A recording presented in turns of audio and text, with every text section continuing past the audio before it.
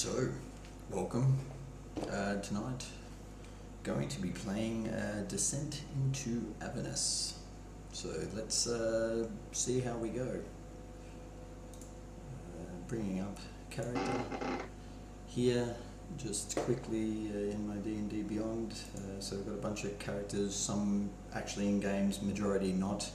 And here we have Sylk, Sylk as the character, and we will be taking him into this journey. He's starting off as a level 1 cleric, Mark of the Shadow, but actually will be predominantly an archer. Predominantly will be playing as a ranged fighter and rogue, but I just thought for a little bit of fun, a little bit of backstory, a little bit of enjoyment, we'll head There we go. Let's see Hello. how we go. And with that, we have everyone here. Starting only a minute late, that's not too bad. Welcome back, everyone from last week. Very excited because this is the official first session of Descent into Avernus. I hope you're all pumped. This is session 1. Just to remind you all, in case you forgot, my name's Alex. In terms of what we're doing with regards to what happened last week, that's going to be treated as a semi-canon event whereby you all remember what happened. Everything that happened did happen, but it might not have struck out to you as that most important night of your life. It would have been a few days ago by now, and although you'd recognise your other adventurers, you'd probably need to be reminded of any of their particular maybe names and occupations because you parted ways shortly afterwards. And I believe we have a little switch round in characters, but we will come to that soon. So, is everybody ready? Yeah. Yep. Fantastic. So, can I get everyone to start with, using Roll20, to just roll, without any modifiers, a d20 for me? You can either do that by typing /roll d20, or you can go to the left-hand panel and select it from there.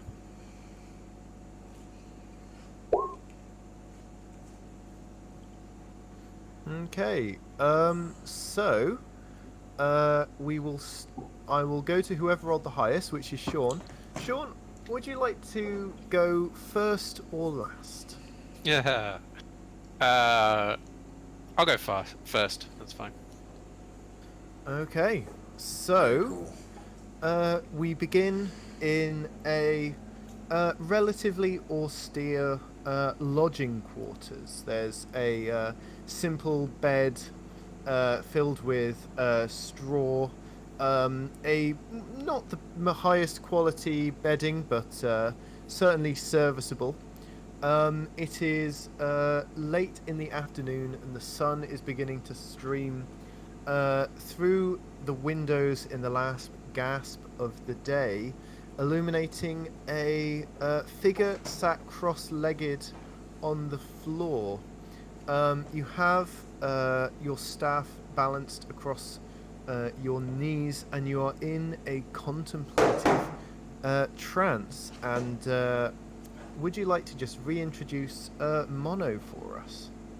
Okay, so Mono is he is kind of middle height but stout stature, and the most striking thing about him is his very dark skin with the contrast of these very red, almost they're not veins, but they are almost like slashes from a big cat. They're not scars either, but they are this kind of red, almost glowing part of his skin, and that goes all the way around his chest and on his face as well. And he is also, perhaps even more striking, is that his skin in part is obsidian, and that runs up his arms and parts of his neck as well. And he mostly wears just a kilt and very simple garb. And as we see this figure with the black, blocky, glossy shards of rock embedded all across his form. We see a small brazier in front of Mono burning with what seems to be herbs that fill the air with a faint, hazy smoke. And Mono, you are trying to reach the visions that have been, some would say plaguing, others would say blessing you these past few years. You're trying, you've sensed last night in a dream you had something just on the edge of your perception, and you're trying to reach that state once more. Make me a wisdom check, please, Sean. So that would just be without any modifiers to just go to your character sheet and just click where it says with the word wisdom on the left hand side. Oops. Why are you not? Oh, there we go. Okay, got it. An 11. So you sort of find yourself going deeper into this trance and entering the state in which you usually receive your visions whenever you're not fully asleep. It's the sort of meditative half state between full sleep and full wakefulness. You're not. There's a few sounds going on that are distracting. You can hear the hustle and bustle of the Baldur's Gate crowds outside. You can hear the faint noises of the business below your lodgings as people walk around down there. So you're not fully able to get into this trance state, but you are able to reach your vision. And in your mind's eye, you begin to see first faint shapes, then brighter colours, until you are standing amid what is somewhat familiar, but also a little strange. You find yourself in your vision standing amid the community that you left when you came to the city of Baldur's Gate. You find yourself surrounded by houses that were once sort of ramshackle, hastily built lean-tos, now looking more sturdy, built of solid wood and stone. The faces around you are still blurred. You're not able to get fully into this, but you are more or less able to focus on the more important and bold and broad strokes element of this vision. And what does Mono see as you see? This is a vision of his community sort of flourishing. What does it look like? Can I just ask a question? Does this feel like it's the future, or is this, or does it feel more like this is now since he's left that place? You're not sure. It doesn't seem like the past. It seems different from the past. It could be now. It could be the future. It could be a future that never was. It could be a past that never was. You do notice, however, as you look around, one prominent theme. Oh, the music's getting very loud. You might want to turn that down. Sorry. That's okay. One prominent theme is the landmarks, or rather the lack thereof. When you left your community, one of the prominent features was the city of Elturel, shining with its great gleaming walls and towers, a city united in holy purpose, with the great companion shining high above it, off in the distance to your south, as your community perches up on some hills that overlook it. But as you turn around in your vision to see in that direction, you see that where Elturel once was, you can now see nothing, and the companion that hung so boldly in the sky, challenging the very sun itself for dominance, is also gone. Which leads you to believe this is this is not your memory of this place. Okay, so I mean, the first feeling is going to be of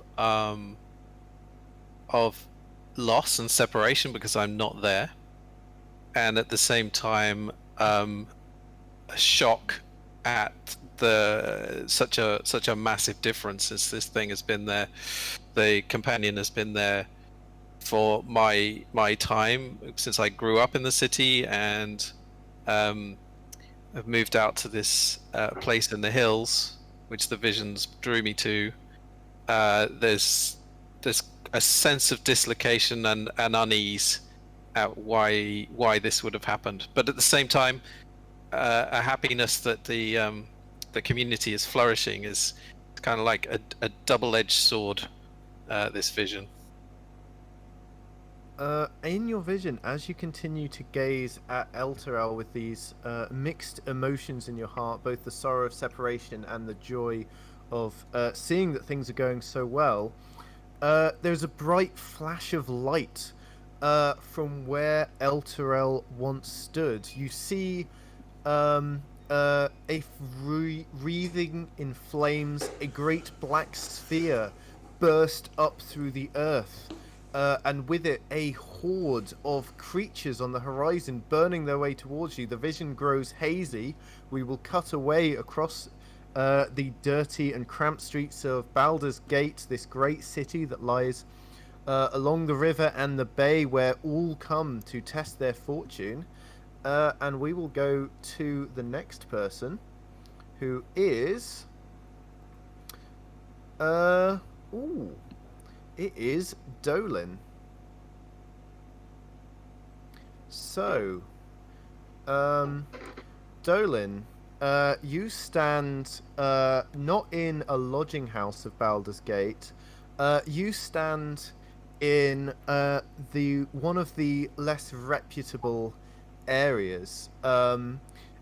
This late in the afternoon, the hustle and bustle has died down, especially in this areas, and you find yourself walking along a row of narrow streets containing boarded up houses. You hear the barking of a stray dog in the distance, and the streets seemed empty. Dolan, you have been tracking a threat. You have heard whispers of strange arcane disturbances in this area that might lead to a threat of the extraplanar variety.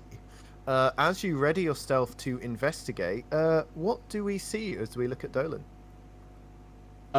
So you'll see a quite tall, even for a dragonborn, but a tall, white-skinned dragonborn, sort of broad-shouldered, muscular. I don't know if dragonborns play rugby, but if they did, that's what he'd look like. In sort of chainmail with weapon in one hand, shield in the other. And a sort of a necklace around his neck with what could be like a tooth, but if it was a tooth, it belonged to something quite big, or it could be a beak of some kind. Yeah, and that's what they'd see. Fantastic. So yes, this muscular white dragonborn. Can I get you to make a perception check, please, as you walk down this seemingly decrepit street?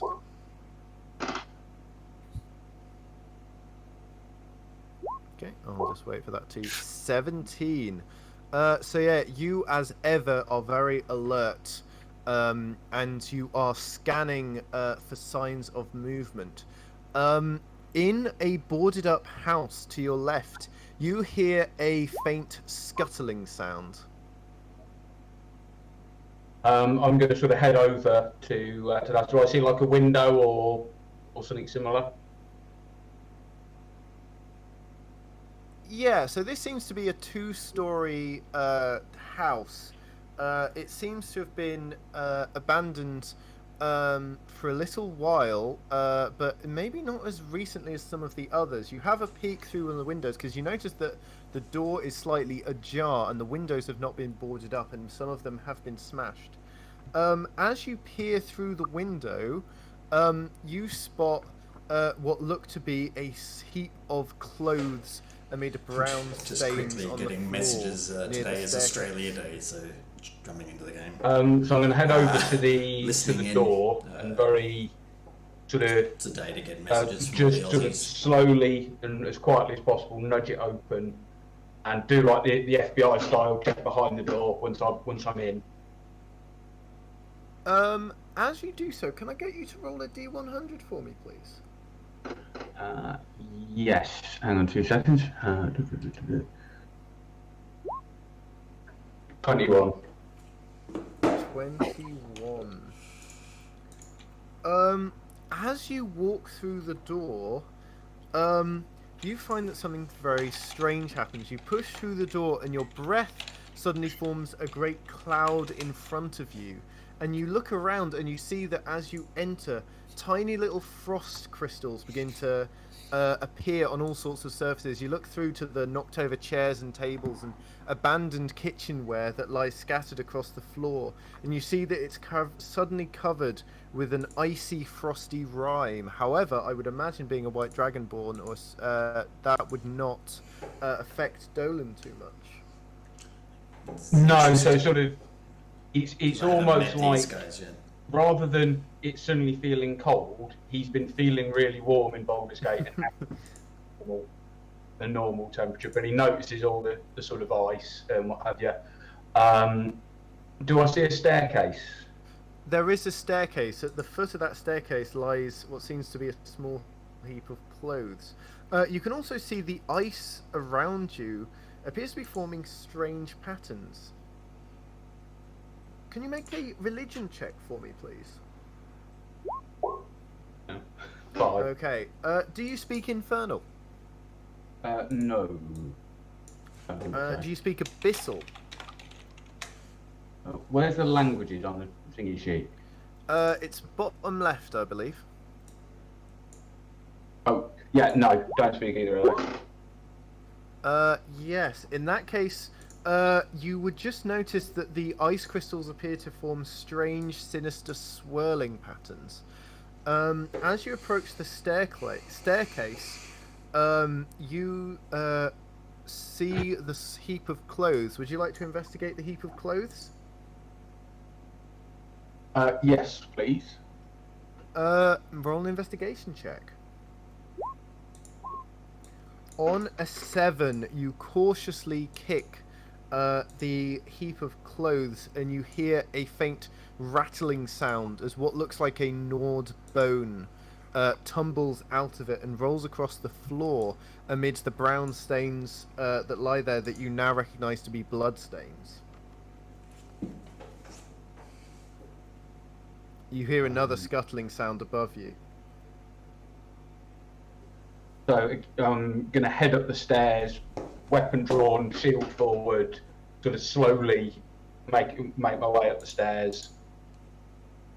Okay, so as you do so, weapon drawn, ready to vanquish whatever lies there, we will go to an altogether different location on the far side of the city. We find ourselves in the High Hall of Baldur's Gate, where all the great and powerful of the land are arrayed in the meeting of the city's council. You see that the many seats are filled with wealthy and important patriarchs and members of lesser members of the High Council. As their 4 seats, large and imposing sit overlooking the arrayed people. Among them, we see someone who looks ever so slightly, but not completely, out of place. Yerk, would you like to introduce your character? So sitting on one of these seats is this quite tall, very human-looking, but just slightly off with a slight greyish tinge to his skin, some pointed ears, and a bit of a flatter face. You can't. He's not quite human, as he's like a half-orc, but doesn't portray great orcish features. He's dressed in this finely made chainmail with emblems embossed on it, with a great sword leaning against the chair and a long sword at his hip.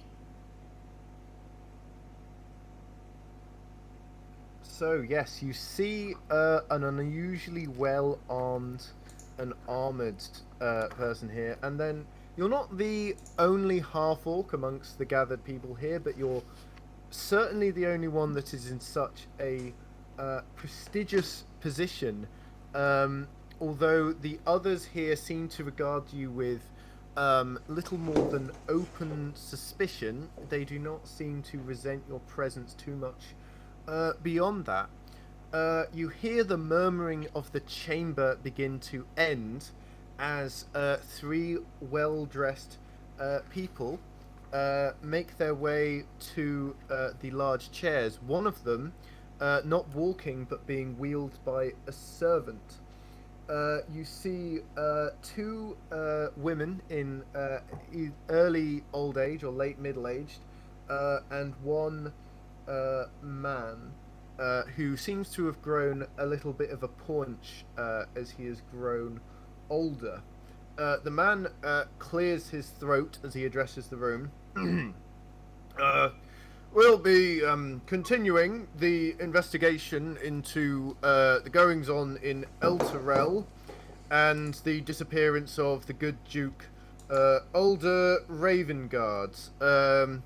Following on with the minutes of the last meeting, normally this would be a duty performed by Older himself, but I will step in for now.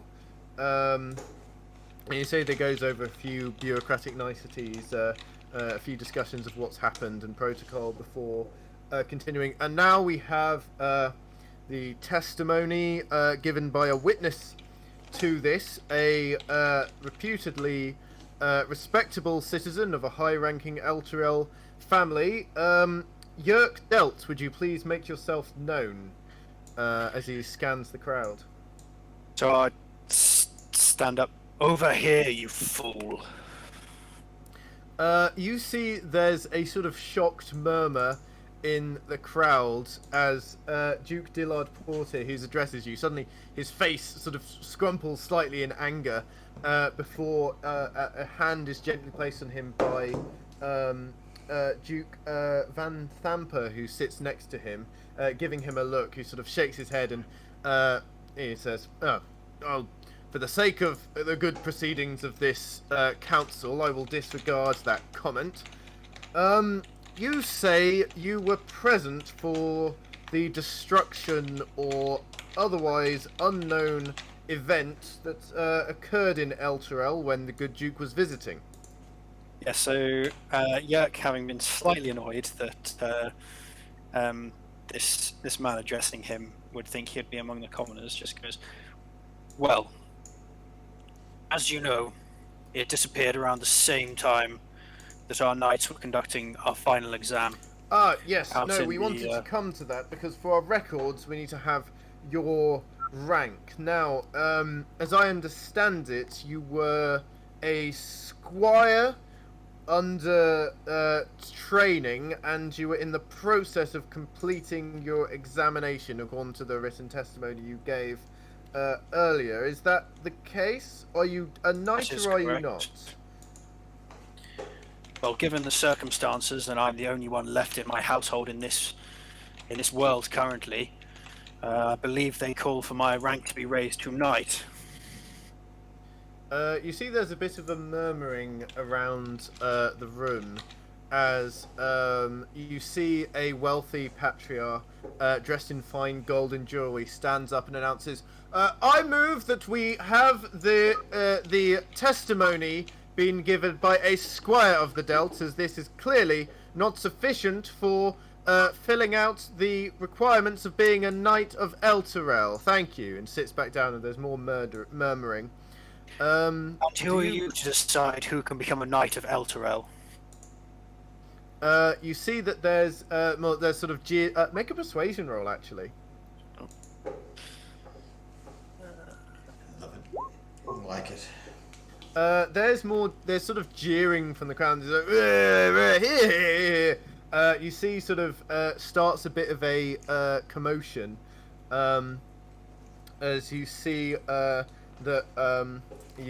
the Duke Portier eventually has to call for order, as you see that the patriarchs in the council are not taking kindly for your speaking out of turn. You see that the Duke says, "Order, right?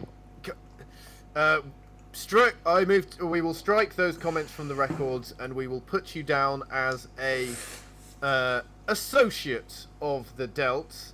but a respected and trustworthy one. So, please proceed with your testimony, with that on the record. And as you begin discussing that, trying to trying to control your anger, we will go on to Sylk. Yes. Sylk, you are, as you are oft want to do at this sort of time, on the streets of Baldur's Gate down by the East Way. You have your eye on a wealthy man who appears to be moving through. Make an investigation, insight, or perception check for me, please. Okay, sorry, just 1 second.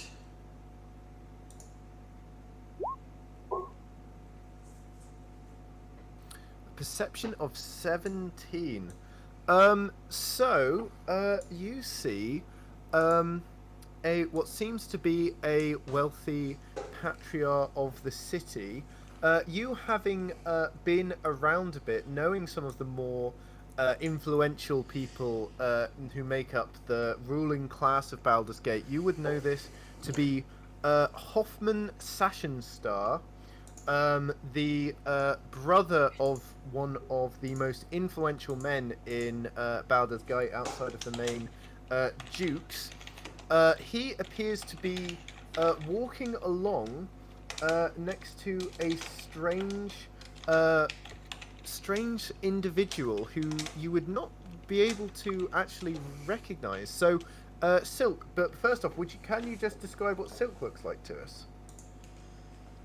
Yeah, so at this moment in time, Sylk would be sort of standing there with a little bit of a hood up at that point in time, but you'll still see this very long ponytail coming out from the side of the cloak hood, and Sylk's about 5 foot tall. You would swear that he looks, I don't know, somewhere between 15 and 21, depending on how long it's been since you've seen someone that age. And he's very dark brown skin. He's got 2 different coloured eyes, a jet black eye on one side and a silver eye on his left-hand side. If you look closely, you can see the shine of piercings coming out on both sides, where he has 4 piercings on both ear running up the side. Wearing very dark materials, charcoals, greys. He's a short, young-looking elf who's been hanging around the streets for a while. You see a young-looking, lithe elf with a wariness and a seeming alertness about them that you would not expect from someone who looks so young. And you watch with keen eyes. You see that several things. So first off, you see that that Hoffman, the wealthy man dressed in fine jewelry with a short salt and pepper goatee beard, he has a book clutched under his arm, and he is deep in conversation with a strange-looking individual. Bort, would you like to introduce Real for us, please? Standing pretty tall, 6'6". He's a blue individual with no skin and no hair whatsoever. Currently wearing a set of robes that look forward like girls. And he's talking excitedly, very animated in his hands. It's quite hard to hear. I can't hear it. Yeah, sorry, I think you're having a little bit. I can just about make out what you're saying, but it's like you have a very slight connection issue there. But I don't know if you want to try again. It was working fine earlier. It was just a bit quiet.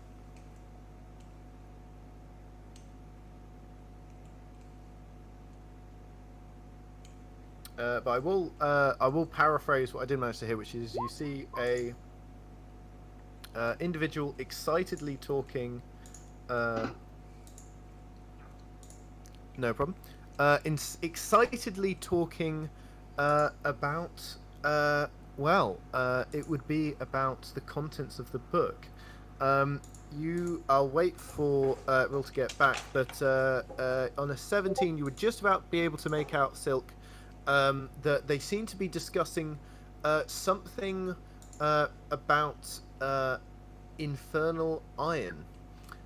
They also, on a 17, you notice that there is actually a shady character following them, trailing them from the shadows. A fellow dressed in a hooded cloak and dark leathers. They don't look like they're up to any good. You also see the noble pauses his conversation, and Hoffman comes up to you as he sort of sees you. He says, "Ah, there. You look like a worldly fellow of this fine city. I don't suppose you know the directions to the gate through to the upper city from here. I fear I'm late for an important council meeting." Yeah, I can send you on the way. What's in it for me? Well, your attitude of helping a fine and upstanding citizen of the council, the goodwill to your fellow men. And I'll just point down and get this little black cat to come out from underneath my legs and sort of get him in and put him up on my shoulder. Look at him and go, "All right, do you need an escort or just directions?" Oh no, just directions will be fine. I mean, it's broad daylight. What's the worst that could happen? Okay. So knowing the city quite well, I'll give him directions. What is? I'll give him directions, and the first direction will be away from the direction that these sort of creeping people are. Yeah. Sorry. Yeah. So, Bort, do you want to try again? Just with your character description of Rill, who is standing nearby. You're just your companion, who has been talking to you, has just asked for directions in the form of the patriarch Hoffman Sashenstar was just asking Sylk for directions. Just testing. Yeah, that's fine. All right, cool. It's because my headset on the computer, but the cat sleeps there and he keeps kicking it. Gotcha. Right, so 6'6", currently wearing scholar's robes, completely blue skin, no hair whatsoever. Excitedly and animatedly, and like I said, when you were talking about the worst that could happen, he does jump into the conversation. What is the worst that could happen? He sounds fascinated by the concept. Yeah. So, Sylk, this is addressed to you. Well, I mean, have you not been in this city for very long? Well, no, I've had to come here since my brother went missing. When he was accompanying the Duke to Elturel, I had to come down. I'm afraid I've still not got used to the city's layouts myself. Well, I mean, the worst thing that can happen is that you don't get to the other side of the city. This place is not very nice. Oh, come. Surely you don't believe all that nonsense. It can't be as bad as they say. Oh, I think I know the way. Come along. And he actually tries to lead you, Rill, down an alleyway that Sylk, you would recognise as would get him to the right destination, but would take him down a series of narrow, dark, and winding alleyways. I will just go and walk behind him a little bit quietly and not show that I'm there, but I'm not going to yell out to him. That's fine. So, Rill, are you following your companion and continue your conversation as you go down this alleyway? Just to backtrack a little bit, I think the companion. What was that, sorry? Did I get the companion? Who is he? So this is one of your leads that you're following up on. You were told that he has a book in his private collection that reportedly indicates has some studies on the details on how this coin might have been forged. Absolutely, I'm going with them then. Okay. As you head down the alley, behind you, Sylk, you see that a Flaming Fist guard who is leaning against one of the nearby buildings seemingly is approached by the cloaked figure. They have a brief interaction. There's nodding. You sort of try and you watch this without being noticing that you're watching it, and then the cloaked figure then slips down the alley behind you. Okay. How far behind would he be? Like 10-20 feet. He's seemingly trying to stick to the shadows. Okay. And the other two are about 20 feet in front of me, I'm guessing. Roughly, yes. I'm just going to send the cat, if I can, Yeah, sure. up 20 feet to sort of make some noise, and I'll just sort of stop on the side and do my shoelace up sort of style of thing. Okay. And as you do that, Rill, you continue your conversation with Hoffman Sachenstar, who's talking to you about the contents of this book, and he says, "Oh, it really is fascinating stuff. I don't suppose you'd know in a bit, but the way those creatures down there, they forged this iron. It's really, really remarkable. I mean, it's a book. Frankly, I'm astonished my brother managed to get the book. I'm told it was a gift from one of his friends in high places that I heard so much about back in the day. I do hope he's all right, but I suppose we'll all get it sorted out sooner rather than later. You can't. A whole city doesn't just up and disappear, you know. There's a resolution to those sorts of things."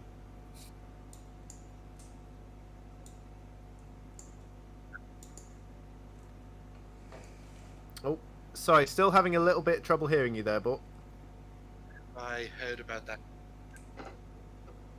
Oh yes, it was a terrible thing. I'm sure. Again, I'm sure we'll get it all sorted. Maybe there'll be a few of the lower folk will get into a bit of a scrape, but there's no way that the whole upper class of Elturel would be in any danger. You know, they have you seen the Hell Riders of that place? I tell you, I wouldn't want to get in their way.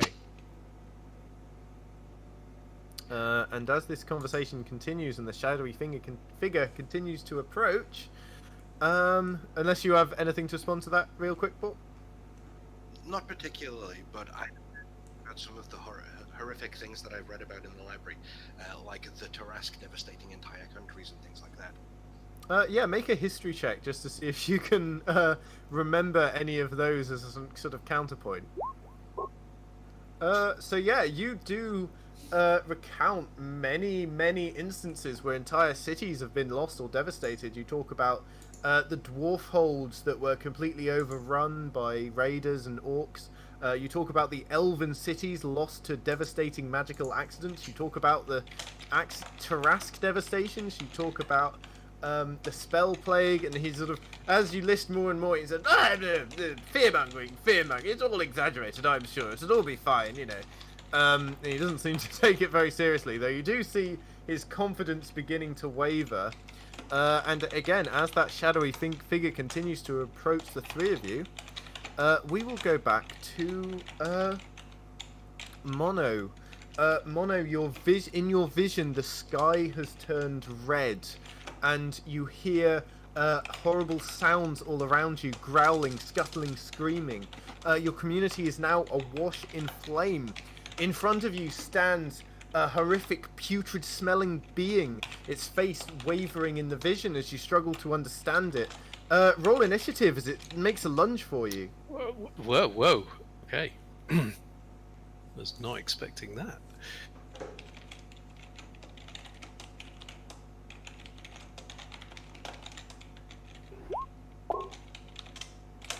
Okay. So that is a 14.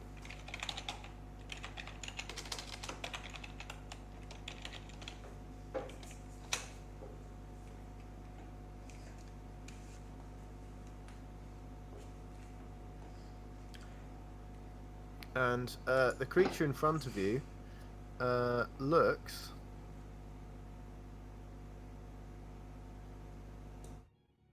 like... Let's see if I can share this, actually. Oh, you should be able to see that little token there. I can't see anything at the moment. I'm still on the front page. I've put it on the front page, so I don't know if you'll be able to see it. Oh, I've put it on the dynamic lighting layer, like a fool. Ah, okay. Yeah. I see. Looks like that. Okay, so I'm going for an Inigo Montoya. I'm going to try out the Spanish. I'm not sure it'll work. I just sort of say, this is not good. And that'll do.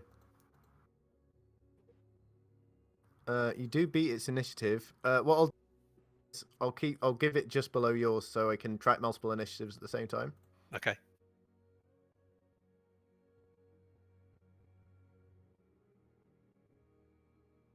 So you go first. You see this foul creature standing before you. It stinks. It looks. If you want to, I'll let you make a religion check to try and figure out what it is. Religion or Arcana. Let's see. I will go. Oh, they're both pants. I'll go religion. Okay. On a 4, you have no idea what this thing. It's pig-like face, small beady eyes, and horrific fangs and claws defy your understanding, and in your vision it seems fuzzy and wavering, which makes identifying it all the more difficult. I have no idea who you are, but I know where you're going. Okay. Okay. Are you going to attack it? Yeah.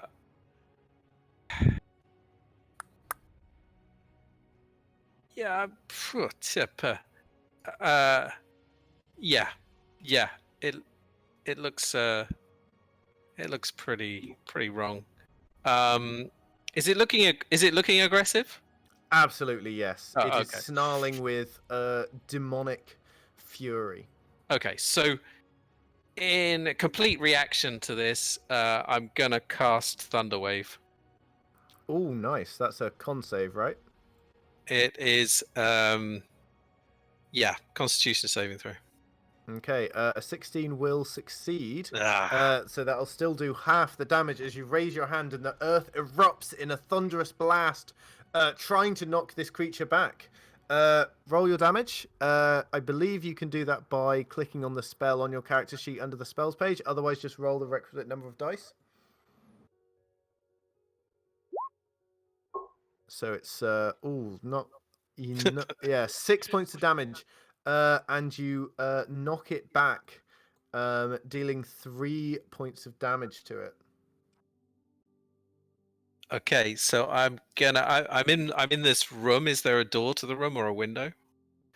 So this is still in your vision. So it is not appearing in real life. So you're sort of combating it in your vision. Okay. So Okay. you are in your vision. If you'd like to try and wake up from the vision, that's fine. But you feel as if you're able to push through to the end of it, you might have some knowledge or information that might help you in the future.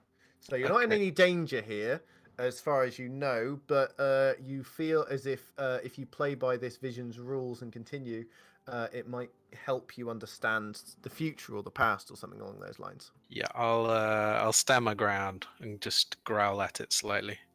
Okay. This creature, it rushes towards you and belches a horrific green cloud of disgusting gas. You wrench, and I'm going to need you to make a Constitution saving throw.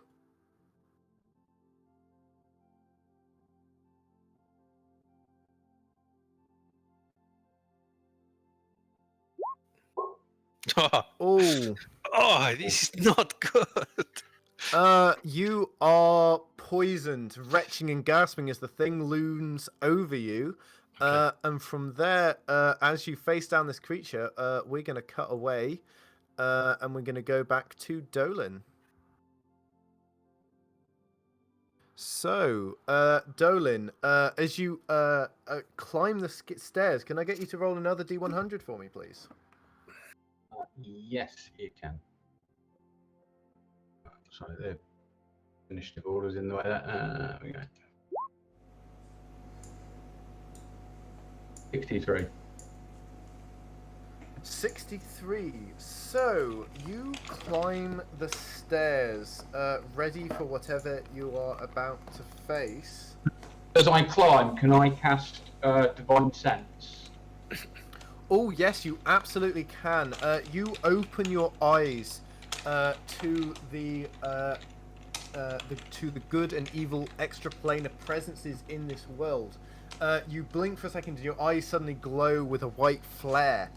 You glance around, weapon in hand, and you see through the shadows outlined in bright sparkling red flecks as your vision illuminates its presence. You see a disgusting creature cowering in the corner. In fact, there are two. There is one ahead of you and one to your left, hiding just behind the stairwell, trying to ambush you. Can I move to a position where I can get where sort of they would both be in range of a 15-foot cone, sort of slowly? Absolutely. Once I'm there, I'd like to unleash my my breath weapon. Okay, to try and prevent that from happening, try and do that, let's have you roll initiative. Went away with the idea to make a phone call. It's interesting would be what you think about people coming and going during a game and answering phones and whatever. I think messaging and stuff. Oh, that was for the creatures. When you're not Yeah. there. I can't see initiative now. It's not a bad idea. You can bet it again. You see the clock on the left-hand toolbar? No. Sorry about this. It's on my character sheet somewhere. Oh, on your character sheet, yeah, it's at the middle top. Oh yeah, of course it is. Oh, it's because it's got a big fat 0 in it. Oh, you do not manage to unleash your breath weapon. They are going to go first. They are both going to make swipes at you.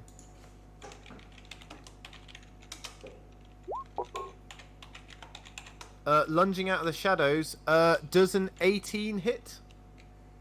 18 hits, 9 doesn't. Okay, the 18 hits, slashing at you with filthy looking claws, their strange corroded and blotchy faces wreathed in snarls of anger as they deal 5 slashing damage to you. It is now your turn. So are they stood next to me now? They are, yes. Yeah, I'm going to use my my breath weapon anyway. If they're next to me. Okay, you may do that.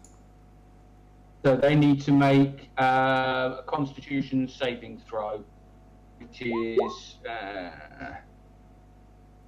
1 fails, 1 succeeds. And then it's 2d6.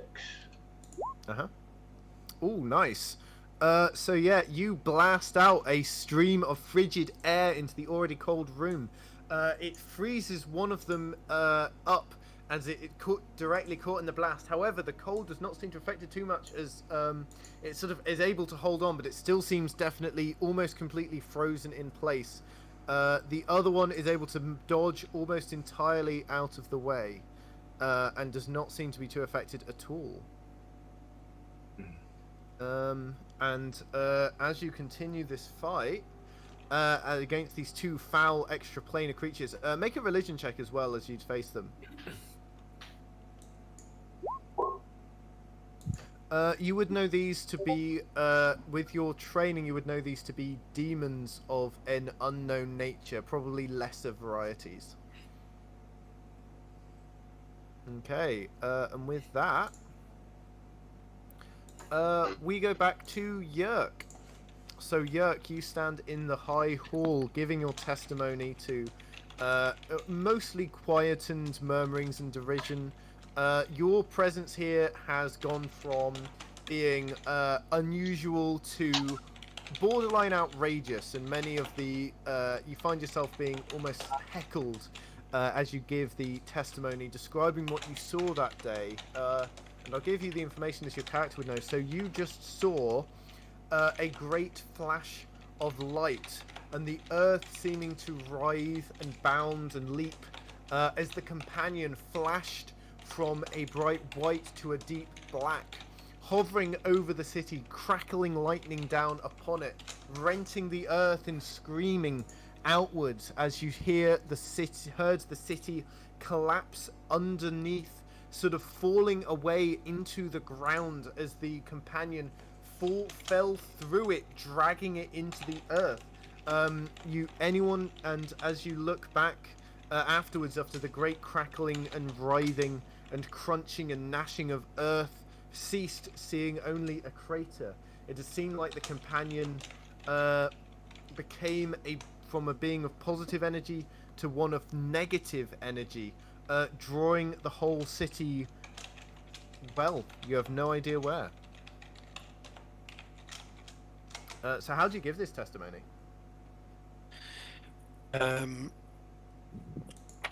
So I say, well, it was as if the companion itself turned on us. We worshipped it so greatly. However, that day, I noticed that light started to shimmer, started to glisten, then all went black. Great lightning crackled down. Fire started and erupted from the ground. The companion then fell, crumbling through the city, and with a blinding flash, it was gone. It was just a crater left behind. You hear murmuring of what was once derision, now turning to shock as the Patriarchs discuss this amongst themselves. They had known that something bad had happened in Elturel, but the testimony you're given seeming shocks even them. You see Duke Portier call for order and then sort of frown and say, "And are you sure this is exactly what happened? If true, that would mean that I observed that day. If true, that means that Ulder Ravengard is almost certainly dead. Make an insight check." Yep.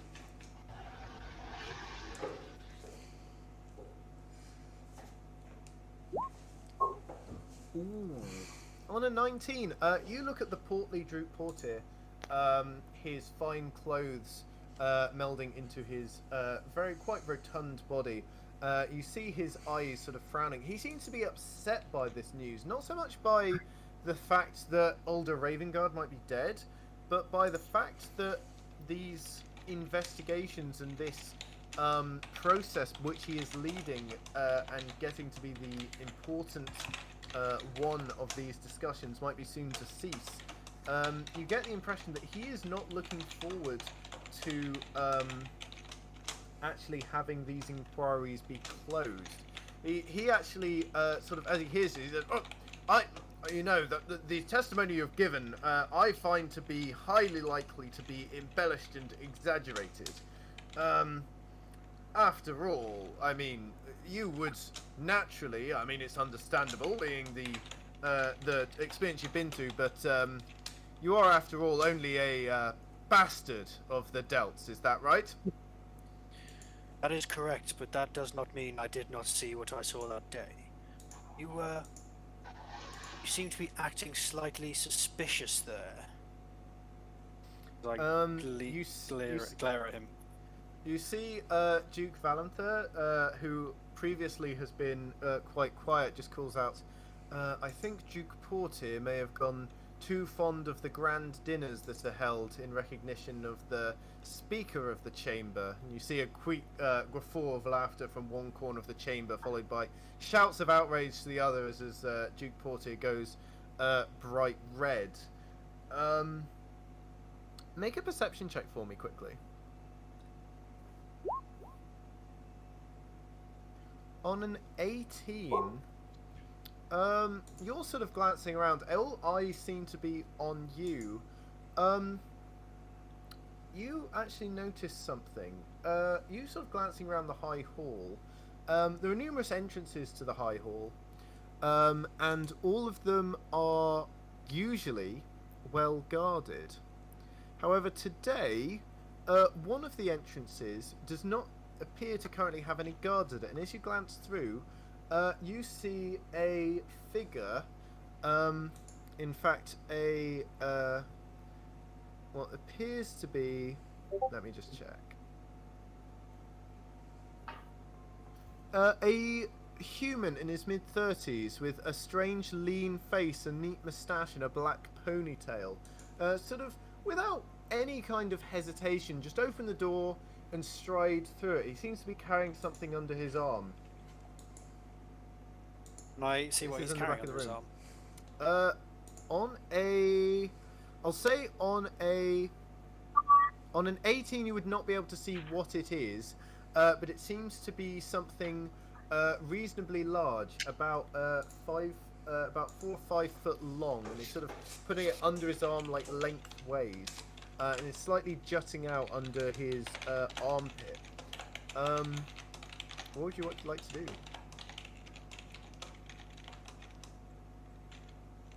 So I'd like to put my hand on the hilt of the sword on my hip.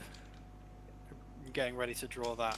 The side but of your room that you are on is you're actually quite near him. You're only currently about 20 foot away. I'd basically just watch him, but prepare an action to strike should he draw a weapon. Okay, fantastic. So as you ready that, we will cut over to. We will cut over to Sylk, I believe. Mm-hmm. So, Sylk, you see the man approaching you after you see your cat running up behind him. He's actually going to try and kick the cat out the way in annoyance.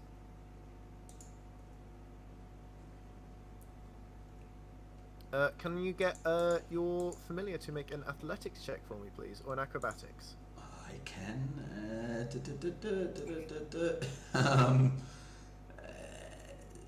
Acrobatics, I think, might make a bit more sense for him.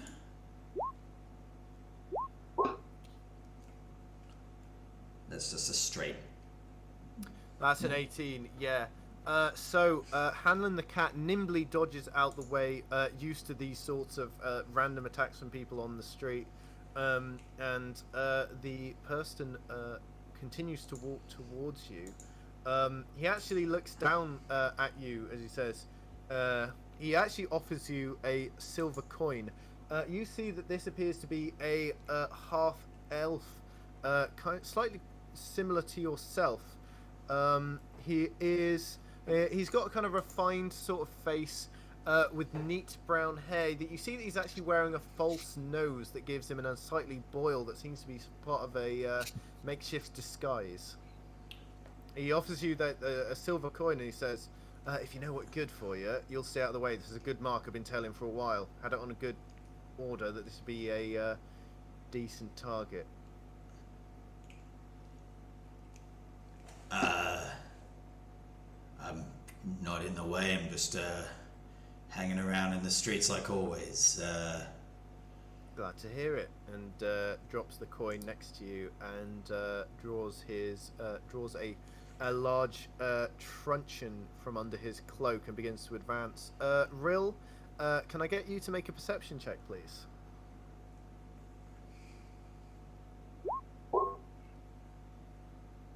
Okay, you notice this person advancing threateningly towards you and your companion as you're discussing the finer points of infernal foundry work. And he's talking about the difference between those forged in the furnaces of Bel and those forged in the furnaces of Mammon, and seeing how the structural work of Bel's was usually superior, but the embellishments of Mammon are beyond compare. Absolutely fascinated in the conversation, but at the same time,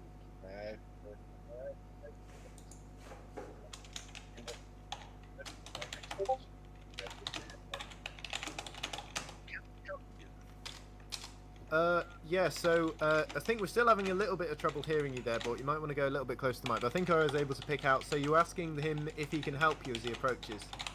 yeah, sorry, is that better? That's perfect, actually. Yeah. He approaches you. You see him stand up quite tall and deceptively muscular, despite his relatively lithe half-elf form. Head pulled back into a black ponytail. Oh, okay. I will get you to roll for that, Sylk. Roll deception. Recognize him. He doesn't look familiar, no. He's pulled out a large truncheon and he looks towards yeah, that's not going to do it. He looks towards Sash and Tai. I've got no problem with you, Baldy. I want what he's got. And he points his truncheon towards Sash and Star and is like, your purse and your book as well. What do you do? Have his book. We need his book. He says, sounds valuable then. I'll have it and all. I wasn't that bothered, but you sounded interested. And you see that Sash and Star goes completely white. Sorry? Are you a scholar, sir? Sure, whatever, yeah. I'm a scholar. I'm just interested. Just get out of the way and there won't be any trouble. I'm going to give him a question like, how was your day? In Infernal? Sure. He sort of blinks at you and he says, what? You're right, that's not... Look, this is the weirdest mugging I've ever done. Just give me the stuff and no one gets hurt, yeah? And he's gonna roll intimidation. What? Look, I just want the money, yeah? Just hand it over and there won't be any problem. You see Sash and Star is like, completely... well, I'm gonna roll intimidation. Oh, it's not very intimidating. Sash and Star sort of pulls the book closer and just goes, we won't hand it over, but you foul thug. What are you thinking of? This is Baldur's Gate. You don't rob people here. Sylk. Oh, is this a robbing? Says, Oh, I've heard of these. you see that this guy is just like looking around, just like this is the most confusing interaction he's ever had. And he's like, yeah, right. So now you know what you do. You give me the money, yeah, and then I don't bash you. Is that understood? So still... Bloody amateurs. I'm going to look at the other guy and go, is that how it really goes? Are we supposed to get the money now? Yeah, Sylk, what were you, okay, so Sylk roll steps up behind him and he's just gonna like rub his ponytail as he walks up and say some words in Elvish as he sort of puts a dagger behind him, hopefully, if I roll stealth properly. Oh, God. Oh! Okay. Technically, I can also... Yeah, that should be fine. That does not succeed. Yeah. As he's walking up behind you, he says, look, if I can point to an example. Say I was robbing this guy, and he turns around and he's like, oh! And he's like completely by accident, like you were being stealthy, but like he just happened to turn around exactly as you were coming up. Yeah, in the most helpful point behind him. I've got a dagger out. I've got a dagger out. Just sort of, I was about to say... yeah, he is not happy with this. I'm going to need everyone in here to roll initiative, and we'll have another separate initiative thing going on. Alright.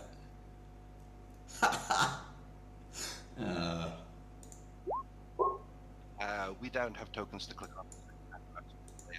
That's okay. I'll get that sorted. Just gonna walk up to the guy and tell him not to kick my cat. That's all I was gonna say.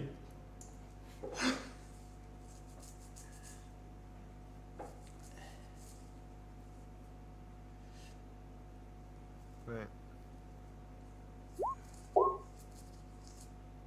I'll try and keep track of all these different initiative rounds going on. It should be alright.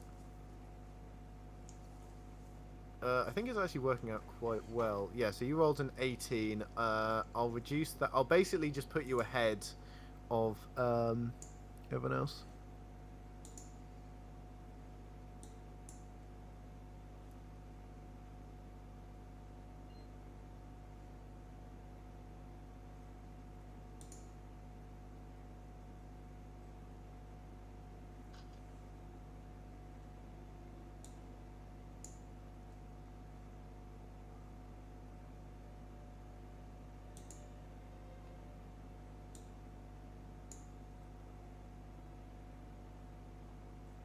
Perfect. Right. So, weapons are drawn in a flurry of action as a scuffle begins to break out on the streets as this would-be mugger is first confused by your lack of understanding of what mugging in, and then happens to turn around right as Sylk was about to tell him not to kick his cat.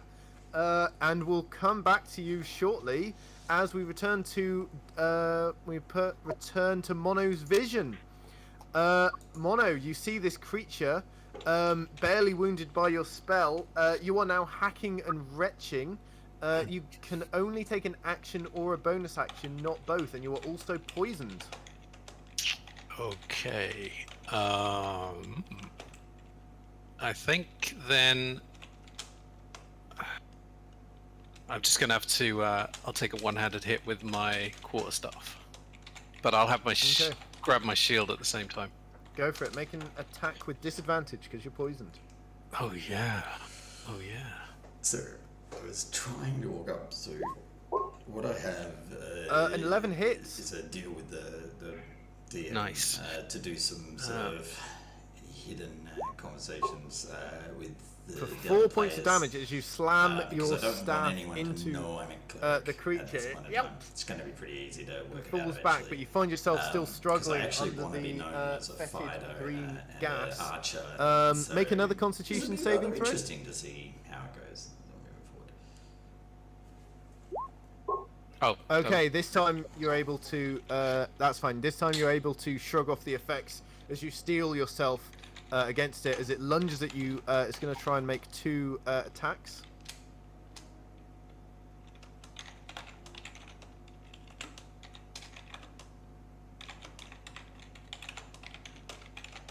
Okay. However, you nimbly dodge out of the way of both of them as you block one with your staff and then feint towards it in another one, forcing it to jerk backwards, and it's unable to make the second attack.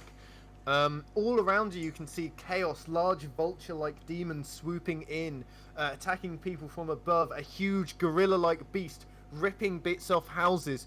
In the distance, you see a well-ordered legion with spears driving towards you, almost driving these demons into your community.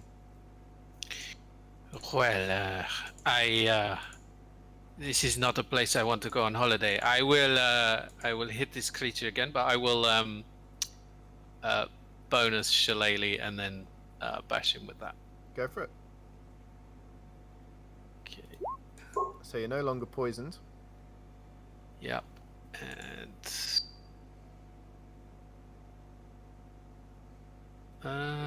if I want to hit him with the Shillelagh, what do I do? What's the Just attack roll with your quarterstaff, but using your... It's a spell attack modifier, basically. So if you've got anything that uses your spell attack, then use that. okay, we'll just add it on. I mean, it's Yeah. +6. So it's plus. Oh, yeah, 4. that definitely hits, yeah. Yeah. Okay. It does damage, but it does. It'll be 1d8. Just roll a d8 and then add 4 to it. Okay. So that's 8. As you grasp your quarterstaff, your grip hardens around it as obsidian spreads all along the length, turning it into a solid, sharp stick of black volcanic glass, and you pull this up and strike it across it as it squeals in rage and seems on the verge of defeat. However, in its last few moments, it will attack you. Not using its multi-attack feature, but actually with its attack itself. That is... does a 13 hit? No, not with my shield. And it is now your turn. You get to make another strike to try and finish off this beast. Right, I will hit him again with my Shillelagh. Go for it.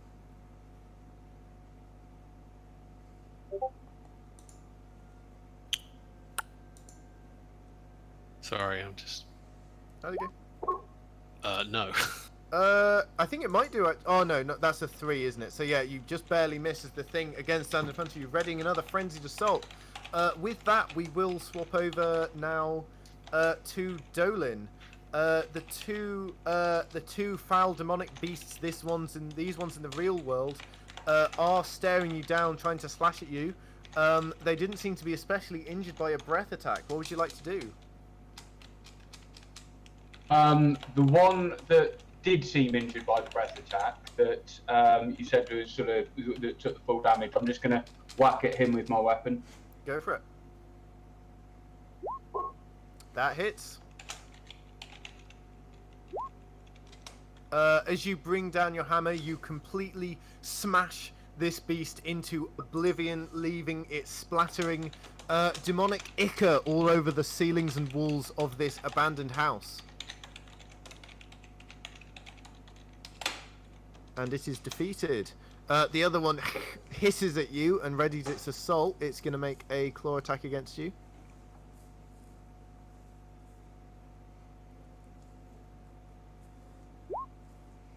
Does a That's a 7 miss. hit? Okay, you have your chance to respond. Yeah, again, I'm just going to whack at it. Go for it. That'll hit. Roll the damage. And as you smash into this creature, you see that the blood spatters all around, turning into fizzling black bile and goop that drips down and slightly coats all of the surfaces around it as it dissolves into a pile of ash and liquid. You see that this ichory bile forms into strange swirling patterns. However, due to the fact you don't read Infernal, you would not be able to make any sense of this. However, I am going to need you to make a Wisdom saving throw.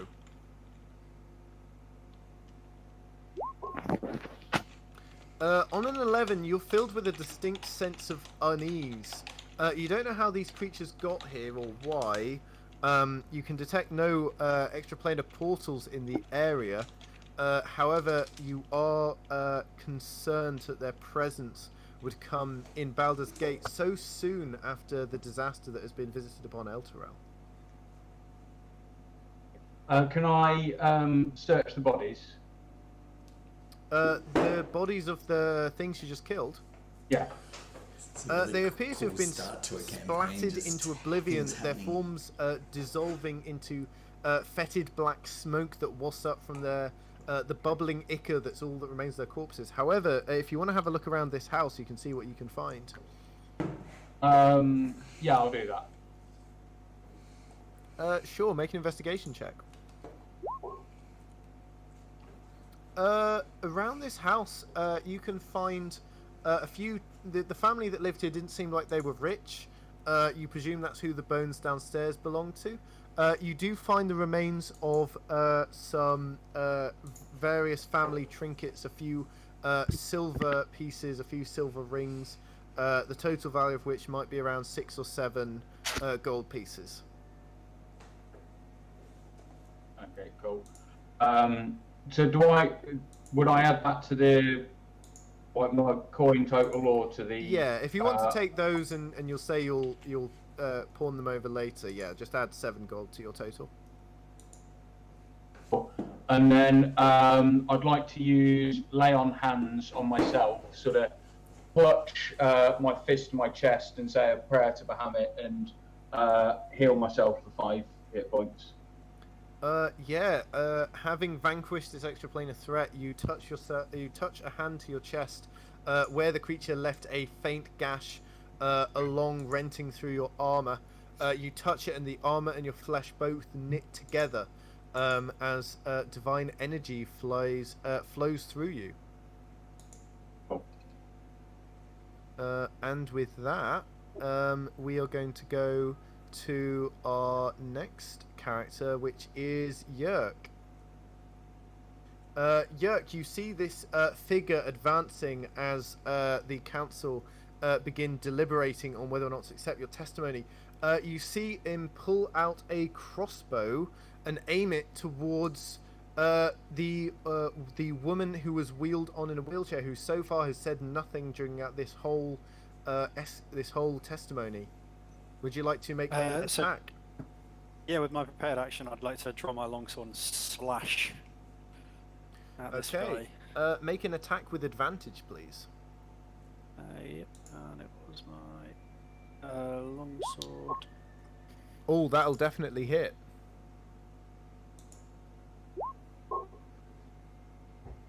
As you deal 7 slashing damage, you just walk up and there's a gasp as all the Patchels in the audience look and see this crossbow being readied, but you walk up and then with the powerful slash strike down this person who stumbles backwards, clutching a deep wound in their arm. You see the guards shout an alarm as they look around with wild, their ruse discovered, and they quickly head for the exit.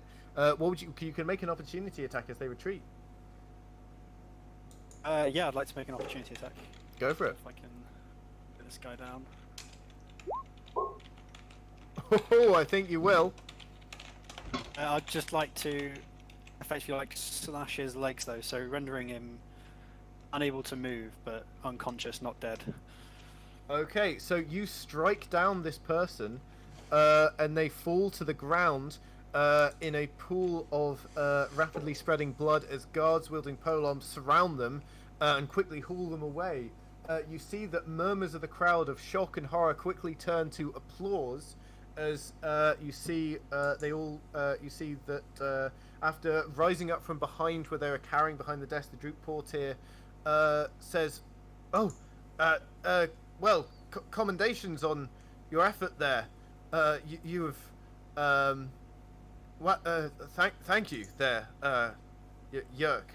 I think the meeting better adjourn to today." And the guards quickly usher the wealthy and important members of the city council away. Several of them thanking you as they stream out of the high hall, quickly going to their well-guarded places of residence, worried as how something like that could have happened in the seat of government in Baldur's Gate. So am I able to talk to any of the guards? Yeah, sure. Yeah, can I just ask, I grab a guard as he's trying to herd people around, just grab him by the arm, pull him in and say, "So, who's in charge of your security around here?" You see that the guards, it says, so the guards here are actually a mixture. So normally the lower city is policed by the Flaming Fist, the upper city is policed by private guards. Here it is a mixture of the private guards of the Flaming Fist and the Flaming Fist. You see that the ones that you've just grabbed is one of the upper city private guards, which is you see him is he got a Roman nose, greasy black hair. He sort of looks to you and he sort of says, "Oh well, normally it's the Flaming Fist, but they've been busy lately, so we had to make sure that some of the Duke's private staff filled in for them. So I suppose." And which Duke is this? Well, all of them really. There's some from Duke Valanthurs. There's some from Duke Portier. I don't believe there are any from her. And he sort of gestures to the woman in the wheelchair, sort of quite derisively. You can see that her face is slightly it's fallen on one side, almost as if she's suffering from some kind of seizure or illness or stroke of some kind. Yeah, so I let the guard go and I walk over to. How is she dressed? Is she? She is dressed. Let me just check. So she is dressed in fine. So this is the Duke of. Let me just have a look here.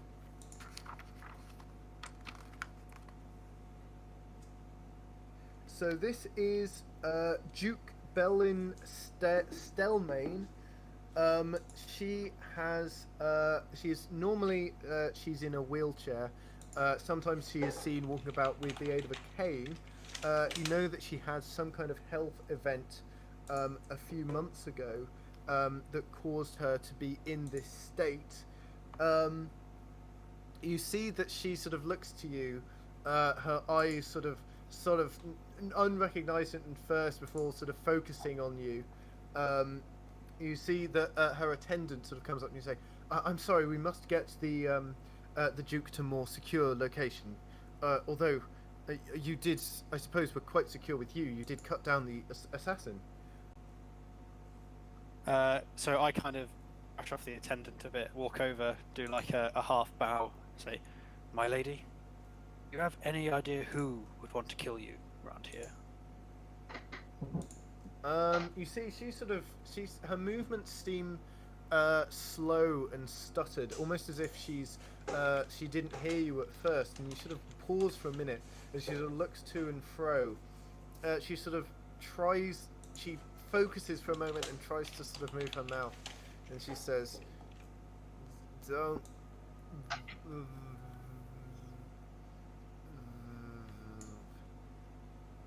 "Don't trust any of them." As she sort of blinks for a second, and then her eyes unfocuses again, and says, "I'm sorry, I really must wheel her away. She must get to a more secure location," and she is aided away down the street. As she walks away, make a medicine check for me, please. Yep.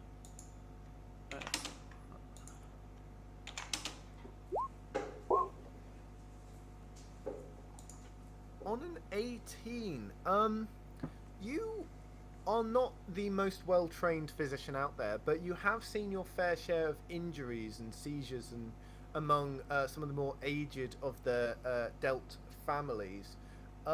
You've never known quite such a look of determination on a face of someone in that situation. On an 18, I would say you would get the distinct impression that whatever is afflicting her, it has not diminished her so much as overpowered her, and she is able in some degree to fight back. Okay.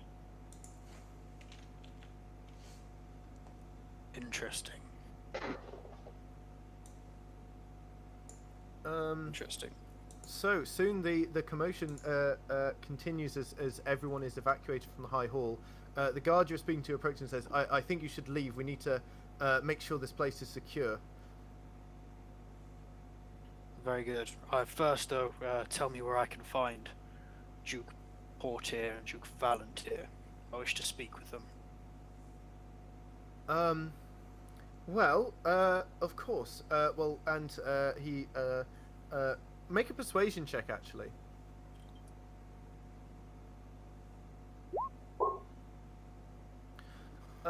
He says, they'll be here for the town meetings, for the city council.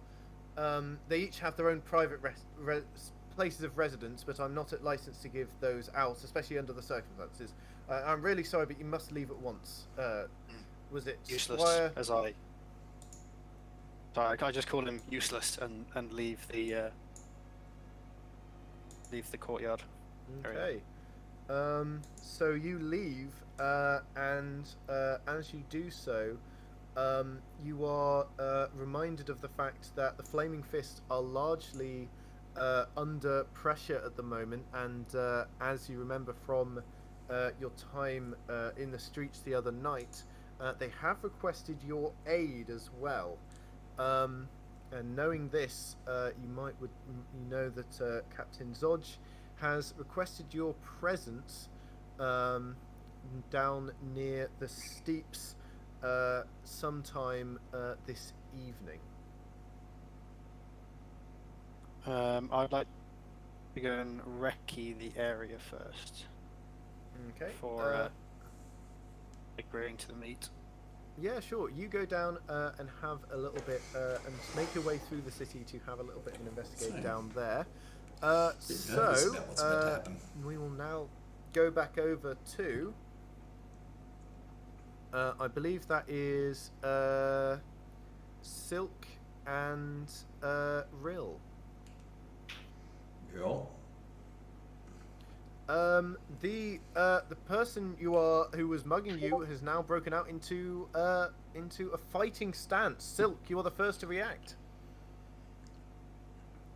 I'm just gonna hold the dagger out, and as I was going to do, I hand over the silver piece or flick it to him and go, that's not enough to pay people to be quiet and let people take their parts of the street. I just wanted to make sure that you're aware that you're in my part of town. Perhaps you should leave. Make an intimidation check.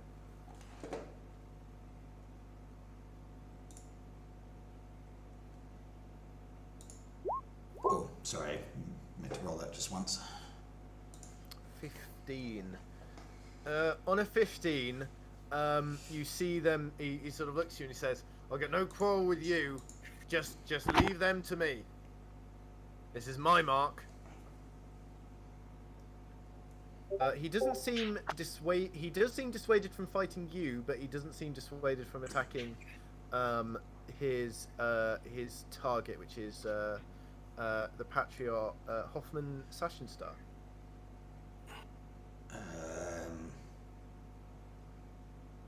And I'll stand there and go. Yeah, stand there and go. I wouldn't if I was you. Okay. And if you want, I'll let you hold your action to attack him if he does attack. Yeah. I'll hold a. Yep. With that, Real, it's your turn. To my companion, is this part of the robbery? He says, "I don't know. I fear it might be some kind of Is it a ruse? Is it a play? It would be quite charming if it is. But I fear we may be in slightly more danger than I anticipated." I see. I'm going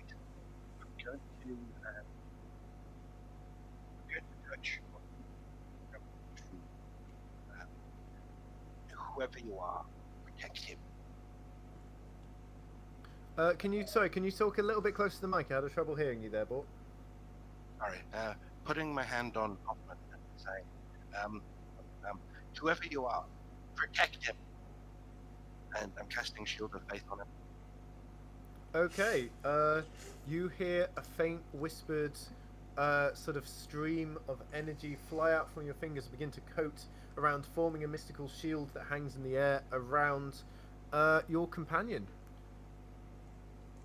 It's Hoffman's... Sorry? They're involved, so my other hand is bringing my mace up, just in case, but... Okay.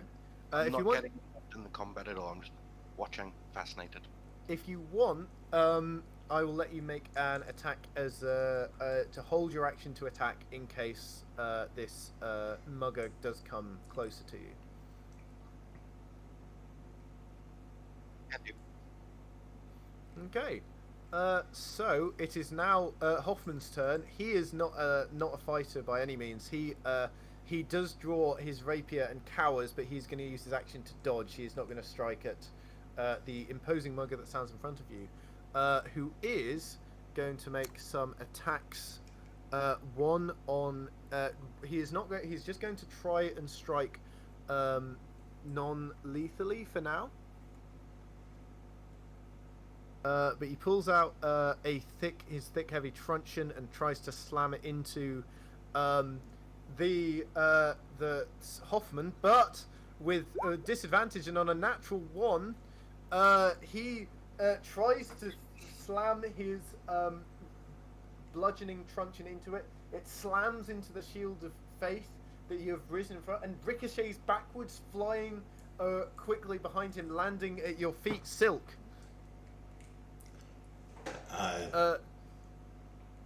He tries to make a second attack, this time just with his fists. That also misses, slamming into the shield of faith. He clutches his knuckles, he looks around, his mace is gone, his truncheon is not there. He does not seem happy at this situation. Would either of you like to use your readied actions to attack? I'm going to try to slash at his Achilles with my dagger, and then with my bonus action pick up his truncheon. Oh, nice. Yeah. So that's at least my ideal. Make an attack roll against him. You will get your yeah.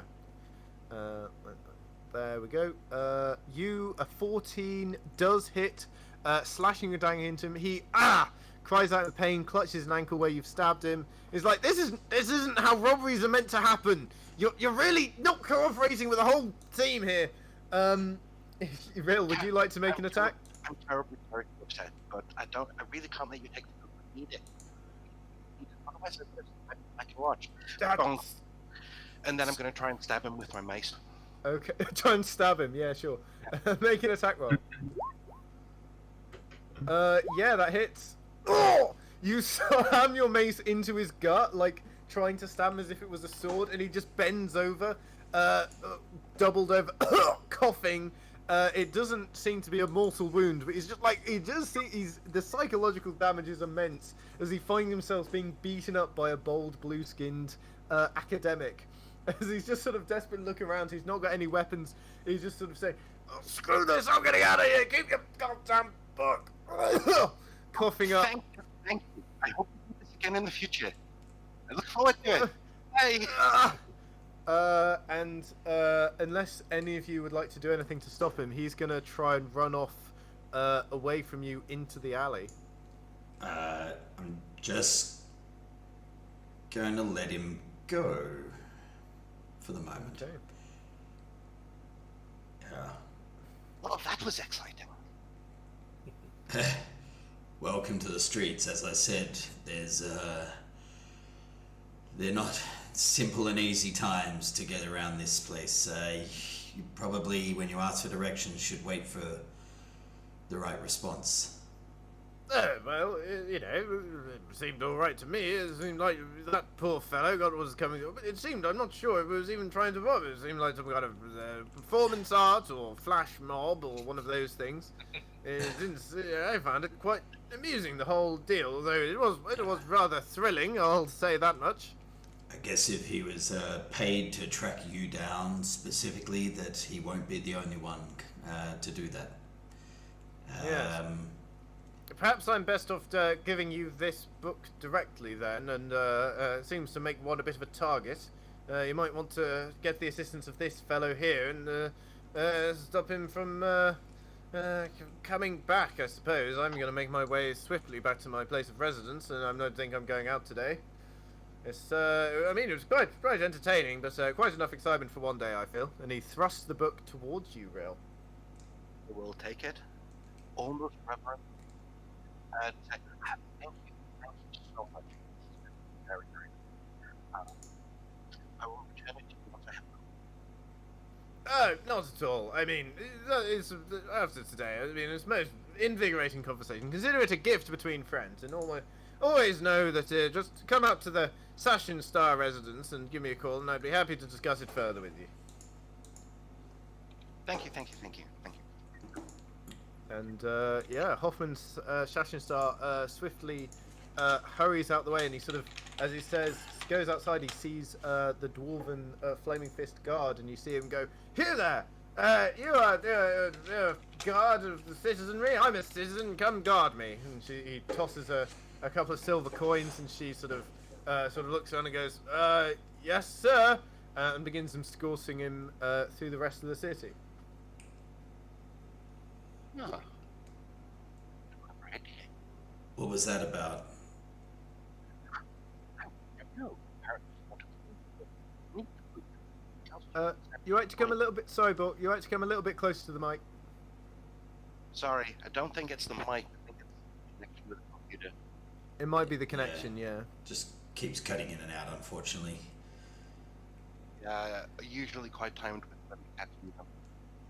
Yeah. So, what's in the book? Oh, it tells us about the different technologies.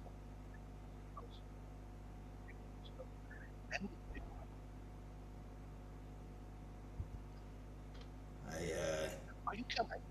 And I'm going to put it down, put my pack down on the floor. Open it up, I took a book inside, and quite clearly lying inside the pack is a shoe. Sorry, again, that was very difficult to understand. I believe what you're trying to say is that Rill is going to explain about the book and its contents, which is namely that it's about infernal forging techniques and the kind of things that they make and the kind of foundries that exist on the in the Nine Hells. And you're also showing the coin. I don't. Is this a coin similar to the one I would have seen a few days ago? It is in fact the very same coin. Ah. Oh, you don't have the coin on you, but you would have told him. You would have mentioned the coin. Okay. I thought I ended up with the coin. Yes. No. You just had it. You got the coin, and then I think Will just had it described to them. Okay. And they're now looking to investigate it. And from what you've discussed about the book, okay, that's fine. From what you've discussed about the book, you would know that. Okay. Put in the bag, revealing full set of scale armor in my pack. So, what from your discussions with Hoffman, you know that the coin, it does contain a human soul, and it's normally used to make deals specifically between devils, but also when mortals are looking to make deals with devils, they might try and exchange a soul coin in order for some kind of service to be performed.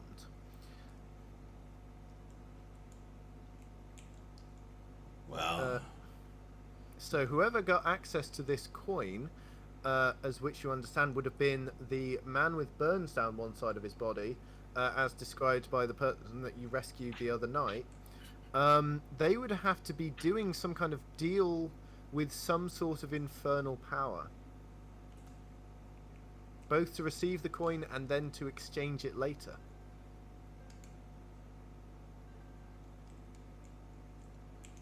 That doesn't sound very good. Well, where are you meant to be taking this book? Maybe I can help get you through the city if you want. I'm currently staying in more. Well, I'm not sure. I'm not sure that guy will be gone forever.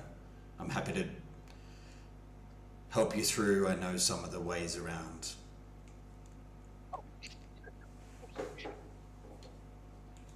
I am Real. Hi, Real. I'm Sylk. Sylkarik's my full name, but everyone calls me Sylk around here. Good to meet you, Sylk. You too. Sylk, you might want to mention at this point that you are currently investigating some of the strange going on in Baldur's Gate that might lead you to a more greater understanding of the coin, where it came from, and I'm not sure. And Captain, you have been mentioned from in your message from Captain Zodge, as given to you from the guards the other night, that you would be able to recruit up to one additional person now, since you haven't heard from the lizard folk mink, not the lizard folk, the lizard-like small creature mink in a little while, so you have a gap in your task force.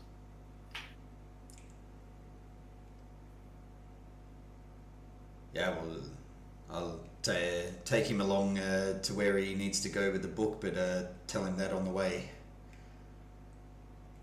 Oh, you are investigating circumstances too. That's wonderful. Should I travel with you? Do you like to travel with me? Yeah. I'm not sure for how long, but sounds like a deal, and I'll sort of reach out my hand and click my fingers, and hopefully my cat joins me. He's not necessarily really well trained yet, but reach out my hand and have Hanlon run up my shoulder and say, well, let's go. Cool. And as you guys head over to the meeting point, we'll go back to the vision fight that's going on between Mono and this foul pig-like demon, halfway between a baboon and a swine, walking upright, stinking horribly, now seemingly weakened as the chaos continues all around you. So I'd like to take more, if I can take in any more of what's going on, particularly the creatures that are driving these demonic beasts in my direction. because I've got a feeling that once this guy is dispatched, my vision will drop and I won't get a chance to. Yeah, make a religion check.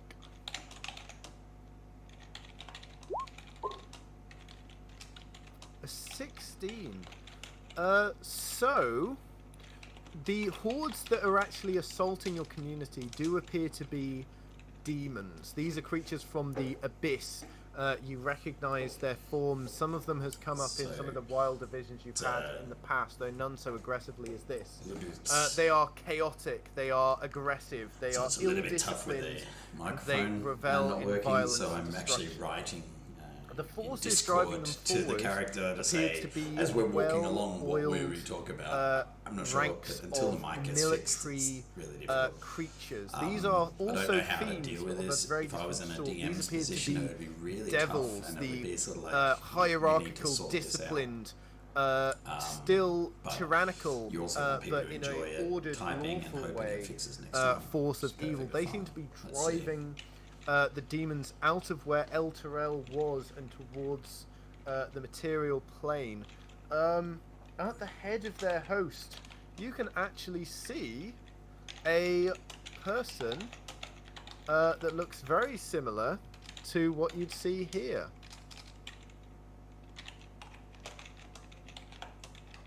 On the front cover artwork of the of Baldur's Gate, you see a creature, it's seemingly vaguely feminine, flying with two huge black feathered wings with a halo of fire, bold with pointed ears, one hand missing, the other grasping a sword made of light. As you watch, the sword shatters and her hand itself grows into a huge claw that she used to sweep across whole hordes of demons, driving them onwards. Do you understand Infernal?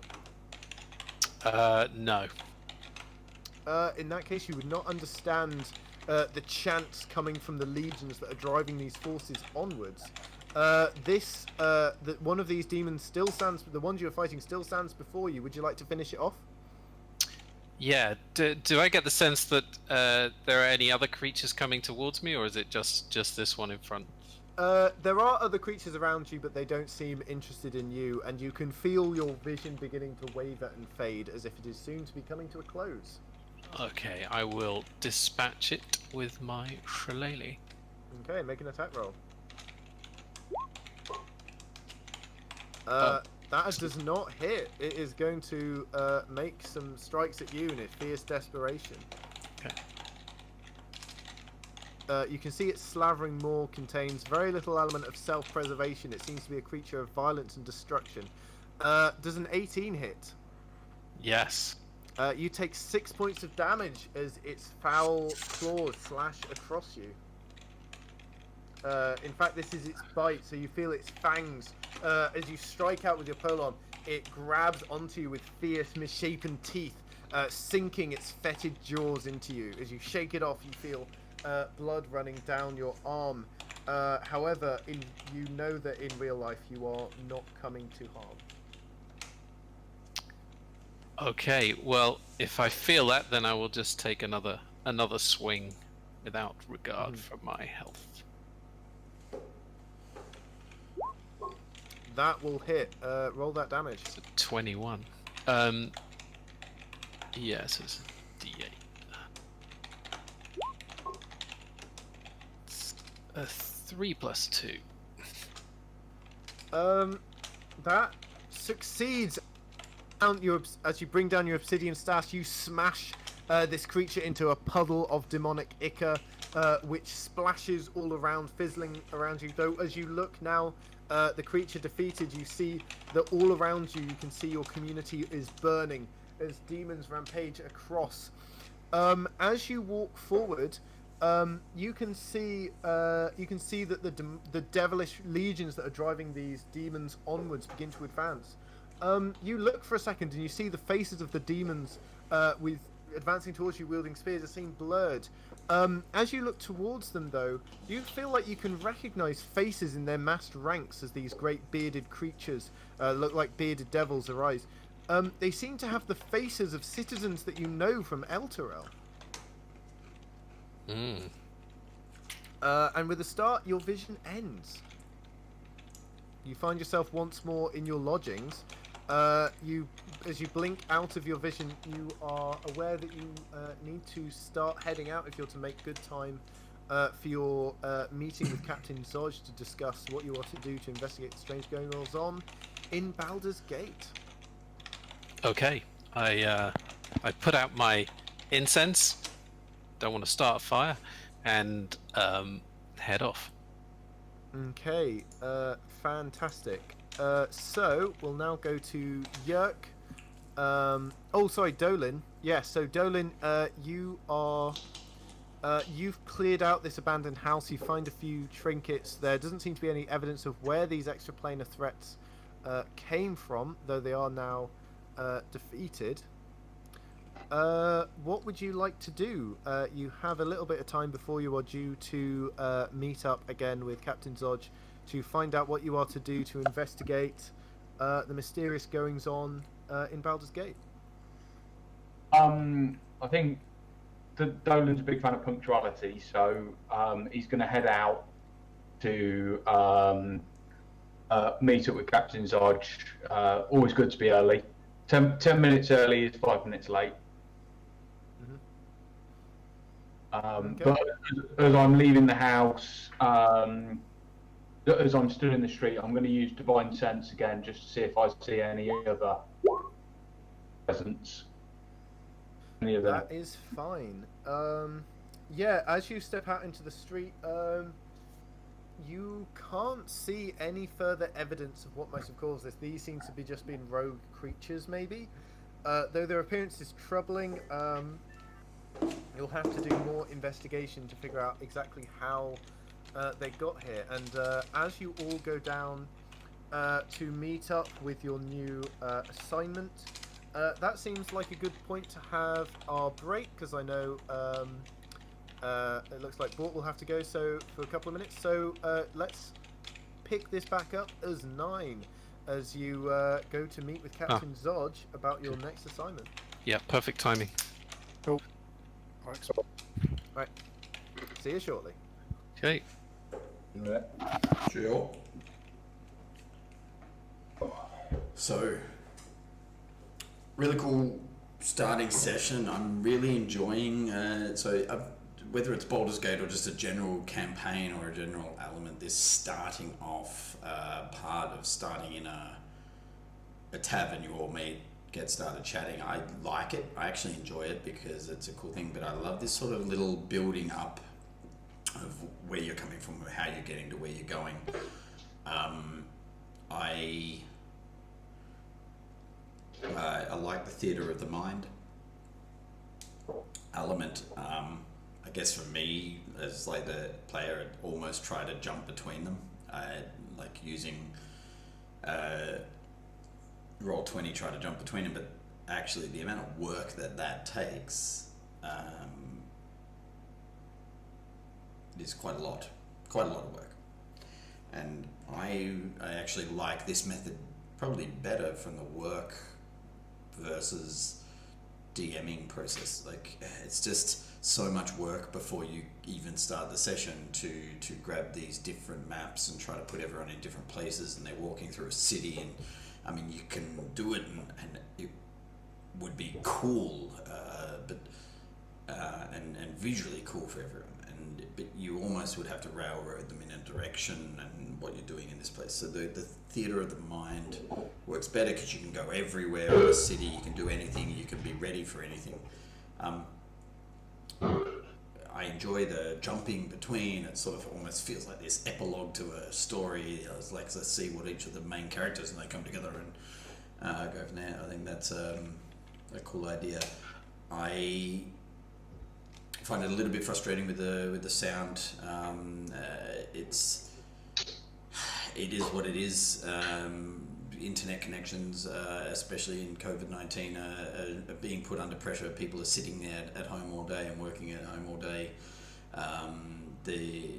Just some issues. So hopefully Rill can get us sorted, but we had a bit of a chat and sort of as if we were there. Just I think in this situation that makes sense. It's not something you want characters to do all the time, but let's wait and see.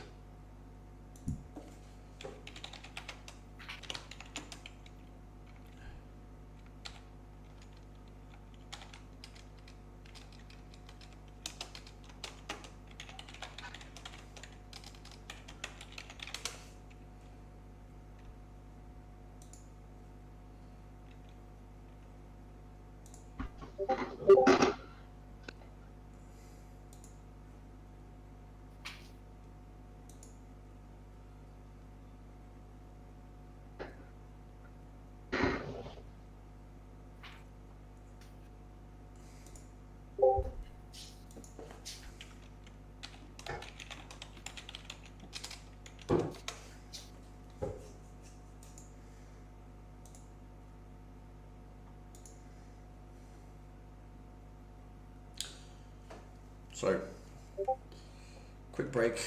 We'll head back. As I was saying, love the DMing style, love that process.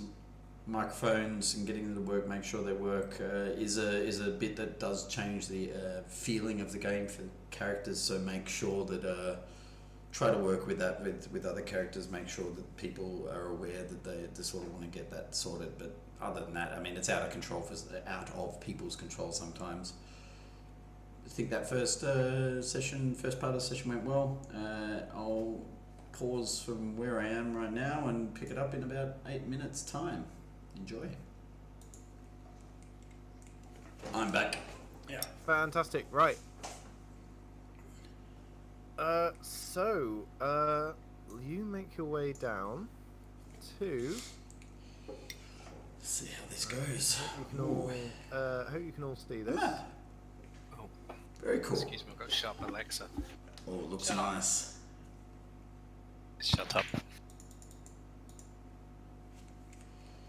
Right, so you're all able to see the map of Baldur's Gate before you. Yeah. Don't you need to yell out, Alexa, shut up, by the way? Like, is it? Oh, I did. Oh, That was that was the polite version.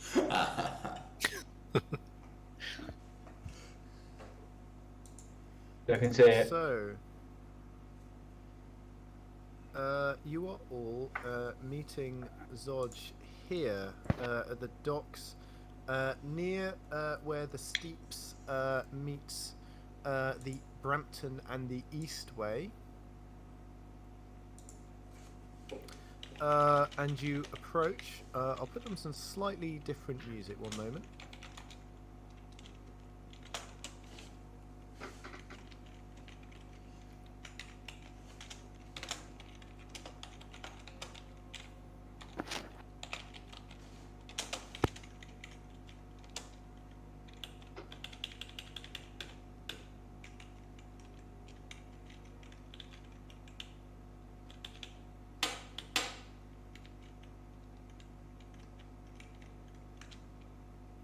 Right.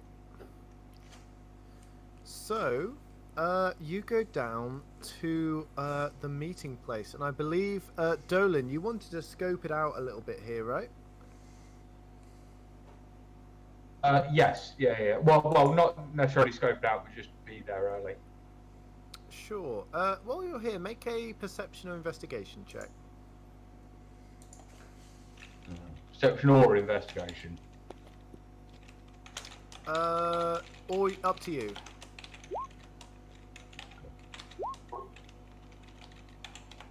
First one.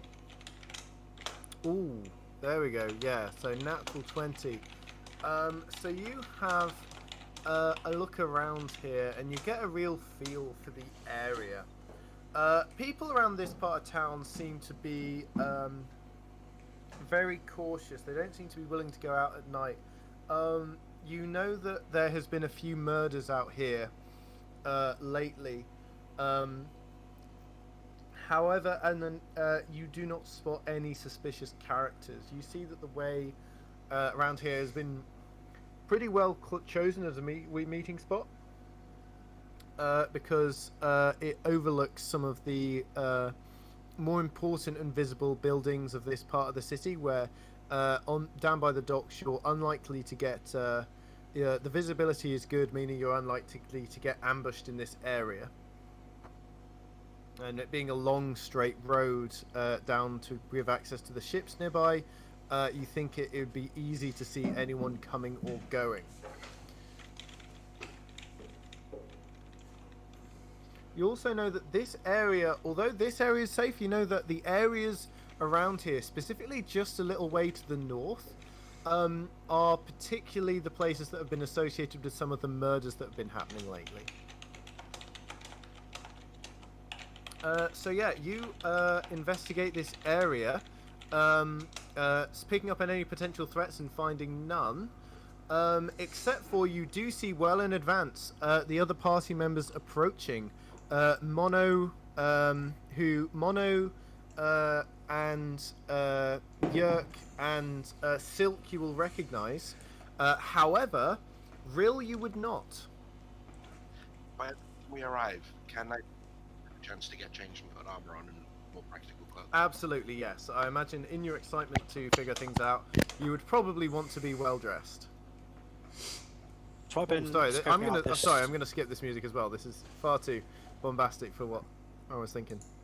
Sorry about that. I was going to say, I've also been like scoping out this area since that kerfuffle at the meeting earlier. Have I gained any knowledge from that? Apart from Well, I imagine you would probably have a little bit of a look around. You might have actually tracked where some of the dukes went. If you want, I'll let you make a check in order to of your choosing. I imagine history, investigation, or perception, or insight would all be fine. yeah, okay, I'll go for investigation. Ooh, on a 20, you're able to spot exactly where all the dukes are headed. You know that Duke Van Thamper, the woman who didn't have the seizure, was headed over here. Yep. The man Portier, his house is relatively nearby as well. It's a little bit to the south over here.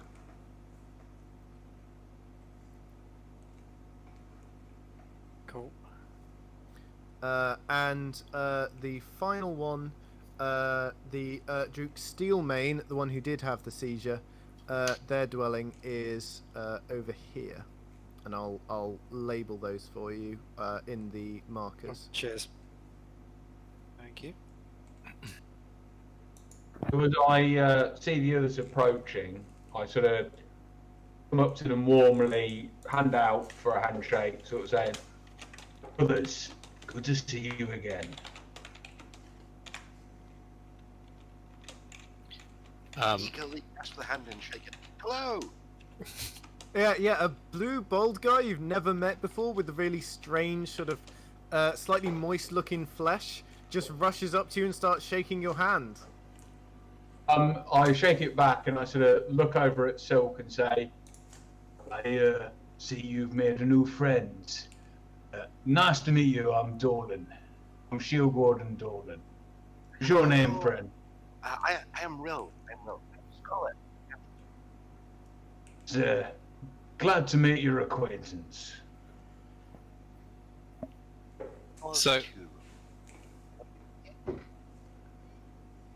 Mono's looking rather distracted because in this vision he's just seen his community, his friends, destroyed by demons, but he still reaches out his hand and says, it is very good to see you again, Dolan. You too, brother. Can I? Yeah. Well, no. I'll just smile and shake his hand.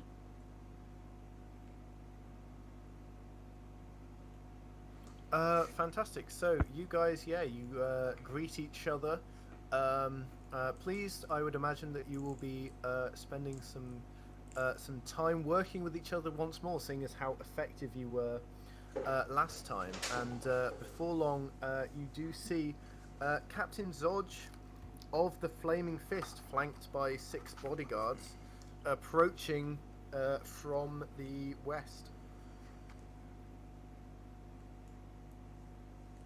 As always, Sylk's going to just look around and make sure that he knows which buildings would be good places to go into in a requirement, and he's just keeping an eye around with his gate guide connection to the city. Yeah, you keep an eye out, and you know that several of the buildings, in fact, a couple of the ships as well, you would be able to dart into for protection at a moment's notice.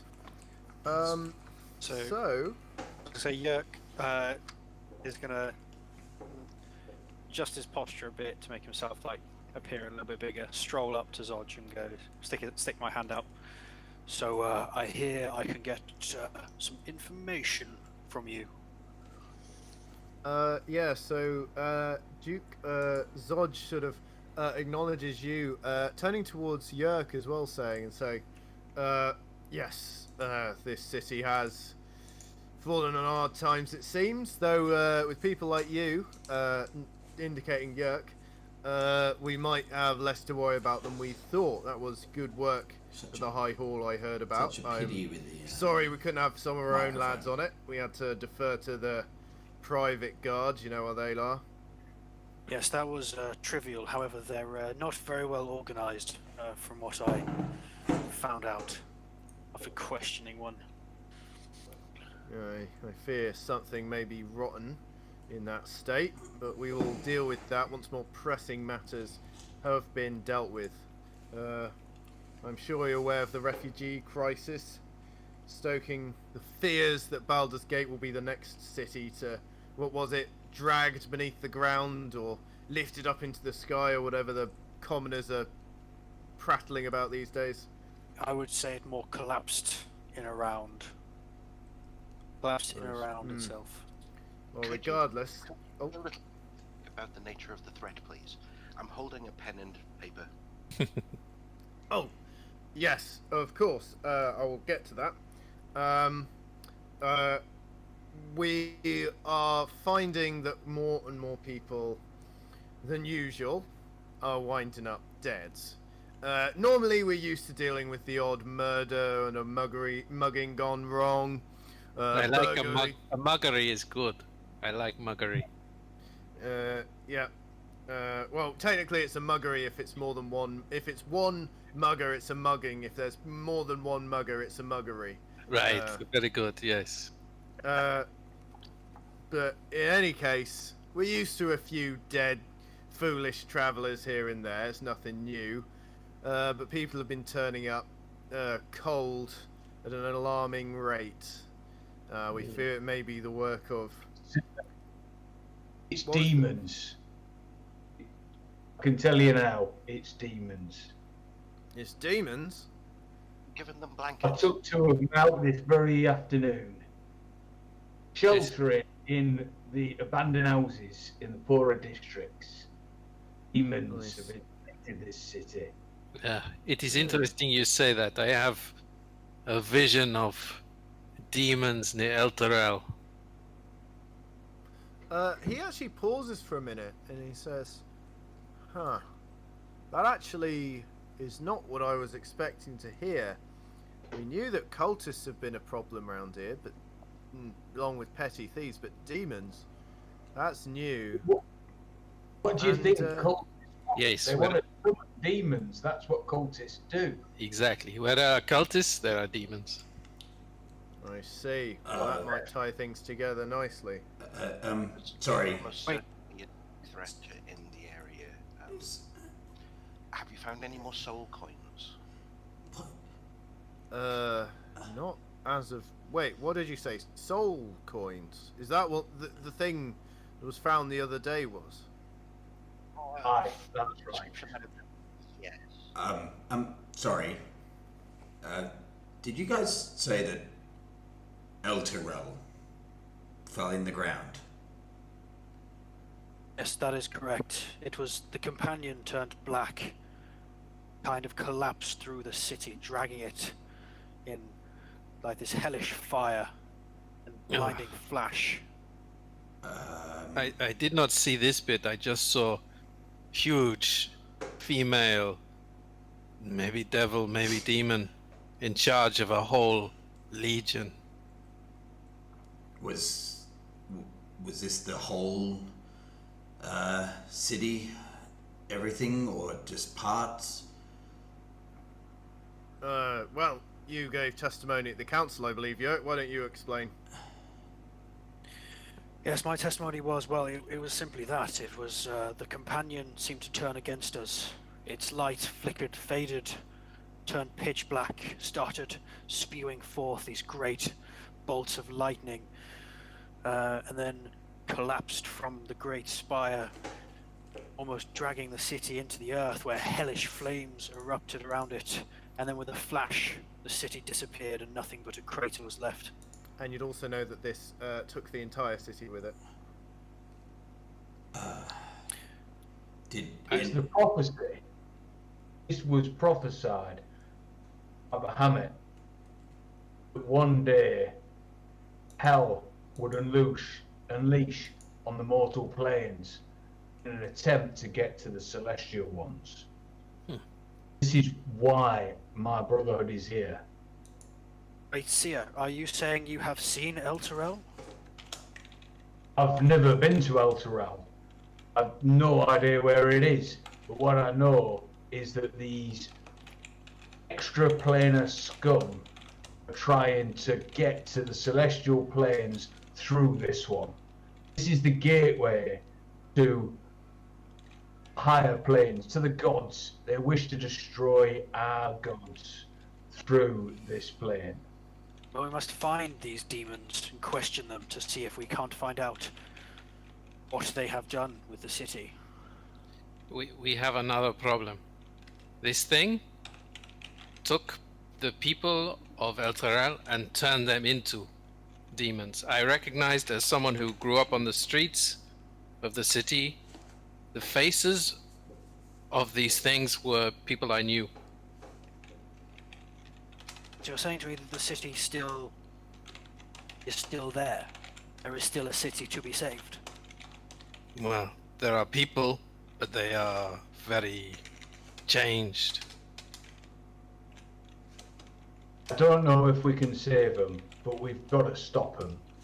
There's no way a whole city of people can be unleashed on this plane. Well, the Gates may be next. No, we must be able to save the citizens and Elturel, if at all possible. I'm not saying we don't try and save them, but if it comes between this plane and theirs, we've got to take this plane over theirs. You see, as you begin discussing this, Zod sort of raises his hand and sort of says, well, I'm not discussing theology. I'm concerned with the safety of this city first and foremost, and it's your duty, as you've shown outstanding aptitude in that regard. Well, apart from... who are you again? And he sort of looks towards you, Rill. Oh, I'm a scholar of Candlekeep. You'll do. Join in. Laura hired me, or made a deal with me, to investigate the possible origins of the Sylk coin. Right. Well, You guys get I have a number of leads for you to investigate. We know that the murders have been largely happening in the northern quarter of the city, in the lower city primarily, though spilling out into the upper city at times. We've also had discussions of some suspicious goings-on with a certain moneylender in the Low Lantern Tavern. We also had a suspect brought in for questioning, who was recently rescued from a murder in relation to the soul coin, who mentioned a man with scars. We're trying to track him down at the moment. And we also have a contact that we've been unable to get in contact with at the Elf Song Tavern sometime in the past few days. I think my task to you is simple. Find these cultists and get rid of them. They have no place in our city, especially not with the current going on. We're the Flaming Fist has bigger things to focus on. And we need them rooted out, root and stem. Are you up to the challenge?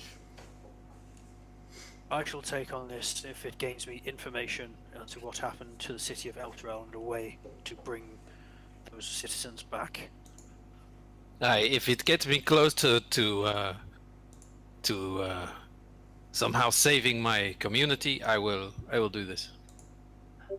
The Shield of Bahamut will defeat any extraplanar threats to this realm, and I will do whatever it takes. Oh yes, this sounds like a most fascinating. Yes, I will help. Well, I don't care why you're doing it, as long as you get it done. So, as I say, we are unable to spare too many resources, but I'll let you know any leads we have. If you wanted to investigate the Low Lantern, the Moneylender there, the Elf Song Tavern, or try and investigate around the location of the murders, or find this man with scars down one half of his body. I'm told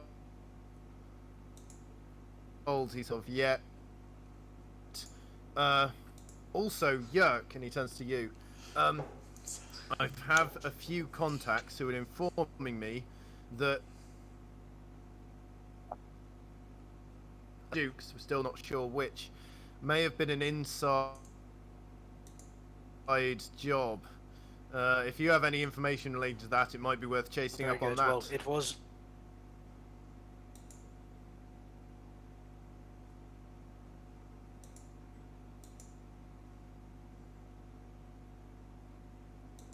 They failed to provide protection at one of the entrances, and it was happened to be the entrance the assassin came through. That is most troubling, if we have a traitor within the ranks of the city council itself. Well, I hope that the Flaming Fist is not forced to take control.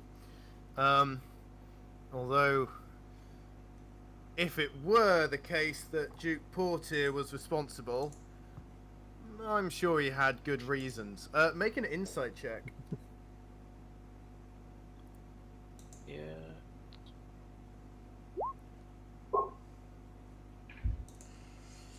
Okay. Yeah, sorry on a about that. 12, you don't think that Zodge really knows anything about this. However, you do detect that he does seem to have a degree of allegiance towards Duke Portier that might cloud his judgment. Okay. Yeah, if he thinks it's fine to assassinate someone, I think he's a bit biased. Okay, so when we're currently working for you, how will your men know not to attack us should we come into combat? I have just the thing. He hands you out small shiny bronze badges that he gives to each of you. This is carte blanche to commit whatever minor offences you deem necessary to get to the problem of this. We don't have the time to investigate all allegations of guard misconduct, so if there's a few collateral damage along the way, then, well, let's just say needs must. Carte blanche to cause mischief. I like it. Just don't go thieving or burning anything down unnecessarily. The paperwork is such a headache these days. We know thieving on my watch. I'm glad to hear it. So, you know what you're doing then? We know what direction we're heading. That's for sure. Indeed. Alright. Best of luck to you. If you need any further information, the name of the contact at the Elfsong Tavern is a woman named Tarina, and the name of the moneylender in the Low Lantern is Amric. If you need the locations of where the murders have been taking place, I'm happy to point them out, and he's gonna I'll try and get a token, in fact, to mark them on your map where the murders have been taking place. Well, I don't know about the rest of you, but I've had a very boring day of practical politics. I could really do with a drink. I won't object to a drink. I'll have to take down some extra plainer scum today. I'll gladly wash their blood down with some ale. After what I've seen, I need some spirits. So I'm doing little purple crosses where the murders have been taking place, by the way. Yeah. Well, I got a silver piece thrown at me today, and I don't think that that's going to buy too much, but why not? As we might as well kill two birds with one stone. We've been given the name of two taverns that might aid in our investigations. Lantern Coven or the Elf Song. I think the captain's man has been doing some, or person has been doing some investigation. Maybe we head our way to the Elf Song, grab ourselves some ale, and maybe find out what we need to know whilst we're there. What do you say? I like this idea. It is a plan. So DM, would we know how to get to the Elf Song Tavern? Yes. I will put it on your map for you. And What was the name? I know a quick way and a safe way to get there too, if you want. I think we follow Sylk in that case. Okay. Right. So, you guys, as Captain Zodge bids you adieu, his Flaming Fist bodyguard, walking off into the distance. Sylk, you're leading them through? I'll guide them through in terms of which way to go, but I would prefer. I can go at the front and look around, for sure. Okay, give me one moment. I have the background feature City Secrets, so we can get there twice as fast as normal. Okay, can I get you to roll a d20 for me, please? I certainly can.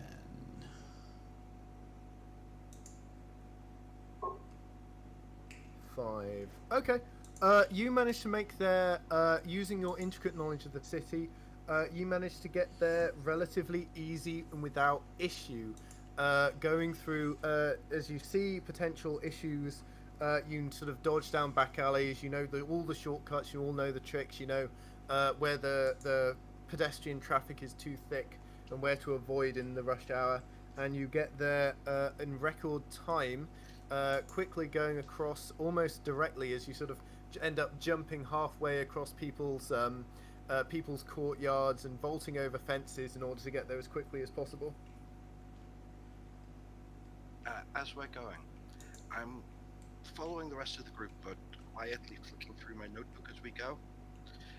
It doesn't seem to impede me at all, though.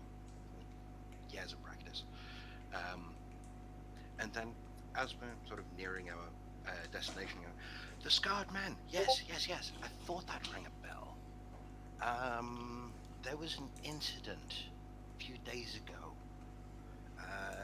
Some people wearing strange skull masks attacked some civilians, and I have a report from somebody who was involved. There was a Scarred Man there. That's where the soul coin came from.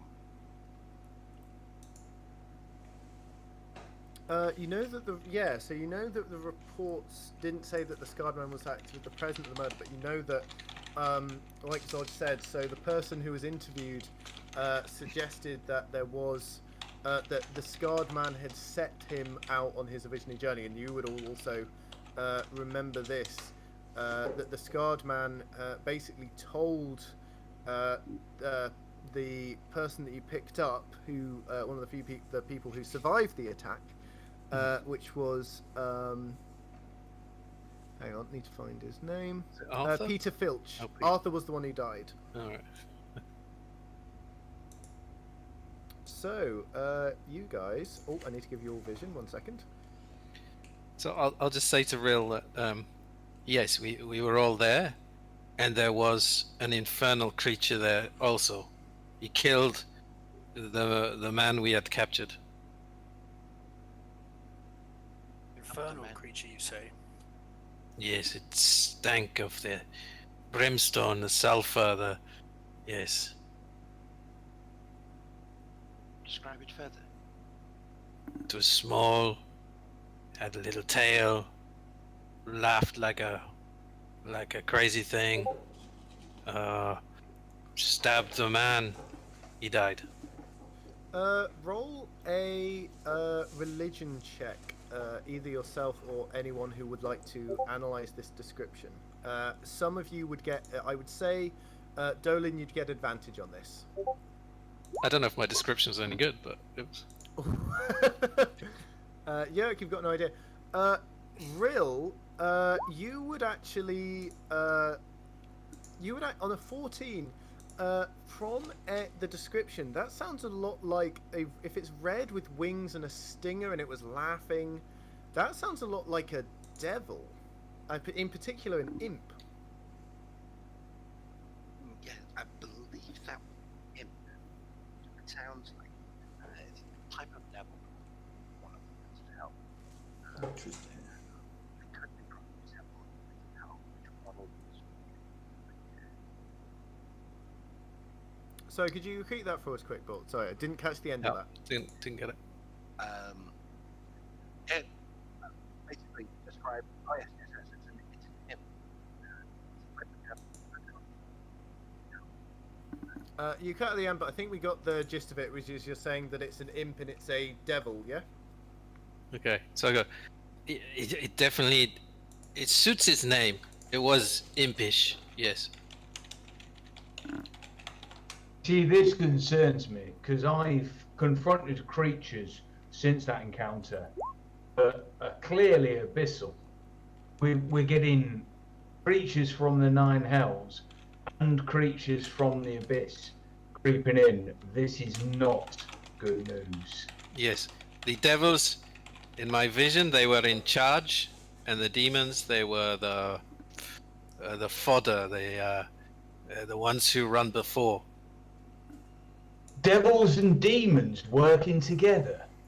I've never heard of that. They hit each other. DM, can I just ask, in my vision, did I see them kind of working together, or was it all about fear and kind of military might driving the demons on? Definitely the latter. It seems like the demons were fighting the devils, but being pushed back. Okay, so I say that they were not cooperating. The demons were being pushed forward. So did it seem like they were competing with each other for control over your home, your realm? It was hard to say. I do not know if the demons were even there because they wanted to be there, or whether they got forced by these devils. Because devils and demons working together would be the worst case scenario, but if they both came to this plane at once, even if they were working against each other, we would all be very screwed. Yes, it is abomination against nature, and that is where I must step in. Don't disagree. I'd like to sort of head up to the bar and order a round of drinks. Yeah, sure. So I'll assume that everyone is following here. Yep. Yeah, I also follow up the bar. Okay. Well, you should be able to drag your characters in if you want to move. The half ogre bodyguard at the door waves you through, the doorman, who says, you can see a little pin to her leather jacket. You can see a little embroidered badge saying schooner, which you would take to be her name. At the bar, you see a half-elf who looks a little bit elderly for a half-elf, but still having kind of that young, shining skill and very elf-like demeanor and poise and cheekbones. Should have turned to you as you enter and go, new customers, always good to see you. Can I get you anything? Hi, I'd like. What is everyone drinking? I'll have an ale. Same What here. are you going to have? Sorry, I can't see much. Oh, have I not given you vision? Hang on one moment. I can just see a sort of sliver of the fire and stuff. Oh, that's because your token is outside. You should be able to move it inwards.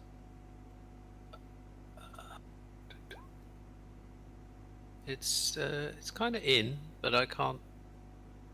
I still. There we go. Okay, it's fine now. I mean, you should be able to move it around yourself if you need to see more, because we've got dynamic lighting on. So basically, it will mean that you're only able to see what's in your character's field of view. Okay, sorry, I've got 2 tokens in there now. Oh, that's okay. I'll get rid of this one, and then you just use this one. Yeah. Okay, that's fine. Real. So when you say something local, what are you after? Doesn't matter what the drink is. Sure. So it'll be if you want to get a round of drinks, that'll be 1 silver, and which is worth 1/10 of a gold piece. So if anyone wants to pony that up, then that'll get you all a round of the local ale. I'll pony that up, and I will say to the bar person, I could also, well, I hand them the gold, and I sort of say, keep the change if you can give me directions to the nearest library. Oh, nearest library. Well, that would be. I know. Oh, yeah. Maybe you should give in the gold.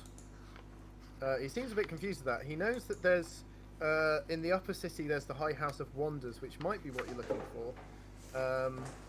But there's also there's a bookshop called the Unrolling Scroll, although that mainly caters to it's more buying books, and it mainly caters to the more magical.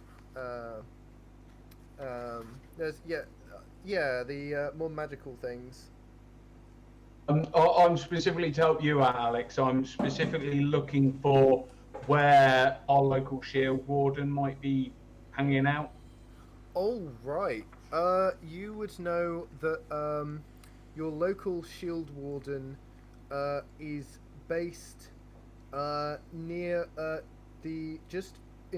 down near Sea Tower. He's got a little base near the just inland from the Sea Tower of Balderan, which is on the east end of the city. That's the where west I'm at. end, sorry. So I'm asking directions to get to there, and I will hand them a gold and directions. My change is the tip.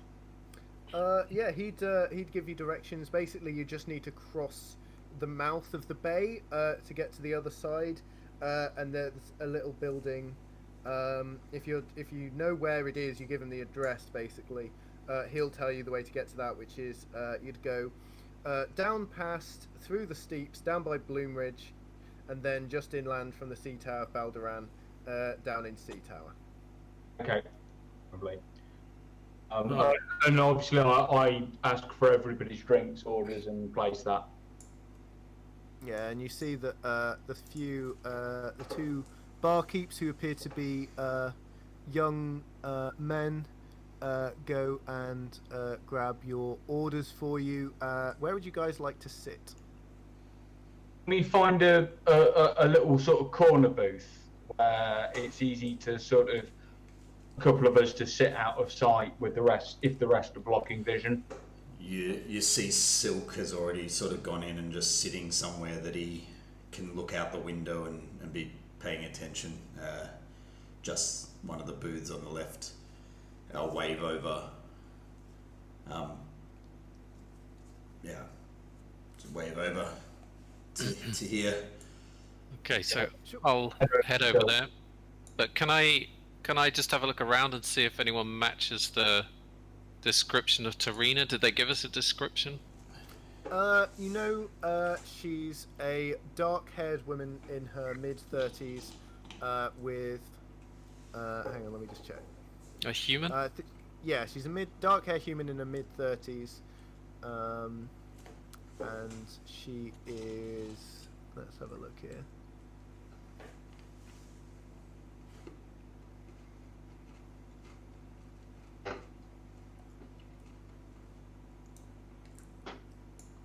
Yeah, she's got a small scar above her left eye. Okay. Do I see anyone of that description? Make a perception check for me, please. So Yerk's going to do the same. He's going to, as soon as he gets that pint of ale, he's going to swivel in his stool and just glance around the entire room. Okay, so on a 13, you wouldn't notice anyone matching that description down here. However, your eye is caught by something else. You hear angry words coming from this door, behind this door up here. Seems to be an argument, interrupted by a faint, even over the chatter of the patrons. You see a faint, regular plunk, plunk, plunk kind of noise, almost like dripping water. You see a scowling man actually comes out, and he is going to angrily address Alan, the barkeep, the half-elf. Scowling man, you notice he's got a sort of lopsided kind of face. He's wearing his hair pulled back into a hairnet and wearing like chef's clothing as he pokes his head round the door. He says to Alan, and he says, I know how much we love your lodgers, but really you need to get rid of her. This is the 4th time this week we've had a leak. It's ruined one of my pastries. And he storms back through the door before Alan has a chance to respond.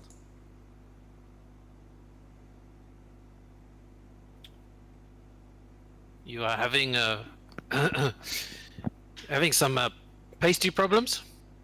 It's fine. No, it's don't worry about it. It's just teething problems. Trust me. If there's anything going wrong with the pastries, we won't serve them. Yeah. So I understand then that you offer lodgings. I do. Yeah, we've got a couple of rooms free at the minute. My friends and I would very much appreciate a decent place to lodge. Well, you're more than welcome. The price is for the smaller rooms, it's 5 coppers a night. For the big room, it's 2 silvers. Give me the big How many big rooms do you have? 4 free at the minute. No, 3. I mean, we've got a conference room, but we don't really use that. You can't really sleep there. And then one of our other rooms is taken at the minute. So we'll take, I think, 2 of the medium rooms. Yeah, I will bunk in, no problem. Alright, it might be a bit of a squeeze. Yerk just slams down a gold piece and says, "Give me the big room and another drink." At your service, big spender. And he quickly hurries to get you another drink from the back of the bar. He comes back. I would I like just- to go over and say, that's for the next 2 nights, and then another silver. That's for something to eat, please. Okay, right away, what would you like? He glances back through the kitchen. He says, "No, I don't think we've got any pastries tonight. But you're welcome. We got soup, we got broth, we got pie. What are you interested in?" I ask.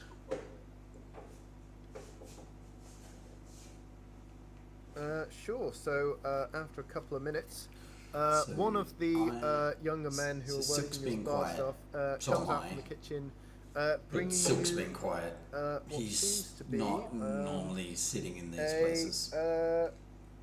thick loaf pudding with hang on, the pie, sorry, is a fish pie with little crab legs decorating around the side of it.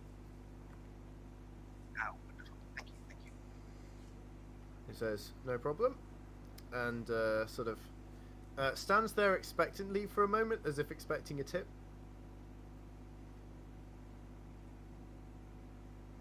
Probably not realise. Yeah, he sort of goes away. I've started eating and my attention's gone back to the book. Yeah, you see, yeah, it's this young bastard. He seems about like 19 years old. He seems a bit unsure of himself, and he doesn't really have enough confidence to press the issue. He says, "My brother always knows how to do it," and he walks back and starts serving other people. Not that I'm deliberately dissing him, just hadn't realised what I was supposed to do, or that he was still standing there, really. Yeah. So, Yerk, you feel a plop of water landing on your head. Oh, what was that? You look up and you see a thin line of water running along one of the beams. Seems to be coming from upstairs to just to the north of you. Seeing from about around here, it's running out from under the door along the sort of twisted oaken beams that hold up the second floor. I quaff the rest of my drink, and I'm going to make my way upstairs. Okay. To investigate the source of this water. I'm Okay, gonna follow.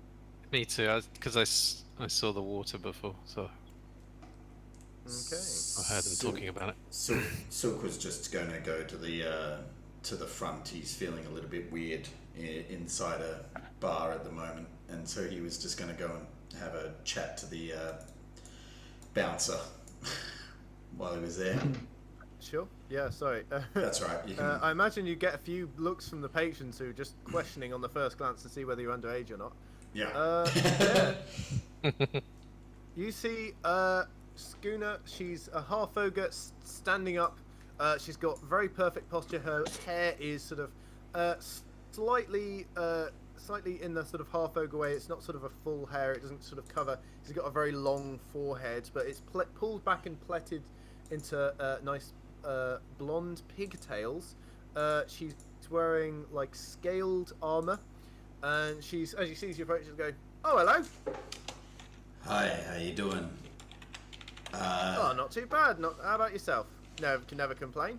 It's been an interesting night, having weird people doing weird things around this city. I just had a question, actually. Is it okay if I bring my cat inside?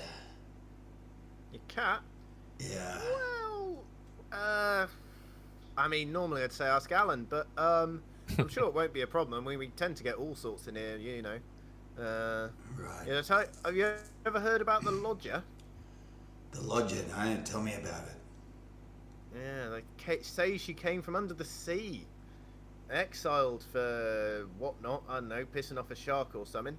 But, you know, she pays the bills, so Alan don't mind her, but, you know, she always has these bloody saltwater baths. It warps the beams, I'm telling you. He's going to have to get his money back in property repairs at some point. How long's she been here? That's amazing. A couple of weeks. Right weirdo. Just does, who knows what, stays up there most of the time. Doesn't seem like a happy sort. She just takes her food and mopes about. Okay. That sounds quite weird. Have you been getting other weird clients coming in here? I hear this city's seeing a lot of weird things.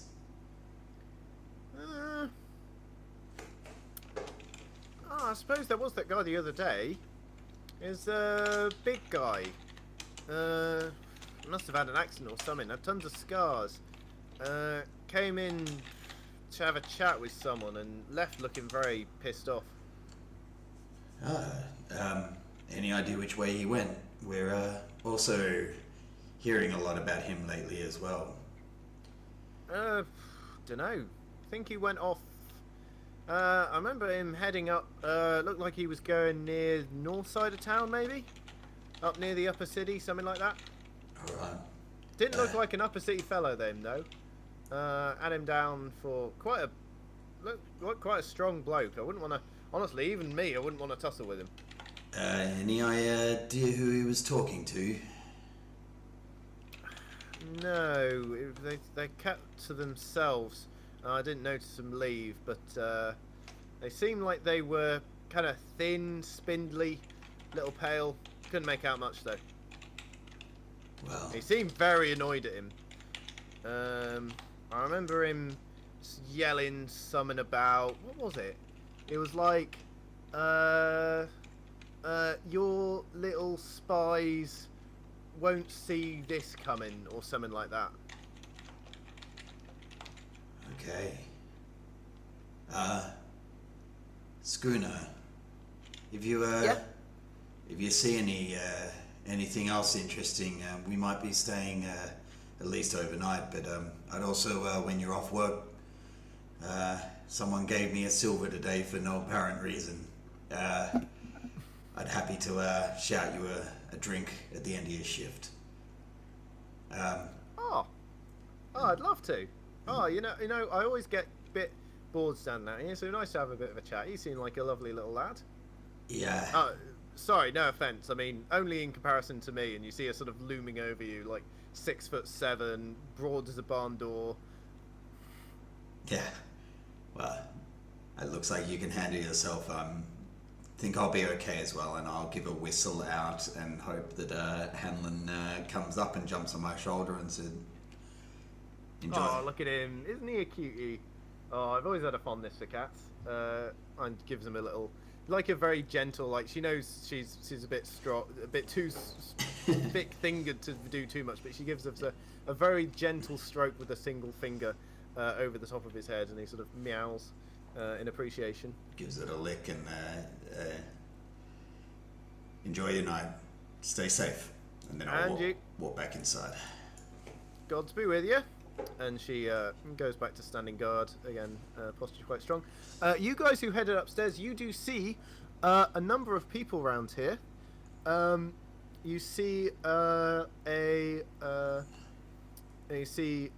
then some people playing dice. There seem to be a variety of people, a couple of people in strange coloured cloaks, some with spectacles, someone wearing a cloak, and another person who seems to be a woman with a black ponytail. Okay, which one is the with the ponytail? What is this one? I've kind Really of ignored weird. that, and Yerk's gone straight up to this door and just gone, tung, tung, tung. Oi, what do you think you're doing in there? You see this woman over here. She looks to you. She seems to be an older woman with pale silvery hair. She seems to be looking intently at a crystal ball. She sort of blinks at you through thick spectacles, and she sort of says, "Oh, I think you might be wanting the other door. That room is currently unoccupied." So I try again. I move over to the other door. Exactly the same thing. Tunk, tunk, tunk. Oi! What do you think you're doing in there?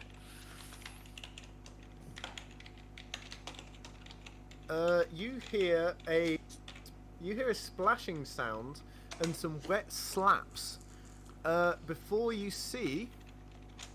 Hang on one moment.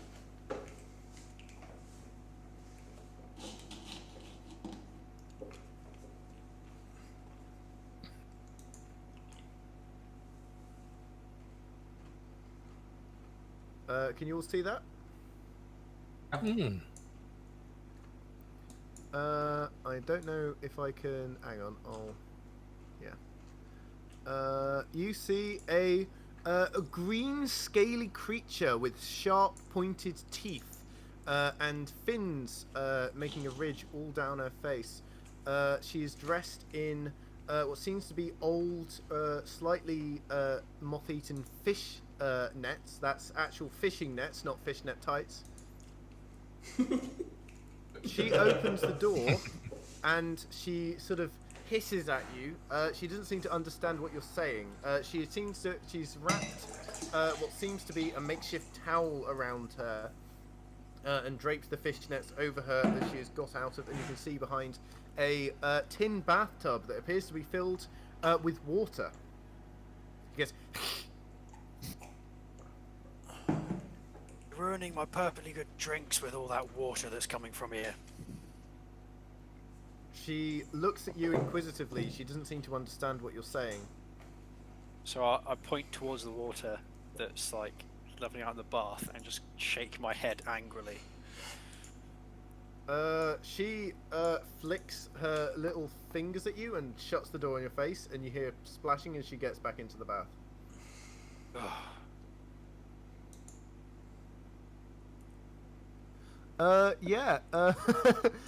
Rill, as well, downstairs. You're just sort of sitting on your own and just talking about playing to just seeing if anyone to listen. You see that people sort of slowly begin to like drift away from where you are as you sort of try and make conversation before Sylk comes back. Can I head over to Yurt and just put my hand on his shoulder and just say, this may be our contacts we've been asked to get in touch with. It's not exactly the best way to make a first impression. Yeah, That you wasn't see our- that. I was gonna say, that wasn't our contact, was it? Make an intelligence check to see if you can remember if that was your contact or not. I'll say you only fail on a 5 or lower. Oh, it's just clicking intelligence, isn't it? Yeah. Oh, phew. You're pretty sure it wasn't. You're like 80% sure. Oh, God. Can I, not violently, but gently maneuver him over away from the door? So maneuver him to the left slightly. Just I'm not shoving him, I'm just, go stand over there. Right, so I just step to one side to see what this Dragonborn's gonna do. Okay. And I'd like to gently rap on the door. And as I rapped on the door, I'm also going to bend on one knee and sort of have my sort of weapon, sort of one of those like I give you my sword poses. Lord of the Rings. You hear a slamming of almost like thunder as like a booming noise echoes out, and you see the door slams open of its own accord. You see she's still in the bath, but she's extending her hand. You see all the doors sort of rattle on their hinges all throughout the tavern, as her eyes sort of glow blue for a second, and then she turns to you. I sort of say, lady, give the previous insults to your honour. I am Shield Warden Dolan of the Shield of Bahamut. We have been besieged by the captain of this city to seek your guidance in divining the source of demonic incursions in this city. I believe you are someone who can help with this, if you would permit me entry. She is gonna sigh. You see, she waves her hand as she casts tongues. She goes, right, yes, no, I'm trying to have my bath here. What were you saying? Something, my comment isn't great. Something, demon, something. I think the library is to the east, if that's what you're asking. Sorry, what do you want? We have been told that you would be of great use to us in our quest. I am a Shield Warden of Bahamut. We are looking to eliminate an abyssal threat to this city. Can you be of aid to us?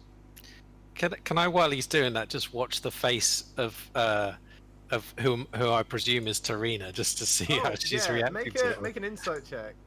Okay.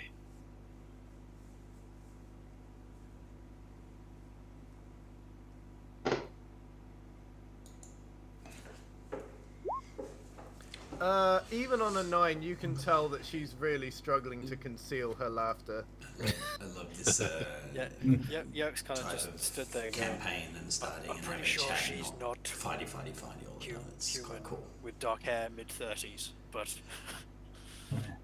Hang on, the door's open now, so give me 1 moment. I'll just get rid of that for you, so you can see into the room.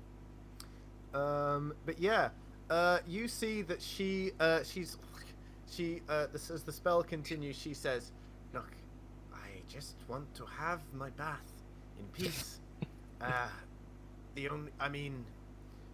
I will help you if you need any help with anything easy, but please, I need to hydrate.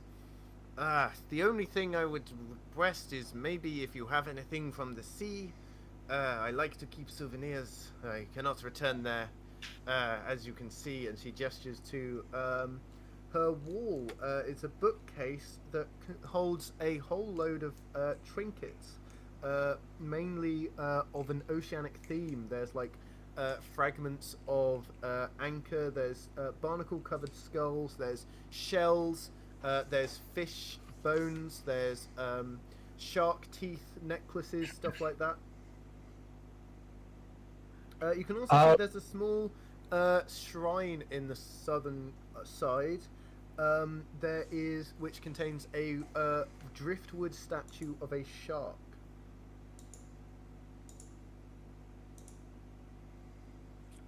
Can I just generally? I think Dolan's thinking this doesn't seem right. I make just a general intelligence check to see how dumb I'm being. Yeah, sure. It's certainly weird. You're not sure how weird, and you're not sure if it's dangerous weird or just weird. But this is not the normal thing. So you would, in fact, if you want, I'll let you make a history or a nature check to try and figure out what kind of creature she is. Well, they're both terrible, so. You have no idea. She is a weird, scaly person. I don't know if you've ever seen The Shape of Water. She's kind of like that. Very strange. You don't really know what her deal is. You don't know why she's here. She probably would confuse you. A good lady, can I get the honour of asking your name? My name's Ashala. I don't really want to know yours, but I suppose you're going to tell me. I am Dolan, and I owe you great apologies. I think I might have the wrong room. It looks that way, yes. Are you going to let me have my bath? Of course, and I close the door. And before you go, just let me tell you, the next thing that disturbs my bath is going to have its throat ripped out. You hear me? Just make sure it's not spilling downstairs then. I bow as I close the door and are very apologetic. Okay, as you do so, we'll go back to the downstairs room, where you're getting beer and milk for Hannon. Hannon seems very at home here, liking being able to be in the warm. She starts lapping at her milk that you set down by the fireplace. Alan sort of gives her a bit of a frown and sort of glances towards the room where the chefs are, but he doesn't. They don't notice, so he doesn't think they're going to complain. And he goes back to cleaning mugs. Hey, Rill. Do you want to read your? Do you want to stay here and read your book in quiet, or do we want to also go and see if we can do the stuff we actually came here for? Oh, yes, that's probably a good idea. Yeah, I mean, you can bring the beer with you, or I can carry it if you want. I'll tuck the book away and pick up the beer. Right, let's go. Let's go. No. Okay. We'll head up. So you're head going upstairs. Yeah, we'll head upstairs together. Beer in hand. Happily following him.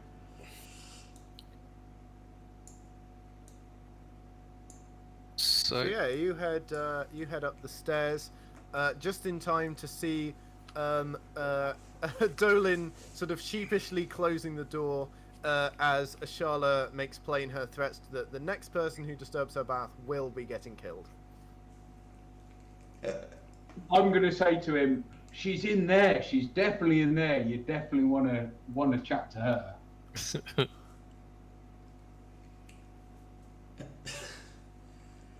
Let's say, go. If you were chatting to her, then why are you out here? He didn't appreciate my demeanour. Thought I was too humble and too grovelling. He likes a strong man who doesn't take no for an answer. That's why she slammed the door on me. This sounds like a good time for a deception versus an insight. Yeah, I'm more than happy to. Oh, you're fine.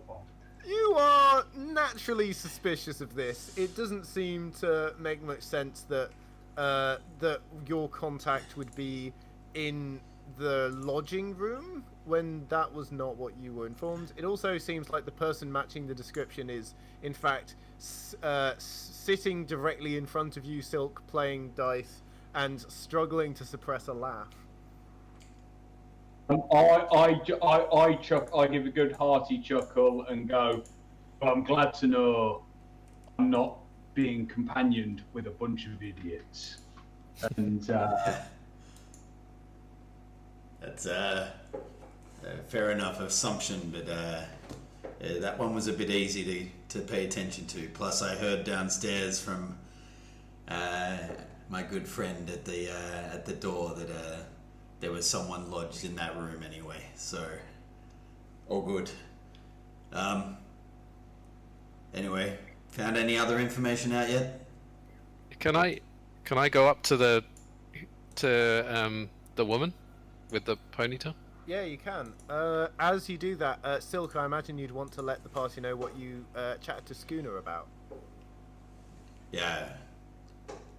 I actually wouldn't straight away, to be honest. That's fine. If it is relevant, I will bring it up. I like listening. Okay. But yeah, Tarina looks to you, Mono, and says, "Hey, Chunky, what's up? You mind if I sit? Go for it. You playing?" He gestures to the good dice in front of him. Sure. But I only have this to play with, and I pull out the symbol that I was just given, the badge. We don't buy. Well, we're playing for money here. Oh Not got well. anything on there? I have a little bit of money. I will play. We'll set the pot low then. 2 silvers to buy in. Fine. You in, big boy? Looking over to you, Yerk. Yes, why not? Okay, so basically the way this works is I'll let you know just now, because your characters would be fleetingly familiar with it. The aim is to get 21. You go round in a circle and you roll 3d6, and then you can either stay or roll. And then once you've got, if you stay, it goes round the continuing. So anyone who wants to join it, would you like to join in as well, Sylk? No, I'm just gonna stand next to Yerk. Is Yerk at the table? Yeah. Yeah, he is. Yerk's at the table. Damien will take a seat and toss a couple of silver in. I'll stand next to Yerk and sort of stand there with Hanlon on my shoulder and sort of just put my hand on his shoulder and just say, good luck, enjoy, and I'll sort of... So what's the buy-in? 2 silver. Winner gets the Trying to pot. pay for your stay at the inn, are we? I'm not staying here. I'm sure. Trina's saying, right, since you're new, I'll let you be the host, and he glanced to you, Mono, and Wall gestures over to a jovial-looking half-orc, resting on, leaning on a large weapon, barrel-chested, seems reasonably chirpy. Says, you can start, Wool. And Wool goes, gladly. And she's going to roll 3d6. 13 says, "Oh, I'm feeling lucky tonight. I'll give it another." Ah! 22. I'm out. Who's next? Pass it on to you, Yerk. So what you got to do is roll 3d6, and you keep rolling until you get 21, or you decide you have been lucky enough. But you just Definitely roll have it. to roll again. You just roll an individual 6 after that, Which or is not- 3. Just roll 3d6. 3d6, Yeah, you yeah. keep rolling 3d6. Yeah. Oh. So okay. 8, good You just start, stick on and that. 9, you're sticking on 17. Yeah, I'm going to stick on that. Okay, you stay on 17. Next up is the person next to you, which seems to be a middle-aged sailor with a ruddy red nose, seemingly a little bit tipsy, is going to play. It's an 11. He goes, feeling lucky. Hey! I bet I can do this. He's slurring his words as he speaks. He seems very drunk. He goes, no! And Tarina just like slowly shakes her head and says, Scrawled, you know you're meant to get 21, right?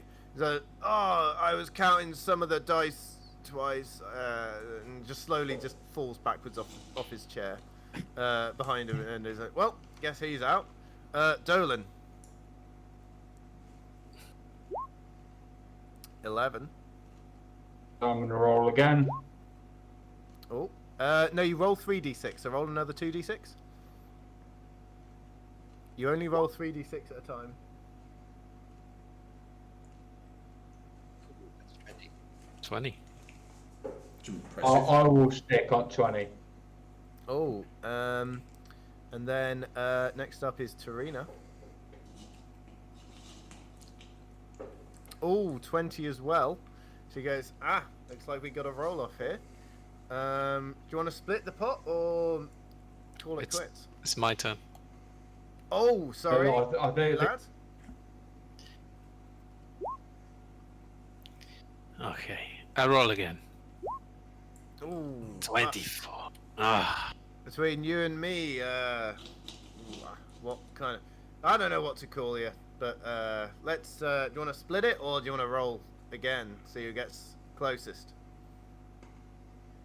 let's split the pot. Let everybody else have another go. Yeah, so you each get 6 silver, and they're saying, right, we were playing fast rules there. Do you want to do it standard style, one extra dice at a time rather than the 3? Sure. Right. Why not?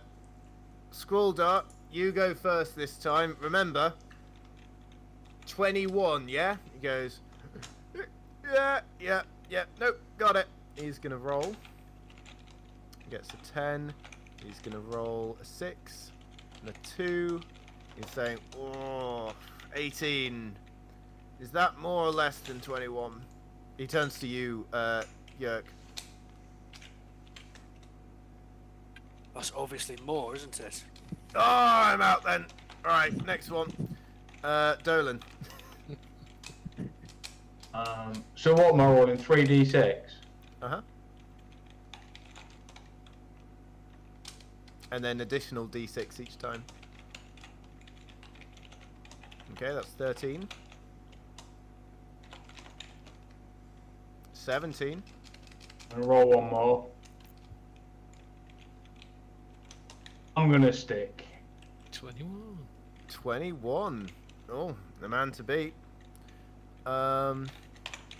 Wait, did you get 21? No, you just got 17. Okay, you're sticking on 17? I'm sticking on 17.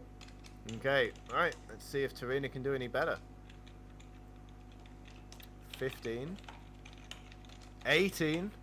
I like my chance on 18. Pass it over to Mono.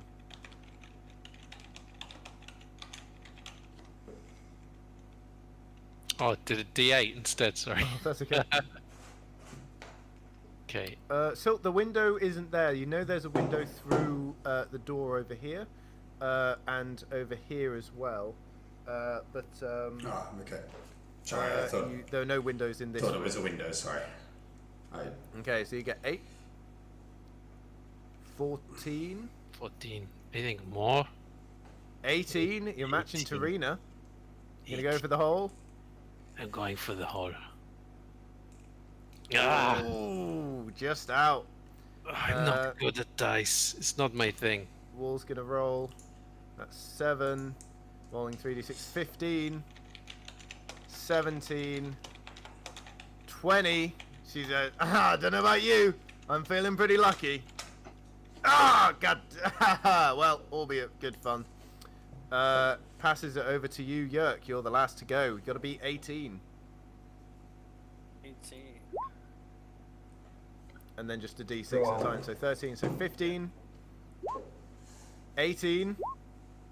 Oh, you're out! Oh. Tarina smiles as she takes the whole pot towards herself, and she grins, saying, "Well, I feel very much inclined to like you guys better. You have paying for my drinks this evening, it seems." Hammett smiles upon me. Evidently. Why do I get the impression you're here for more than dice? You certainly don't seem to be too skilled in that regard. I try waggling the symbol again in front of her nose. It just playing with it in my fingers. There we. Now I saw it, but I don't trust anyone until I've played a couple of rounds with them. You know what I mean? I understand. We need a little bit of information. Okay. Well, do you mind if that waits? He sort of glances around a bit. Sure. Maybe in here is not the place. Well, here might be the place if you catch my drift, just not now. I might need a bit of assistance with something. What do you need? I have it on good words that an old friend of mine is coming to visit, and I'd rather that he didn't feel the need to. So maybe you could dissuade him. What kind of friend? What is he a friend? Friend? I do the quotation marks. I'm like, what kind of friend are we talking about? He's an old friend. Emphasis on the old. He's not as friendly as he used to be. We had a little bit of an argument. I thought that I should have some money, and he disagreed. And that difference of opinion caused us to part ways, and now I fear that he took that a little personally. So, are we talking death? We are talking just a limp? What is it you wish? So As long as he doesn't Sylk come doesn't up like being indoors. and interfere with my Like dice this. game, I'm happy. But if it comes to that, I'm sure you'll figure something out. You look like a big, strong lad. You can figure out all sorts of creative solutions. So, you want us to be your bouncer? That's one way of putting it. Well, What does this old friend of yours look like? Oh, well. You'll smell him before you see him. Oh, just like Yerk then. What was that? Calm down, big lad. Mono chuckles.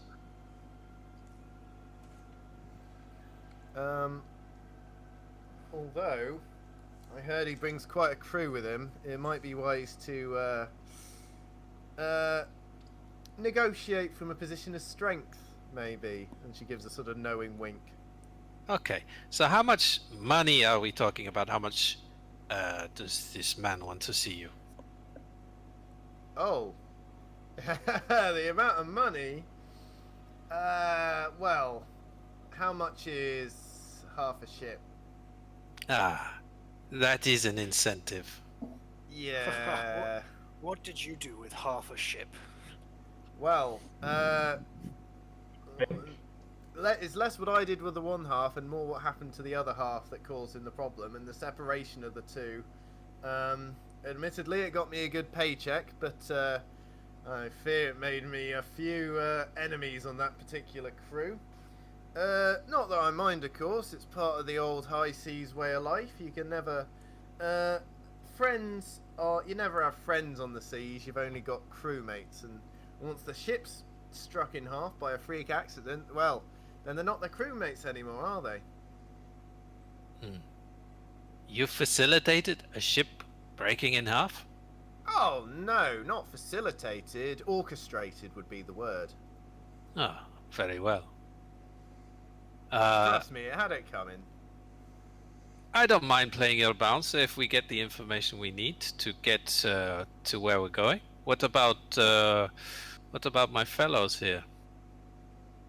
I'm not overly comfortable with drowning people, but the grace of good, I'll play along. Oh, no, they didn't drown. That was the whole problem. I planned for them to drown, but if they'd have drowned, then we wouldn't have this problem. Oh, that doesn't make it better. You planned to drown people, but if we need information on these, I'm assuming if they didn't drown, they're probably undead. So Oh, better than no, nothing like that. At least I hope not. I mean, I've heard some rumours. I mean, he does smell pretty bad, but no, he's just poor personal hygiene. No, they got marooned. They got marooned on an island for a couple of months, but then they got picked up by some bastard merchants. Never saw it coming, poor sods. They had their ship to themselves and all within the end of the merchants off back on where they were marooned. Wow. So they've come to sniff me out, I fear. But I'm sure it's something you can take care of. It sounds like you just minor inconvenienced him. I don't know why he would be upset at all. Me neither. If you can make him see it that way, I'm happy for this to end without any needless bloodshed. Right. As I slam my hands down on the table and stand up. This information better be worth it. Oh, you betcha. Finest information known to man from me. If information's what you want, I'm your gal. I'm also I interested think that this task you're asking. Sorry, yeah, I remember it sounded like Rill was asking something. just roll the game around, making little observations to himself about probability and what have you. But when she tells you that, he pipes up and says, "I would quite like to know the methods that you use to break the ship apart midships." Oh, sure. Well, the thing about breaking a ship is that it's all based on the force of the waves upon it. You don't really want to break it in so much as allow the sea to break it. That means you got to get rid of the stays holding some key timber point. And she starts describing to you in detail how you would break apart a ship. So he seems quite happy to talk about that. Also, while you're scanning around the room, having a look at some of the patrons, make an insight check for me, please, Rill.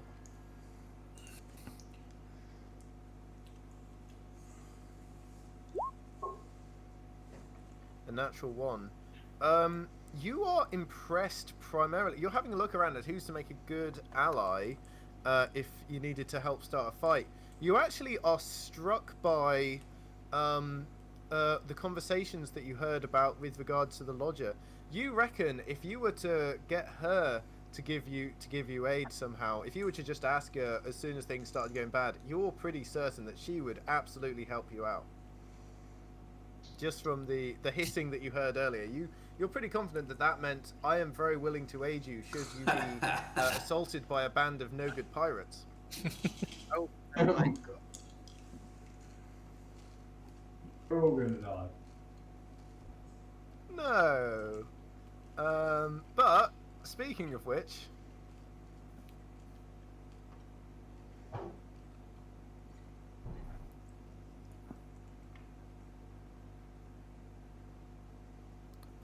you hear a commotion downstairs. I'm gonna head to the top of the stairs immediately. Sylk was already at the top, so he will have gone down quickly and peered around the corner to see what's going on. So I'm going to ask... Sorry, I'm just going to ask her, are these your friends? You're asking Tarina this about the people around the bar upstairs? The commotion. Oh, the commotion. He says, Most likely. Do you mind if I excuse myself for a minute? And she packs up her dice and she sidles over, looking to get into this room over here. Entering it and taking a seat on the far table, closing the door carefully behind her. Okay, I'm going to down my drink and join the others and give them a nod. Okay. You see, the other patrons up here seem to be watching you with sort of trepidation, but also a little bit of enthusiasm. Some of them, especially Wall, look like they're spoiling for a fight. Oh, does anyone wish to join? As you ask that, you see some faces perk up, and so he sort of calls out saying, "What's in it for us?" Just as you hear the commotion downstairs, you hear, you wouldn't be able to see around the band of the staircase, but you do hear like loud thumping noises, people walking in, generally not like violence, but like general boisterousness. You also hear a loud gruff voice call out, "Anyone know the location of my good old friend Tarina? I'll gladly buy you around. Anyone interested?" And you hear a few voices chirp up, offering that information. Okay, I just say to them, well, there's always a thrill. You see Wall actually yells out, "Yeah, and how many golds in a thrill?" My friend, there are so many more things to life than gold. Think of it. Think of the It's story. easy for you to say after your mate took all my winnings. He took mine too. Well, yeah, that's what I'm asking him. Having heard them from downstairs, Sylk will come up and just go, well, he knows where she is at least, so recommend that we get into some position or head down there. Up to you guys. I would like to have a look around at the people that are there and say, is this not your favorite drinking establishment? What will you do if pirates destroy it? Surely defending it would be better. Scoulder's gonna say, "Oh, I ain't go to Low Lantern. I actually prefer. I'm only here because it's closest to my house and it's hard to get lost." On a 17, you see that they're kind of moved by that, and there's some of them are like, "Oh yeah," but they sort of say, "Oh well."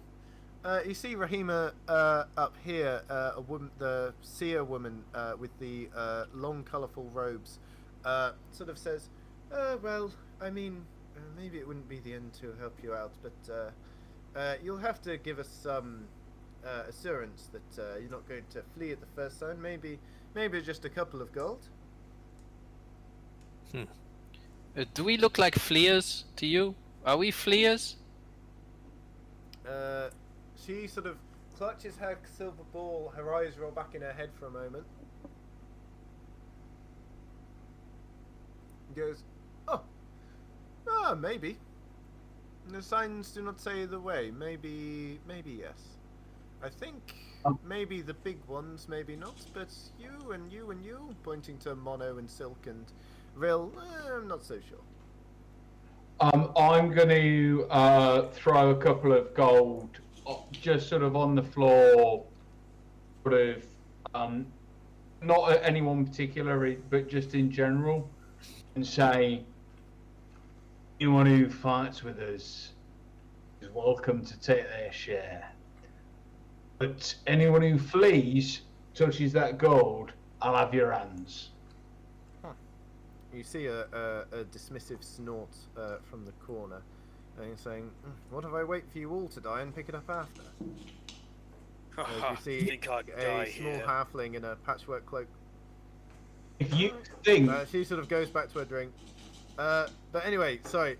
So you actually hear now thumping coming up the stairs as the crew of former crew of Tarina's appears to be ascending towards you guys.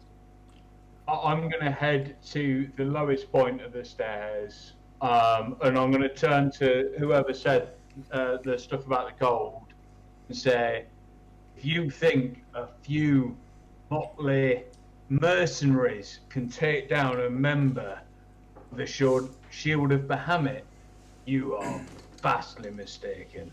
As you do that, you are absolutely face to face with everyone who's coming up the stairs.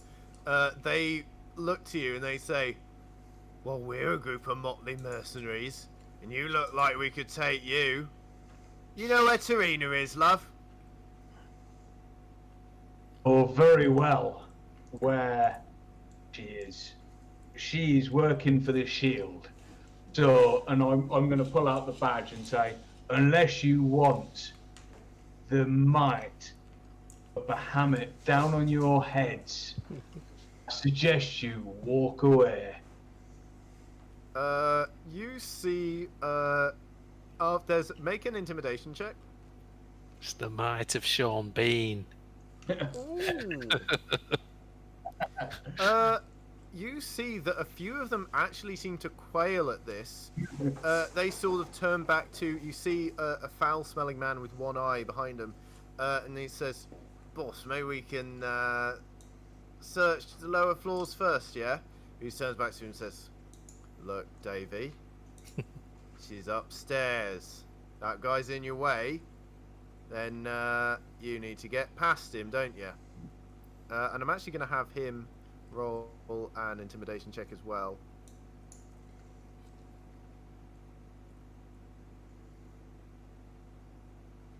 Okay, he's not as intimidating as you, so they're both going to go, "Oh, after you, boss," and sort of scamper behind him, and he's going to sigh and advance, and he comes right up to you.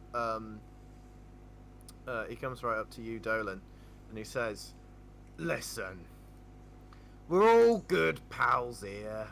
I just want a nice, long chat with my old pal Tarina about the good old days where she left me on an island to die."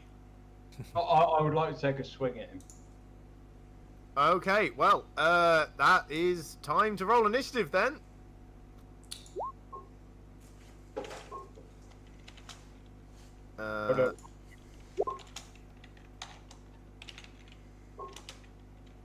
Right, give me one moment to set up the battle.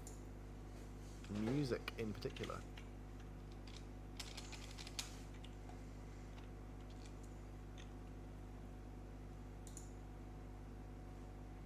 I love how I'm squaring up to people, but I've got the worst initiative of anyone.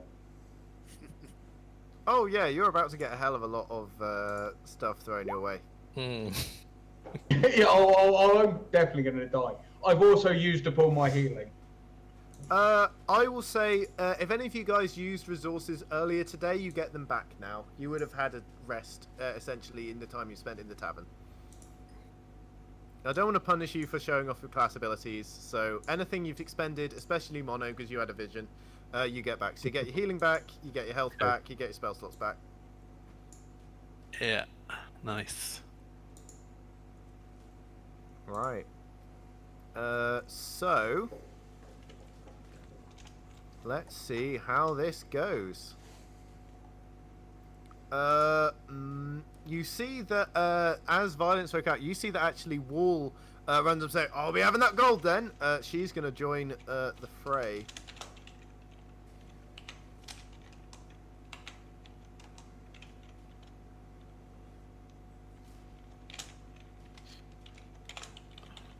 How many of them are there? They look like there's about 8. 8. Okay. Oh yeah. If not more. 8 and Dolan. Who would win? 8 I'll pirates or Dolan? He created a serious choke point. You have created a serious choke point, but they can all... Most of them can see you from there. About half of them can see you. So, Mono, you're up first. Okay. So, I'm going to move to where I can see them. So... Okay. So for the purposes of this, actually, I'm just going to turn... I'll turn the dynamic lighting off, because you would be able to basically see downstairs. Okay. So downstairs is over to your left. Right. Ooh. Oh my god. Okay. Is there any way that I can get close enough to catch the first few in an entangle spell? They're queuing up to come up the stairs, so you would be able to shoot that down the stairs, yeah. Okay, so it's a 20-foot square. Uh-huh. So I'll try and get as many as I can in that.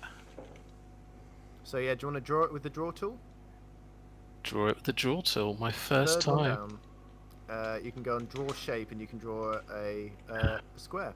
And if it's these are 5 foot, so it'll be 4 by 4. Okay. The pirates are just the ones with the beards, or not? Yes. So I will actually add little symbols to the token so you recognise them. Okay. It's the guys with the beards. It is just the guys with the beards and this guy. Okay. So I will try not to get any denizens in here. Okay. Although I might have to. That's okay. So it's about like, I guess like that, 20 foot by 20 foot. Yeah, that would be perfect. So they all gonna make dex saves, right? Yeah. Okay.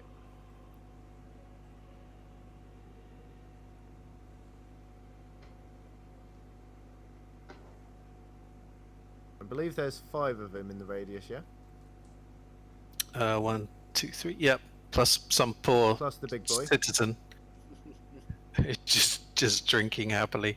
So, that's what's the DC? 14. So 1, 2, 3 of them fail. So Okay. it's these back 3. 2 of them succeed. They are restrained.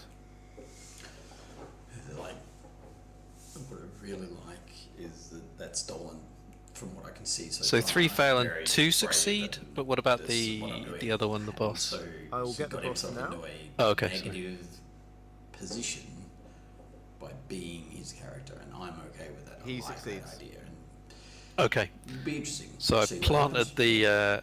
I managed to call on the ivy that's outside of the tavern, and it comes crawling in through the windows and over the floor, and without them noticing, they're suddenly locked in place. They cry out in surprise, yeah, as these vines wrap around 3 at the back's legs, dragging them, holding them in place as they turn with their scimitars, growling, trying to slash fruitlessly at these plants, unable to escape. However, the 3 on the stairs manage to step up the stairs and away from the grasping vines that now carpet the floor. So I would have moved to be able to see that. So can you put me somewhere I can see? The commoner also fails. She is not happy. Okay. Yeah, so if you're doing that, you would need to be like here. Okay. But you can go back up the stairs after if you want. Yeah, I'll move. I'll move against the wall behind Yerk. Okay. So just 10 feet. Give me 1 second. I just need to reload my app because it's gone a bit wonky. Yeah. 1 second. Well, Yeah, you should be able to move your own characters. Okay. I'll say to oh, because I'm on the drawing thing, aren't I? Yeah. Forgot. So I've managed to draw a square. So I'll say to Dolan, there you go. You have a little chance now. Thank you, my friend. And with that, Rill, you're up. Peering over the balcony at what's going on below.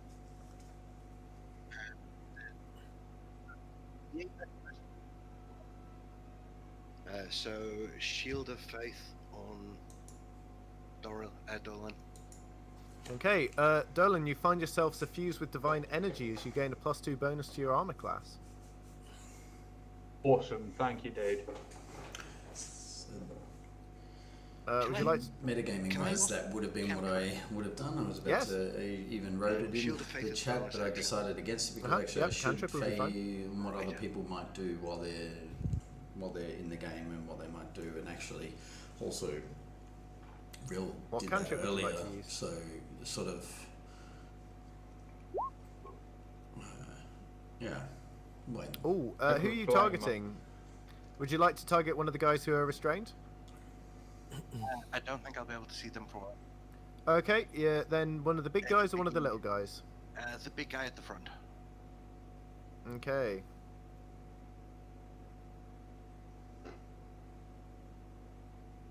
He fails as burning divine light flashes down. Would you like to flavour this in any particular way? This is only to meet you. Okay, he growls at this and says, whoever did that will pay for it. And Yerk, you're up.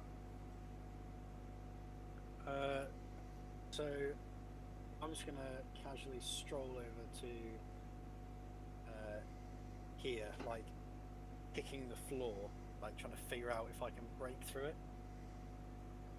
I would say you would be able to break through it. This floor is not particularly strong. It's also been weakened by damp lately. I'll say that's a In DC which case 15 athletics check to try and break through the floor. Take out my great sword and I jump up into the air and slam it in. Okay, make an athletics check. This is after Real just said we'll protect your pub. You slam your great axe directly into the floor, hacking a chunk out of the wooden beams. There's like a pinhole crack and the floor's beginning to buckle, but it is not yet broken. Oh, damn! As I move back to my original position at the top of the stairs. Okay, Sylk.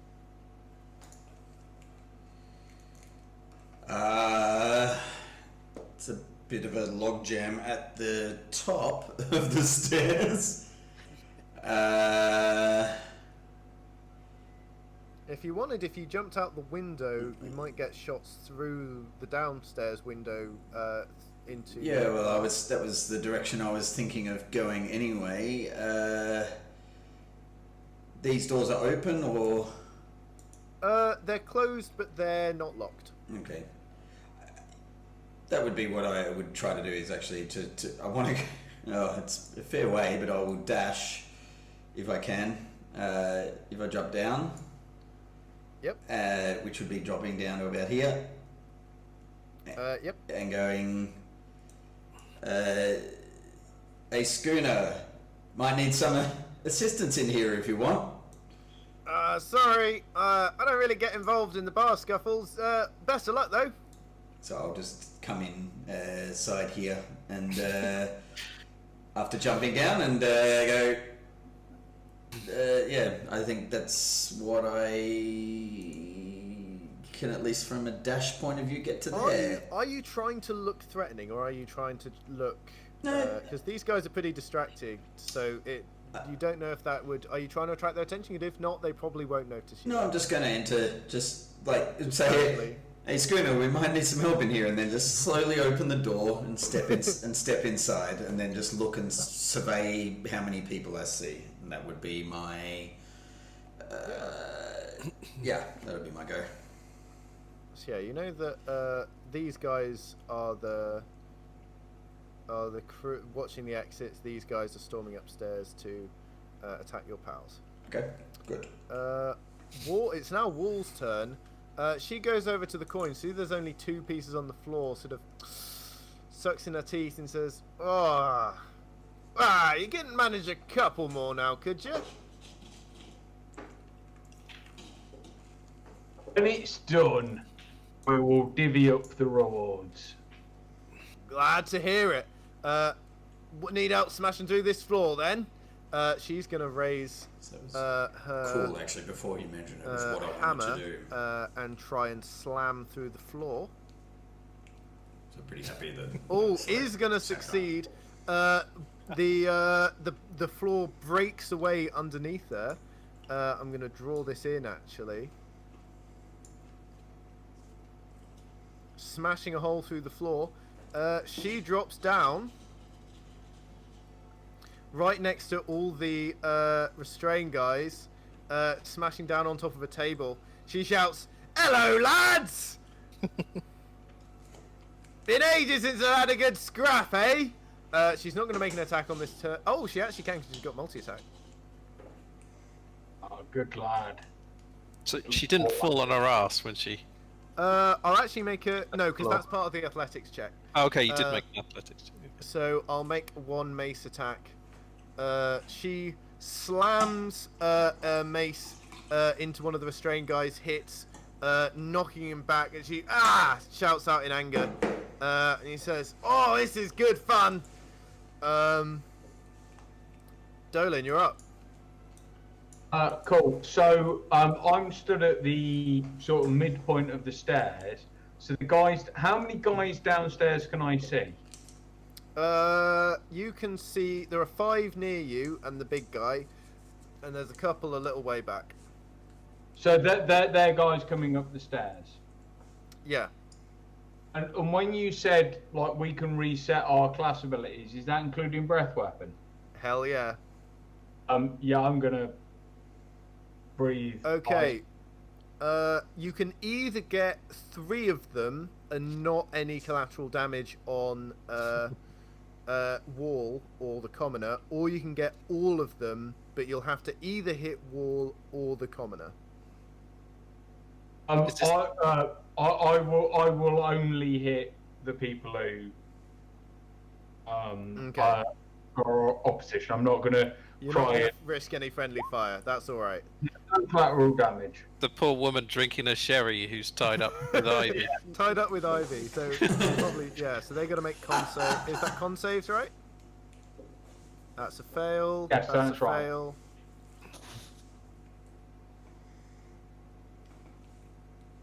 Just say though, that's some friend. So the big guy succeeds.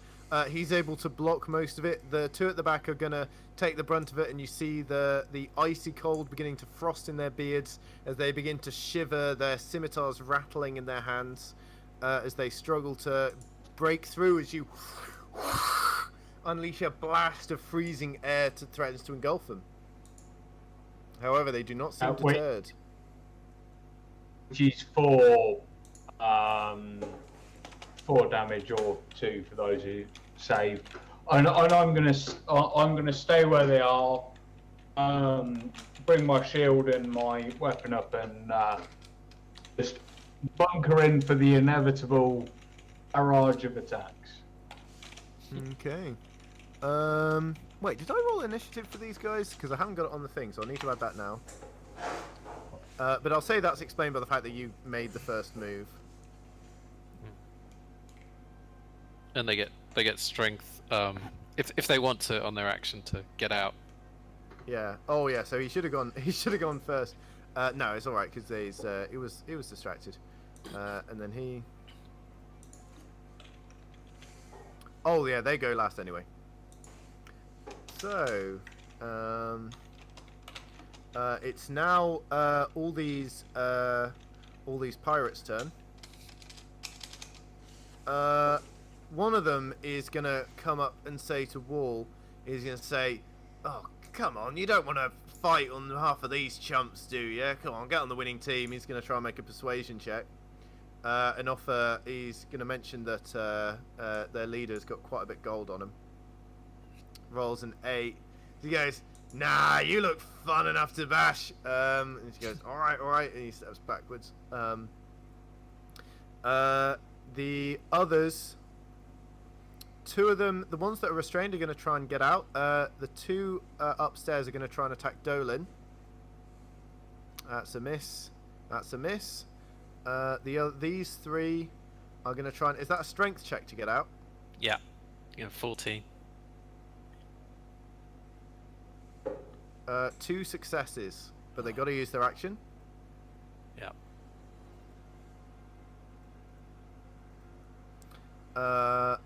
However, and they're going to fall back to get out of this area. These guys are not going to be able to get out of that. So do they have to make another check? Next turn they will. Okay. They only get one. Well, it's the start of their turn this turn, right? So they got to do it now at the end of their turn. Oh, well, they can only do it once a turn. Or Well, did you this do is it before? this is for the other ones. I did it before. So I'll do it at the start of their okay. next turn then. That's fine. This guy over here is also going to try and persuade Wall, going, come on, you don't want to get on the wrong side of us. She is going to look around and see that she is a little bit surrounded down here. And on an 18, she goes, you know what? Yeah, there are a few of you guys. I'll hang back a bit. Tell you what, I'm not going to interfere with you lads. And she sort of lets them pass. So just to say it's the whole of their action they have to take to try and get out of it. So Yeah, so the 3 that tried to get out used their action to get out. yeah. The 2s that were not already restrained used their action to use their crossbow. Anyway, it is now the big boy's turn. He's going to look evilly at you, Dolan. He's going to say, right, let's see what you got in you. First off, he is actually going to try and make a shove. He's going to try to shove you backwards and prone. So make an athletics check. Well, that was a mistake. Ooh! No, maybe it wasn't. Just barely. So you get pushed back. You get pushed back 10 feet and knocked prone. And then he's going to make 2 attacks up against you with advantage as he runs up the stairs, making room for his allies. And then he is going to do that on you. And because you're prone, it will be with advantage. That's a natural 20 on the one, Oh. and a 17 on the other, which I believe misses. 17 misses, yeah. So you take 8 points of slashing damage as he evenly slashes across your prone figure and says, "Right, who's up for more?" As you feel his stench going forward. Right, Mono, you're up. Okay. Well, I see him take this hit, so I cast Healing Word on him. Oh, dude, you're a legend. That's what I'm here for, the healer. Yeah, so that is 5 points. Oh,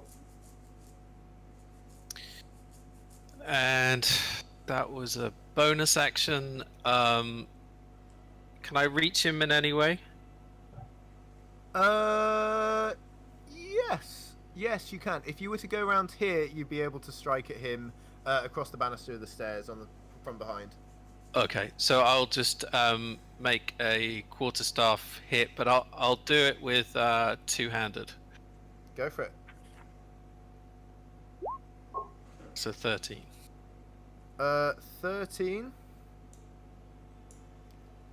misses as he sort of ducks out the way, dodging behind the banister, which gives Granting partial cover, and he turns around and says, nice try. I get you next time. Come on, just give up the lass. I promise we won't hurt her much. At least, we will hurt her, but very quickly. We won't prolong it. Very kind. Rill, it's your turn. Would I be sacrificing my move? What was that, sorry? Would I sacrifice my movement or Sorry, you cut out the end again. To do what? Sacrifice your movement or your action to... Dolan up? What up? Sorry, you keep... To help Dolan up. Oh, to help Dolan up. That would be an action, but Dolan can do that. It's just Dolan's movement to do that on his own turn. So, I'll say that you can help Dolan up, but like, he'll just get up on his own turn. Am I considered in combat with this guy? If you were to get away, he would get an attack of opportunity on you. Yes, because he's now within 5 feet of you.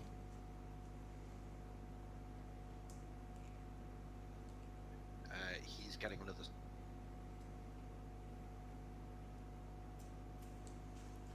Sorry, you just keep cutting out, and it's yeah. If you want to type it, that might be better. Oh, your Sacred Flame. There we go.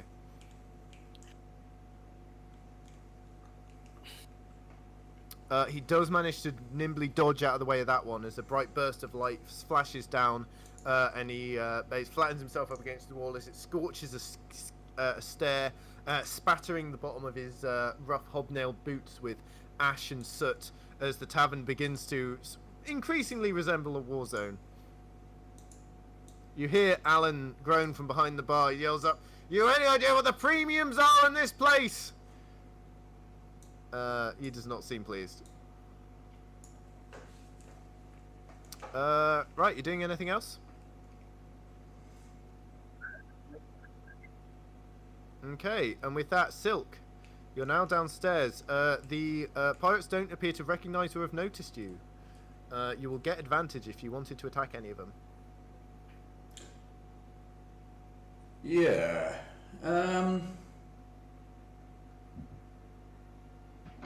That's a good point. I'm gonna actually take a ping at this guy with my longbow as I walk in the door and sort of just like, oh well, and then I'll Make an just attack roll. hope that this guy standing at the door is just a random piece of armor on the wall and not having an issue with this. Walk in, fire a shot off. You said an advantage, right? That's right. Oh god. A 12 will hit though. Oh, then 11 points of damage. 11 points of damage with shooting him from behind, completely unexpected. Phew! Arrow whistles through the air, stabs to his neck, and he gurgles as he clutches to the ground. Wool Knightley sort of turns to you and says, gives you a big thumbs up, but now appears to be leaning against the bar. She's swiped an unattended flask of ale and is just sipping it, watching this whole thing go down. And I will take a second shot at him, just sort of hold on to my chest a little bit, and then go, yeah, let's do another one at the other guy. Sure. This guy over here will have 3/4 cover. Really? So yeah, because there's a wall here. If you were to move up a bit, you get a better shot. If I move,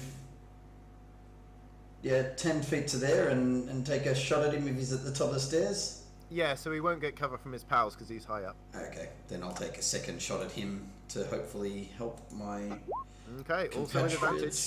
Out. Oh, yep, that'll definitely hit. Nice. So. Arrow slams into his side. Ah! He grunts and lowers his crossbow, but he doesn't appear to fall.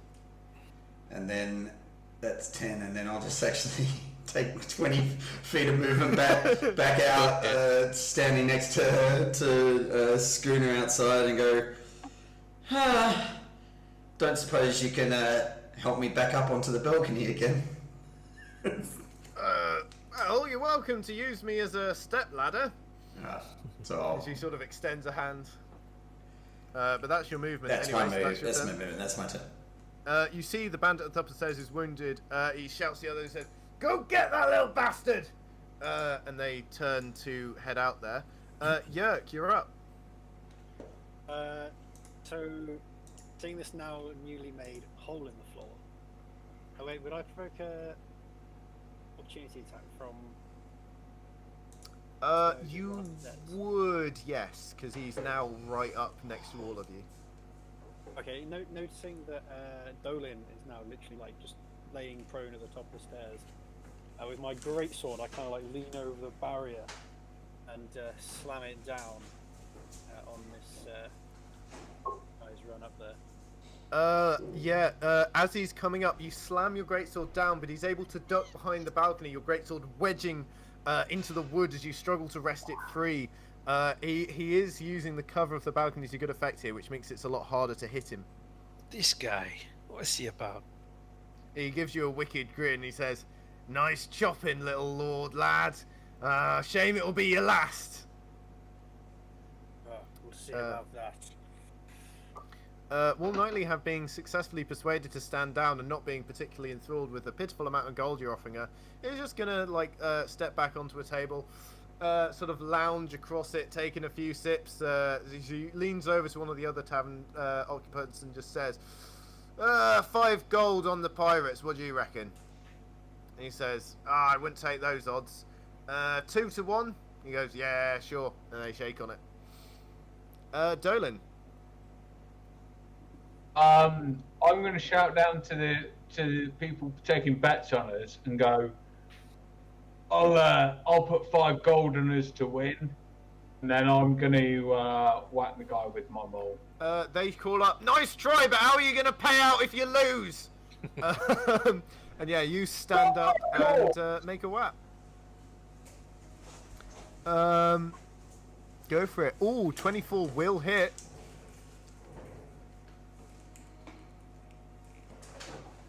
For 10 points of damage. Ah! Just You hear had to him quickly cry out drop in off. pain as you slam a stunning blow right across his head as he stumbles, clutching it, and goes, "Ugh!" Tries to shake it off, clearly wounding him significantly, but by no means mortally. Would you like to do anything else? There's not much else I can do, so oh no, I can. I'm going to heal myself for 2 points. That's an action, and you've used your action to attack, so it'd only be if you got any bonus action stuff. In that case, no then. Okay, now it's the turn of the Lil bandit guys. I'll get these guys to the one that's stuck in here to make a dexterity check. Fails. He is now restrained. He is going to use his action to try and get out of that, as is the other guy.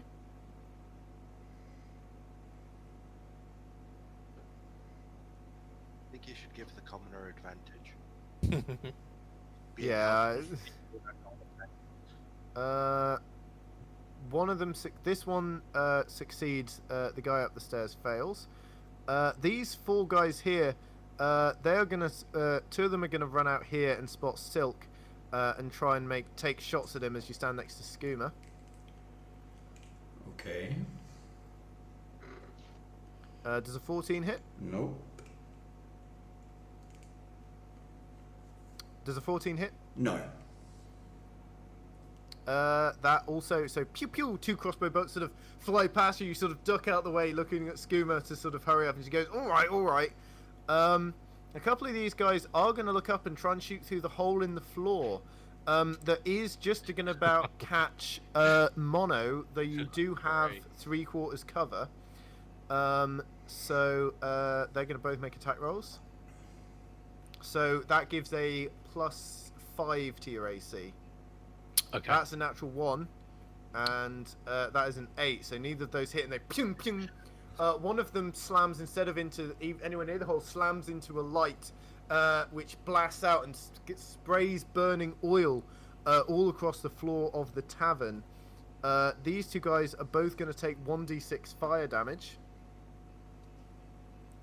As Alan continues to yell loudly, oh god, as Alan continues loudly, "No property damage, please! Keep it interpersonal!"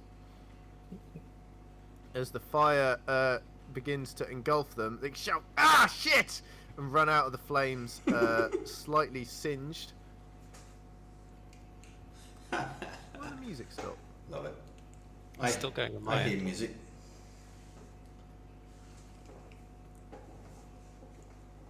Is the music still going for you guys? It was, but It it's was, no and I longer. think you've Can you hear toggled me it off okay? now. I Yeah. can't hear you. We can Can hear you you. fine? We can hear you and some music. Hello, hello. There we go. Yep. Okay. Music. Yep. Music was It's all good the fine. whole time. Oh, sorry about that. all I good. skipped the music. I like that track as well. Yeah, it was working. Sorry about that. Right, there goes up. It's now Deadeye's turn. He is gonna make you guys behind the balcony. You have half cover, but he's still gonna make some attacks on you. Seeing as, actually no, I think he's gonna start off by whacking Dolan, because Dolan's the one in his way. That is gonna miss. In frustration, he is gonna turn to Mono and Rill. But you guys get a +2 bonus to your AC. But does a 21 hit? Well, both of us. On Mono. Yeah. Okay, you take 9 slashing, and then 9 slashing. on Rill. Ouch. That's another 21 to hit and another 9 slashing. That's me down. Oh yeah, you guys. He goes, slashes across. Mono, you barely duck behind the banister, getting a glancing grow. Rill, unexpectedly slashes you across the shoulders, and you fall, bleeding. Your blood dripping through the hole that was recently made in the tavern. Mono, you're up next. What do you do? Okay, I'm gonna move away from the hole, and If you do that, you'll get an attack of opportunity. yeah, then I'm dead. Okay, so I'm gonna have to pop out the I'm trying to shillelagh hide that I'm and actually a bop this guy in the cleric, head. but it looks As like you do that, this you is not see gonna happen. that this lady down here, the snooty-looking apothecary in the colourful cloak, that's patchwork, sounds who says, "How about a bit more gold then?" Yeah, Seeing you in trouble. yep, definitely gold. Gold What do for you everyone. say? How much? 10 gold. Looking at your companion, lying bleeding on the floor. Is he? Would you say is worth 10 gold? 15. I think 20. 20 gold it is. Love to negotiate with you, and she readies herself to jump into the fray. That was a free action because that's just talking, by the way. Okay, so yeah, I'll shillelagh this guy.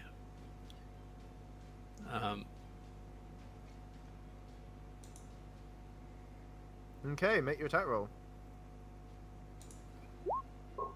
Oh, there's +4. That definitely. You've been rolling so many 6s today. That misses, and he sort of smiles and he says, "You're gonna need more than a stick to take out old Deadeye." Right. So that's your. Was that your shillelagh? So that you weren't. Yeah, you didn't heal Rill, did you? I can't heal Rill. I've only got 2 spell slots. Okay. In that case, Rill. That'll be a death saving throw from you.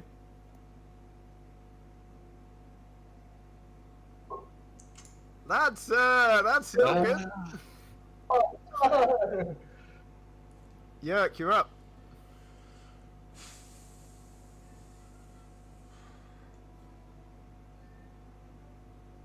Yerk, what are you doing? Where's Yerk gone? Yerk. Apologies, I had my mic muted. That's okay. How's Dolan looking? Dolan, how are you looking? I'm actually looking okay. So It's Rill that's an issue. Rill is bleeding Yeah, next to you. And I'm on my last point. I'm gonna stabilize Rill with my action. Okay, medicine check.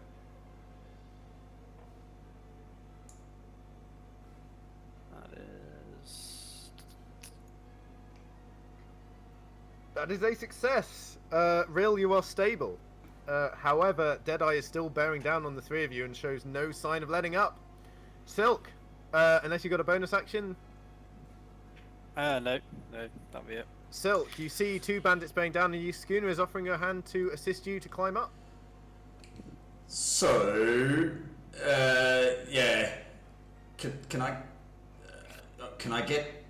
she throw me a little bit? Give me a bit of a boost? Yeah, she'll hoist you up to the balcony. So, where do I... Yeah, so pop me up on the balcony where you think I would be. She'd scoot you up through the window up. Okay, so how many feet of movement did I use to get there? None? She just chucked me up? None. Yeah. Okay. Oh, there are people on the ground. I wasn't expecting that. Okay. Sylk will do something that he never wants to do in front of other people. 5, 10, 15, 20, 25.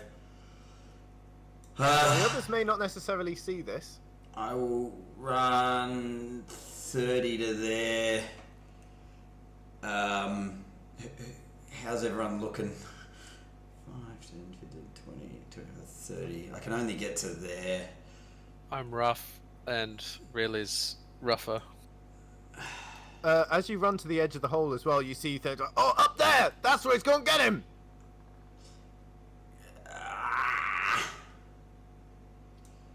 How bad does this guy look? He looks, if anything, angered, but not in any way slowed. All right. God. I'm going to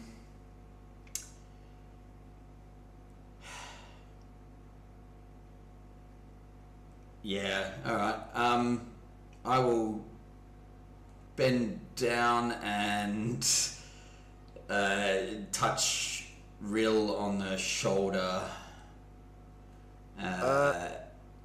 Yeah, you see that, Sylk, you see that, I imagine that you're doing, your ability that you have that restores health. Yeah. So yeah, you see, Rill bend down, and says, hold up a hand as if to say, I've got this.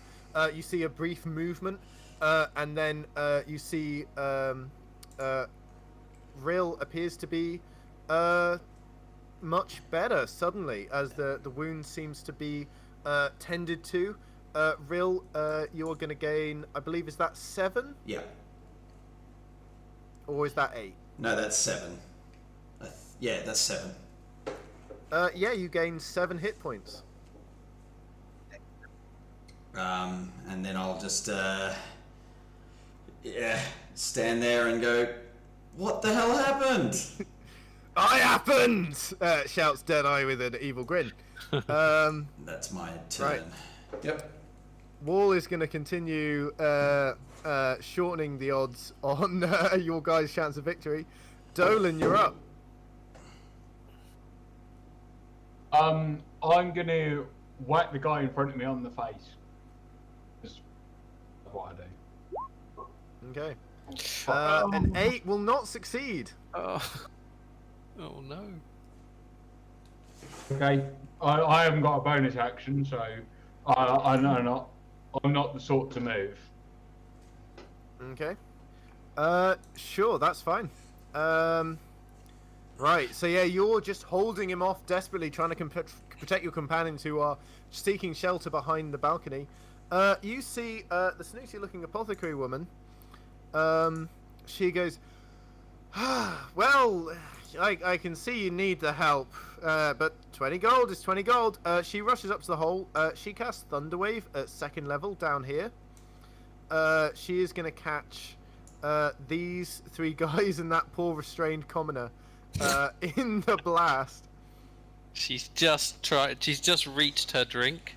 Yeah. She just got dumped the night. Yeah. Training, and then bang. She just got dumped. So yeah, she's casting at Heading on her 2nd way level. in. So that is 3d8, and they got to make a DC 13 con save. This poor commoner just got dumped. She Oh wow, yeah. heading out for a night to. The random lady just saved all of our lives. Well, 20 gold is a lot of gold. I don't know if I've got 20 gold. I have no idea what I've got. That is a I'll success. That's a success. But not 20. There's a failure. So this guy is immediately blasted back, slamming into the wall, head shattering against the far wall. He falls down dead from the blast of this spell. This person also, even though they succeeded, they also fall down, their head, seemingly their lungs shattering under the impact of the blast of sound that ricochets all around. Also taking out this commoner, and says, she calls down, sorry love, wrong place, wrong time, eh? And that is her turn. Killing commoners. It is now the turn of, she is however going to step away from the hole, saying, you can catch those arrows, to you, Sylk, as she steps away from the hole. Thanks for that. The remaining bandits downstairs, they're all going to try and shoot up through the hole at you, Sylk. There's not too many of them remaining. Alright. That's 3 attacks. That's a 7. Miss. That's a 17. Miss. The 17 misses. Yes. Nice. And that's a 10. miss. Okay, all of them miss. As you pew pew pew, 3 more crossbow bolts. Phew, phew, you nimbly sort of dodging out the way, deflecting it slightly with an arm as they shoot up over and past you. Now it's Deadeye's turn. He's gonna turn to you, noticing the mystical shield shimmering around you, who's diminished because Rill went down. She grins an evil grin and says, "Not so tough without your little magic friend, are you?" And he's gonna make 3 attacks on you.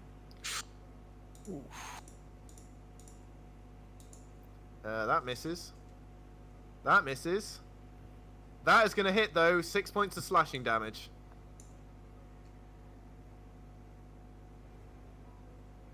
You up?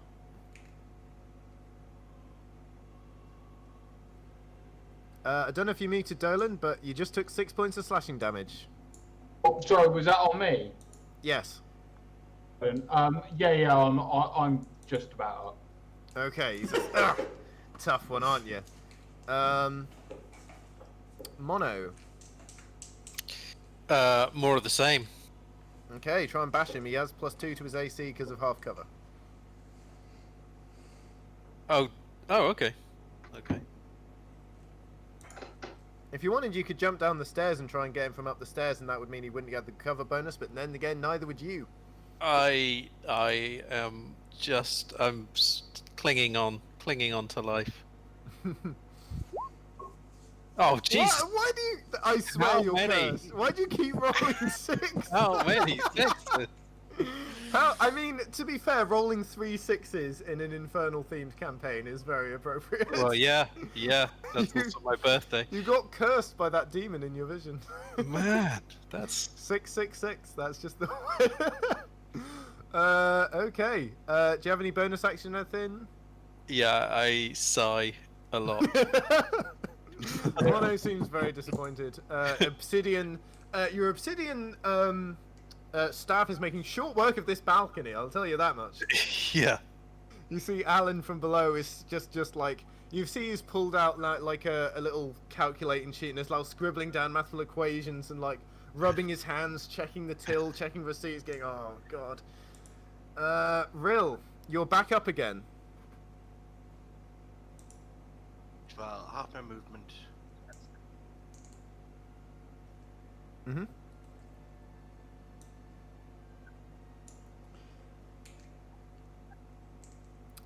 We can't catch that, sorry. You keep cutting out in the second half.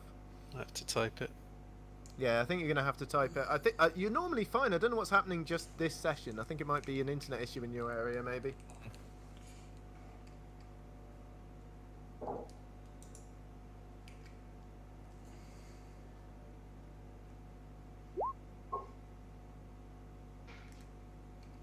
I think that was Mono? Mono is. I think Mono it was is- Mono. I think that was Mono and Dolan. Yik, I think, is fine. Yeah. Mono is on mono. Mono is on Mono. That's quite Yeah. good. Mono e mono. Yeah.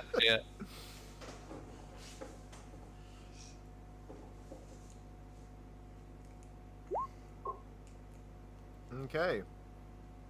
Who's that on? On Dolan. Dolan, you feel reinvigorated as healing energy flows through no, you from it's the. me. Oh, on Yes. Mono. Sorry. Yes. Mono, thank you feel reinvigorated as healing energy No. flows through you. No. Oh, sorry, on it's- Dolan. Sorry, Mono. Oh, you're Sorry, apologizing to Mono because you're doing it Oh. on Dolan. It wasn't sorry, comma, Mono. It was sorry, Mono. I sort of I look down at my body and I feel the healing taking place, and there's nothing. It's the. I like to imagine that like you're stretching both arms out, but one of them is a placebo. Yeah. Hmm. I feel psychologically better. Thank you very much.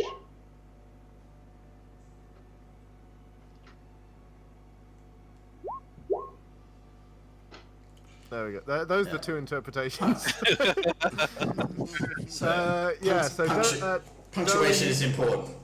you get 5 points of healing restored to you by Mono's outstretched hand. By Ril's outstretched hand, sorry. Yerk, you're up. So I just glance over at the white dragon still standing there. I'm like, stupid white dragon, I can't swing my sword properly. As I try and swing my great sword Go for it. through this balcony. Oh, that'll do it. God. Yeah, you managed to get your technique down. More of a hacking in this close quarters. I rolled a 1. Can I You can, yeah. Actually, I rolled a 1 and a 2. So can I Reroll? reroll Yeah, both just or roll one? Roll 2d6. Yeah. 2d6. All right, so that is Plus 4, 11. So it's 11. 38. Now finally this guy is beginning to look more and more beaten down. I'll say as you hack, the balcony does finally give way over the punishment, clattering to the floor around you. Sylk, you're up as Alan gives another moan of despair. Sylk, what would you like to do? Sylk will step. I assume if I step there, I can see him. Absolutely, yes. Alright. He's coming up the stairs. So I'll stand there and unleash my longbow at him. Okay. 12. 12 will just miss. And then I'll take another one at him. Go for it. Oh, 15 will hit. Oh, that is a good hit as well. So the first ammo, you force yourself to stop firing because you know there's too much of a risk of hitting Dolan. But the second shot, you loose it, slamming into his back. He lurches forward. That is a powerful blow. He is now beginning to bleed onto the stairwell. Blood trickling down as he snarls at all of you. Wall is going to give a little groan at this. Mentally calculating how much money she's going to lose. Dolan, you're up. I'm gonna whack this guy over the head with my big maul. Go for it. A 16 will hit as the banister has now been completely destroyed.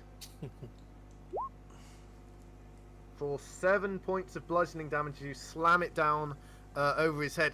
He gives another yell of pain. He does not seem to be in a good way.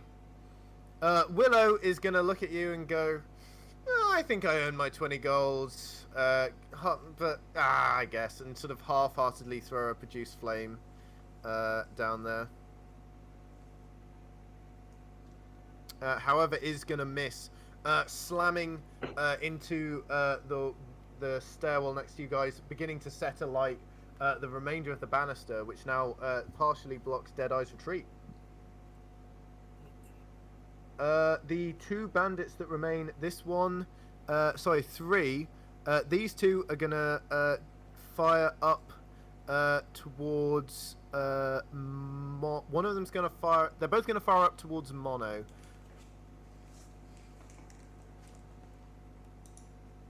However, Mono, you will get 3/4 cover. Mm-hmm.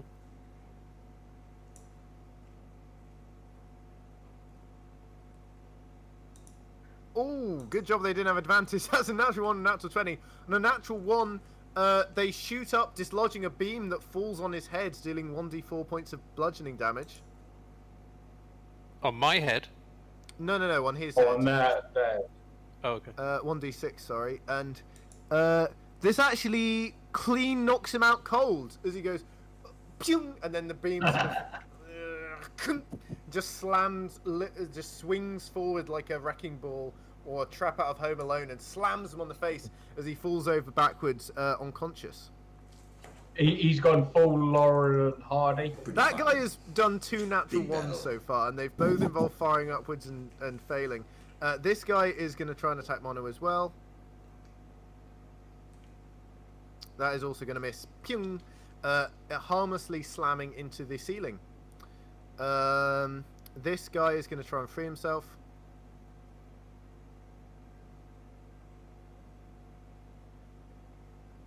Is going to fail, is going to continue to be stuck by the vines that creeping round and entangling him. Deadeye's turn. Deadeye's going to have a look around, try and see who's weak.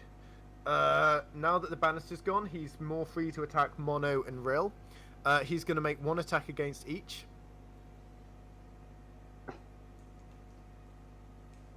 That's a 12 to hit Mono. Nope. Natural 1 to hit Rill. As he strikes at you, he actually trips on the burning balcony and he falls backwards down the stairs, landing painfully back down there, taking and falls prone. And he does not have the movement to he's not going to have the movement to get back up, but he is going to make a ranged dagger attack against you, Dolan. That also misses. This has not been a good round for him. He is now prone at the bottom of the balcony. Why can you just give me Tarina? Does that mean I can move? Yes, because he's now far enough down, and because he's prone, he wouldn't be able to reach you. Okay, so I'm going to move. I want to be a distance away, but away from that hole. So I will move to about there, and I'll do a Thorn Whip attack. Oh, nice. If that's a ranged attack, right? Or is it a saving throw attack? It's just a ranged attack. Okay, in that case it'll have disadvantage because he's prone. Yeah. Okay. 23. Try it. It's disadvantage, so you need to roll again and see if it hits. Oh, sorry. Yeah. That's okay. Ooh, 9. It slams into slams into the side of the wall just above his head, and he sort of ducks down because he's prone. He's able to dodge out of the way of that one. Oh, fantastic! I thought I was doing well, and then it's just it's just a 6 upside down. It is. It is. Rill, you're up. Actually, I'm going to move a little bit further because I'm on 1 hit point. I'm going to go through that door if I can. Just to get out of the way. Rill, can you indicate where you are on the map? I think I've seen you. You should be able to see everything on the map. Yeah, I'm glad you went through that door and not the other one. That could have sent this fight south very quickly. Yeah, you can take cover behind there. Which door? The one next to it? Immediately to the right? Or the one with the bathing lady?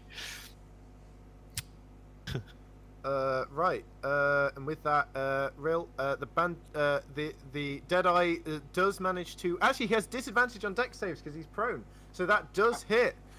Slamming into him as Radiant Fire burns down upon him as he tries to roll out the way but fails. Yerk, you're up. So I go, I can finally get down to him. As I run down the stairs with my greatsword overhead. Go for it. Attack roll with advantage. Bring it down. Oh yeah, that does it. Well done. And you rolled a 1 and a 2 again. Both my damage again. You do. Oh, for 9 points of damage. 9 points. Slamming down, and he screams as you hack into his shoulder. He is looking on the verge of collapsing completely. Sylk, what do you do?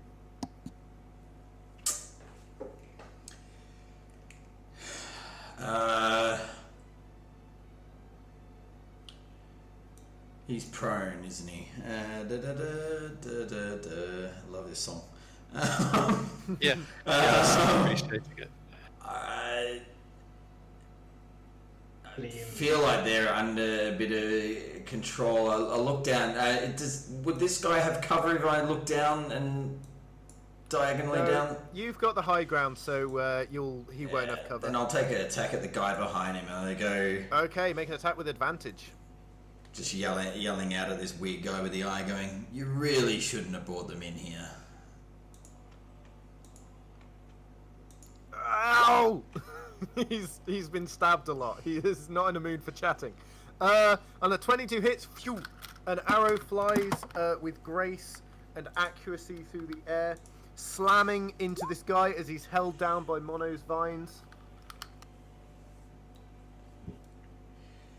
pinning him up against the wall, impaling him as he bleeds out onto the already blood-slick stairwell. Alright. And I will just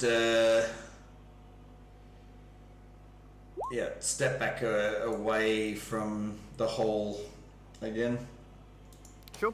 And that would be my turn. Wall is going to dejectedly count out coins to her smug companion, giving away the 10 gold that she lost in that bet, as it's pretty clear this fight is going one way. Dolan, you have managed to stand strong throughout all of this. Your foe lies before you, prone and on the verge of death. How do you? Are you going to try and deliver the coup d'état? I'm Yurt's sort of stood between me and him, yeah. Yeah, but you can, if you want to, you can go up here and attack down the stairs like that. Yeah. I'm going to look at him looking not so strong. I'm going to turn to Yurt and say,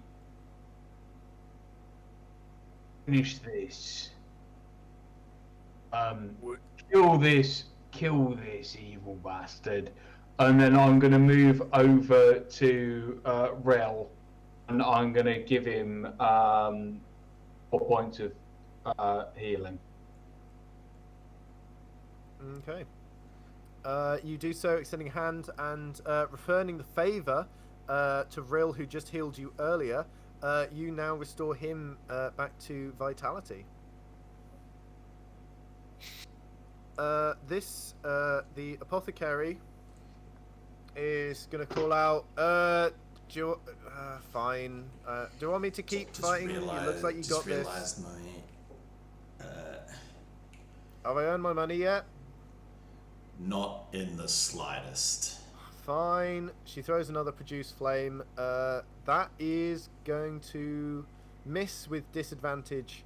Again, slamming more fire over here, which tumbles down to the already significantly growing fire of just... It's not growing too fast, but it's consumed several tables and forced several of the patrons to move away. It's now... the one remaining bandit is going to see the writing on the wall, and he is going to make a speedy getaway. As he runs past Schooner, she shouts, "Come back soon!" As he disappears off down the street. Deadeye looks up to you, Yerk. He stands up and he says, hang on. This is your last chance. Let me leave or die. Let you leave? I thought you wanted Tarina. Oh, wise guy, eh? He's in anger gonna lash out at you, making his 3 attacks. Hi, sorry, I completely my my friend turned off my Wi-Fi. Oh, okay. No problem. As he's attacking me, I say, "Well, I was about to tell you where she was, but..." He isn't amused by that. He's gonna slash. That's a 24 for 9. Yeah, that hits. He is gonna, as your body falls to the ground, he is going to smile, and he's gonna say, with his next 2 actions, first off, he's gonna pick up and grapple. I'm still... you're still up? Yeah. Oh, okay. It's 9 points of damage, wasn't it? Yeah, 9. Yeah. Okay, does a 15 hit? No. 15, 1 sec. I think you might be 16. No, 15 right? doesn't hit. Okay, and final attack is a 16 for another 5. Yeah, that takes me down. Oh, yeah. I'm glad you didn't go down to the first one, because you would have died. Just straight up. So, but yeah, he he's he's resigned himself that he's not getting out there. He wants to just take you down with him at this stage. Maybe try and take a hostage. And he's sort of standing over and says, "Anyone tries anything, I kill him." Mono, you're up. Okay, I peek out of the door. Mhm. I'll head out. So is this the same situation we were in last time? Has he got his blade? Make an insight check. Okay.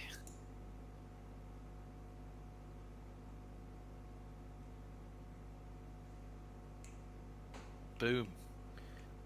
He's bluffing. He, as Yerk's, he's stabbing into Yerk, who fell backwards, clutching his wounds. He's nowhere near close enough to be able to finish off Yerk quickly. He's bloodied and bruised himself. He does not have time to get to Yerk before you guys finish him off, unless you're very unlucky. Okay, so I will try the Thorn Whip again. Okay, this time it won't have disadvantage. It won't. Okay, good.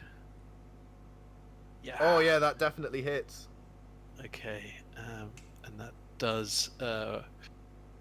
It's only 1d6. Okay.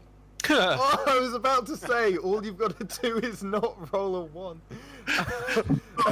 As you just sort of slightly lash him and like, ah! I face harder lashes from a cat o' nine tail. Take more than that to take an old Deadeye! But what I can do is drag him 10 feet. Oh, nice. Is that a strength save, or does it just happen? It just happens. Nice. So you drag him towards you? Yeah, can I? Yeah. No, perfect. Even there. Alright, okay. And that's... also putting him off as he's like trying to threateningly act as if he's trying to get Yerk. Now you're completely caught him off guard and thrust him forward, and he's no longer able to do that. Okay, and I'm gonna disappear back inside and shut the door. Nice. With my hit point. Well. Alright.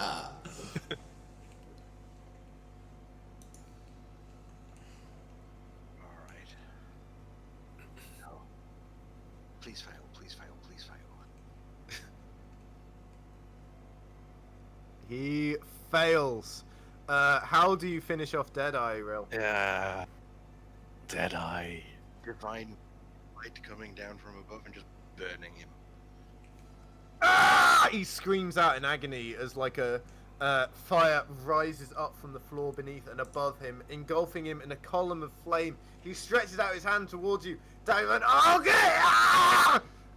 And his body evaporates into a charred skeleton before you. An 8. And with that, this combat is over. I give Rel a big pat on the back and say, "Well done, friend. Well done." I will jump down the stairs and just go and see how the breathing is doing in Yerk, and sort of just give him a nice whisper in the ear. You'll be alright. Okay, You'll be alright, mate. Yeah, Yerk, you find yourself, you're brought vaguely to consciousness. You're not able to move or talk or anything. But you are able to perceive, and you can just about talk, but you're not really able to interact with anyone. Can I head over to him and I'm going to give him one more hit point. Okay, yeah. Yerk, you get up with 1 hit point. Fantastic. Oh, yeah, cool. I just forgot that was totally a class trait that I could have used, but. Tarina waltzes out of the private dining room and says, "Oh, you're all still alive. Oh, that went better than expected. Well done." All of you like bloodied and backward look to her. She's clearly just been like quaffing on ale in there, having a fine old time. More than information. Oh, speaking of owing stuff, you see this woman. Name's Willow Brownberg. Turns out, you all owe me. What was it? 20, 25 gold? It was 15. I distinctly remember 20. You see sort of arcade arcane magic sort of wreathed around her hand. She seems pretty keen on getting this money. Okay, so I'm gonna. Is there anything left of Deadeye enough to go through his pockets, try and find some? Yeah, you can Ash. sift through the ash. Make an investigation check. Okay. That's what I was planning on At doing. which point, as can well. I I'd jump like to- down and check his lackeys for? 18. Yeah, sure. On an 18, you find the charred remains of a pouch in which is 32 gold pieces and 15 silver. You also find 2 gold necklaces worth 25 gold pieces each, and a blackened gold ring with a white pearl set in it worth 125 gold pieces. So a total value of 182 gold and 52 silver. As you go down and check his lackeys, you discover, so all but one of them perished, one of them got knocked out, and the other one fled. So there's 1, 2, 3, 4, 5 dead of ones. So you find 18 silver between them. That nearly covers the cost of the room. Yeah, you see Alan called out for you. He says, I'm kind of loath to offer you lodging, but judging by my current financial situation, just to be able to pay the bills on the repairs, I'm going to need you. Hey, guys, shall we give Alan some money? I think That he would- deserves a little. It's his responsibility to make sure his clients are reputable. Well, You- I also he has the worst bouncer in the whole world. She Well, but does he- not throw people out. He hired the bouncer, so I don't see how that's our problem. We've done him a favour.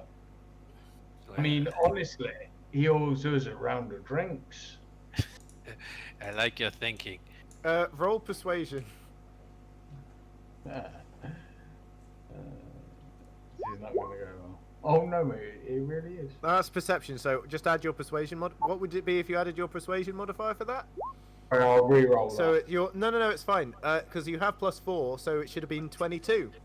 20. So he just throws up his hands and he just tosses a mug on the counter and just runs his hand to his head and says, "Sure, why not? Yeah, let's have a free round of drinks to that." And like really sarcastically, manically, he pours you all a round of drinks and throws it on the table. Go on then, drink up. Go on. Have as much. No, have a little bit more. Go on. He seems to be having a full-on stress-induced mental breakdown, but you're happy enough to accept the free drinks. Oh, the Allens of this world. Sorry, Karen. So I think we all sort of head down and take a drink. All of us in the party and the people who've been hiding from a fight will sort of say, "Come and have a drink with us." So I give 20 gold pieces to Well- Apothecary. Actually, before you do, if you don't mind, Yeah. I'll put 20 gold into her pocket if I can. But actually, like say, there's the money. But I actually only want to put 15 gold in there. Okay, make a sleight of hand check.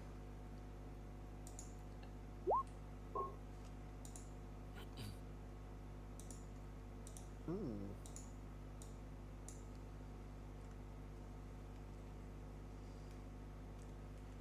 She does not notice, and she thanks you curtly and says, "Right, oh, that's a nice day's work. I might take a holiday after that. You've just bought me about a month's wages. Not bad. Have a good one." She sort of tips her hat to you, and she heads out of the bar.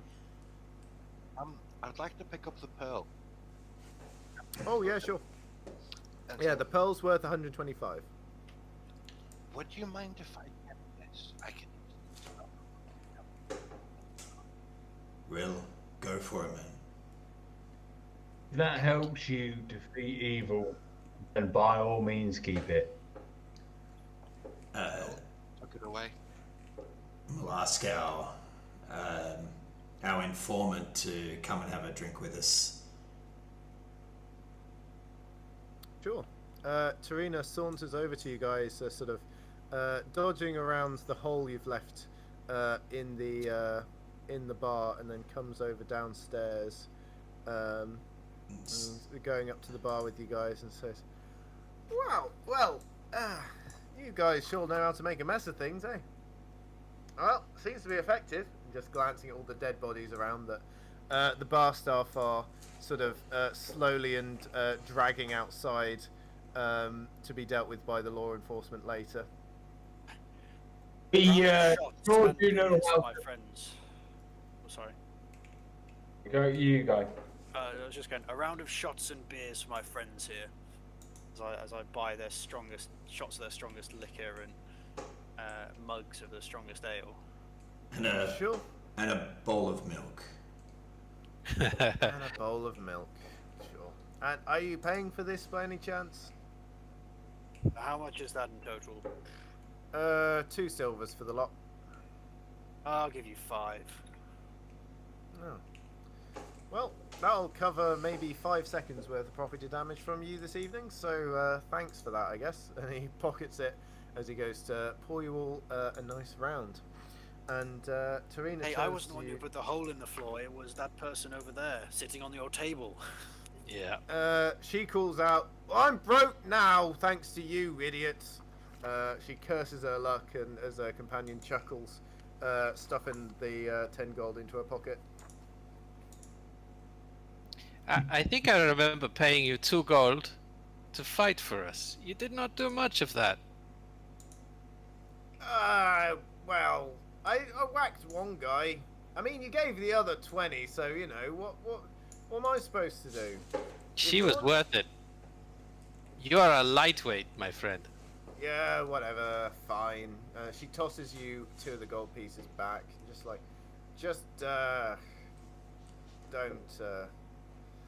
don't lose me any more money, and we'll call it quits. And she grumpily leaves the bar. Okay, so I'll give the 2. I think was it Dolan? Chuck the gold. Yeah, I chucked the 2 gold in. Okay, so I'll give it back to you. Thank you very much. I sort of pick up my mug of ale, and in a toast and say, "Friends, we did a great deed here today. Whether it was for gold or for good, doesn't matter. We defeated evil," and put my arm into a big clink, hoping that everybody else clinks with me. I will You clink. clinking? I will adjust my jaw, raise my glass, and think. And I say, it was a deed, maybe a good deed, but we almost all ended up dead, my friend. Not a good deed if you don't end up dead.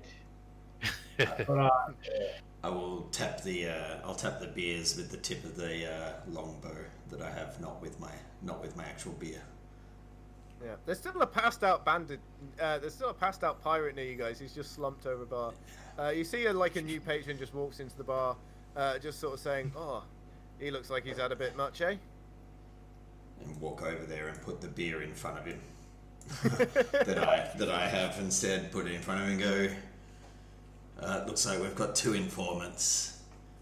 But Tarina, you first, and I'll just hold my hand on this guy next to it and hand him the beer.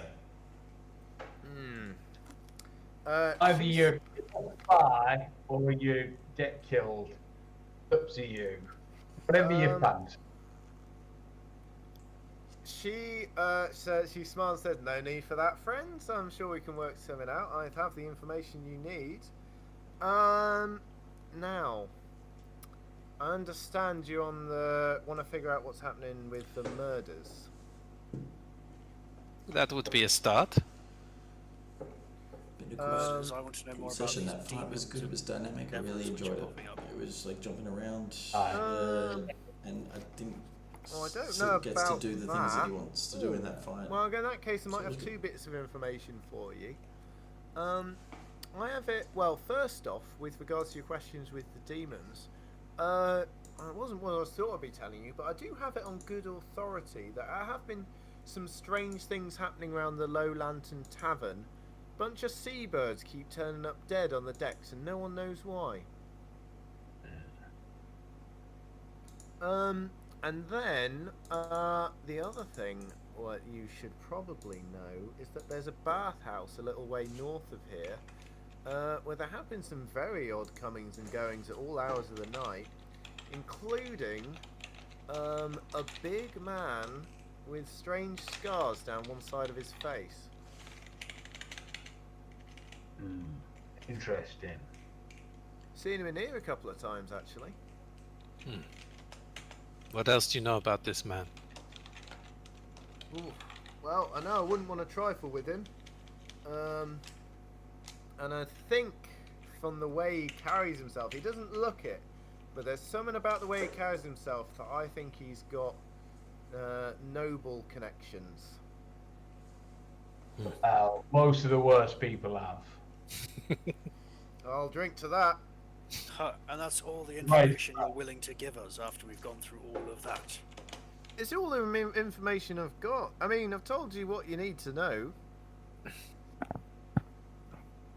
Look, there's one other thing. I have it. The old bathhouse. It's built over the sewers, but I'm told they have a lot more to there that meets the eye.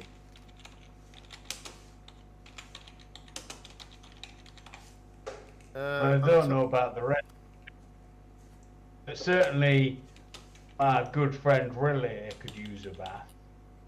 Maybe we take a trip to the bathhouse. Yeah, we could do with freshening up, huh? Yes, but in the morning for tonight, we drink. Oh, tonight we get pissed and have a nap in our rooms. No question. I would like a sodden pastry. I'll ask for an athlete bar. Alan says, "Oh, yeah, of course. I don't think we get to sell them."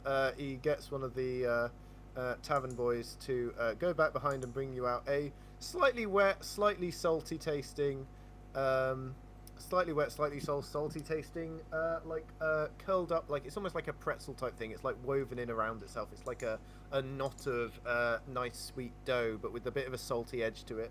It's not too bad, though. It's a bit moist. Beautiful. I give you 2 gold for this. Oh, thank you. Good, I'll have one too. Yep, and he gladly gives you that as you begin plotting and planning your trials and tribulations to come. And I think that is as good a time as any to leave the session for today. Well done, guys. That was a bit of a tricky one there, and you handled it very well. And you're all you are definitely all leveled up to level 2 now. Yeah. Oh, very nice. It's a lot more interesting for me. How do we do that? So the way you do that is you go onto your character sheet in the journal, and once you got on your character sheet, you go into character sheet, and then you click the little cog next to, sorry, you don't click the little cog. You hang on. Oh no, I'm looking at the wrong one. So, here we are. Yes, you click This the little is, cog, and then you scroll Sylk. down, and then in the bottom right there's launch level plus character mancer. You click that, and it will sort out leveling up for you. You just choose like your class options and that, and that'll sort it all out for you, and it'll give you your class features and stuff Sylk, yeah. automatically. And if you need So to we'll choose have a look at him in a subclass, moment choose and it go through up that. in his level. Alternatively, you can multi-class. You just need to remember to take the class Just off need to remember that you're leveling up in, and swap it out what with I want to do with him. multi-class class. So let's have a And I do look. allow multi-class, I will either but I ask you just let me know if you're doing it, just because in some mechanical rogue combinations or can be a little bit broken. I might want to just go fighter. and explain. We'll wait and see. But mostly that'll be fine. Okay. What are your rules for hit points? I will say you either roll and re-roll ones the first time you roll them, or you take the average. Okay. So just that's a household I'm adding in because it nicely means that your roll average will be identical to the average. So immediately that's coming in handy. I'm glad I let that household. There we go. Amazing. Oh wow, we got some good hit point rolls here. What's that?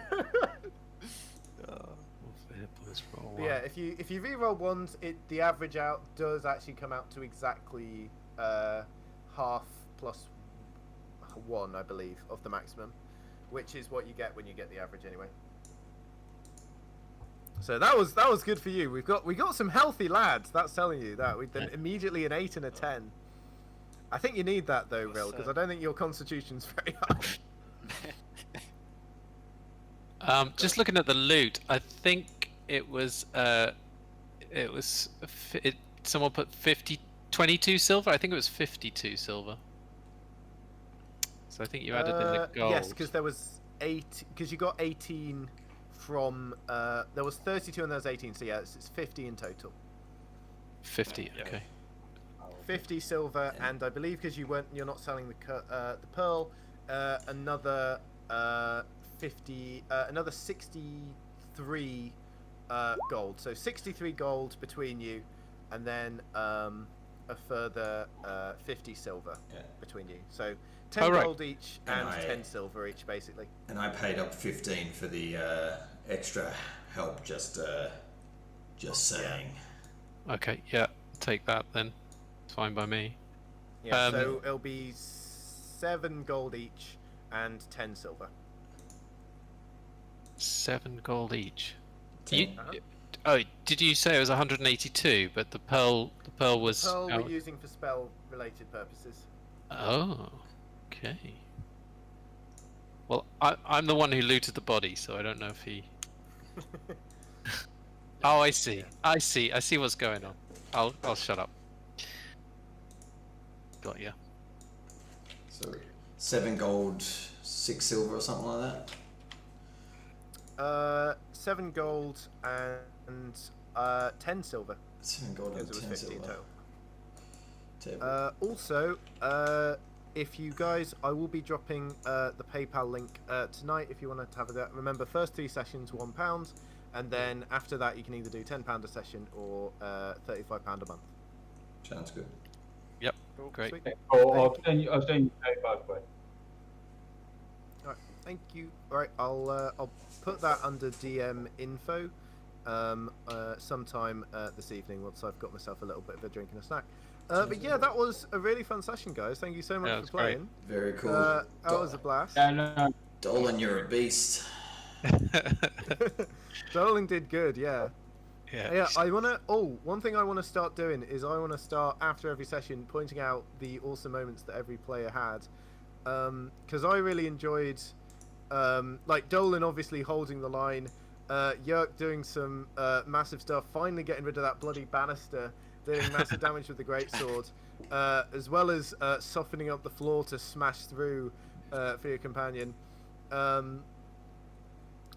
There's also Sylk, like just jumping down, doing some great damage, and pew pew, and then just being like, "Nah, I'm just gonna head back up again, just gonna get out of there." It's like, oh, too many people. Yeah.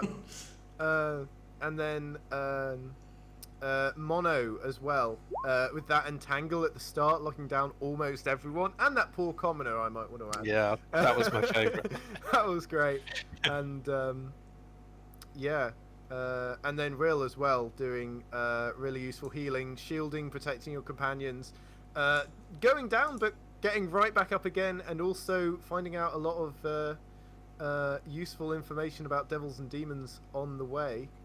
Yeah, it was great stuff from everyone. For level 1 as well. This is, remember, you guys are level 1 characters. You're meant to be like getting beaten up by goblins and stuff, and you're already doing crazy stuff.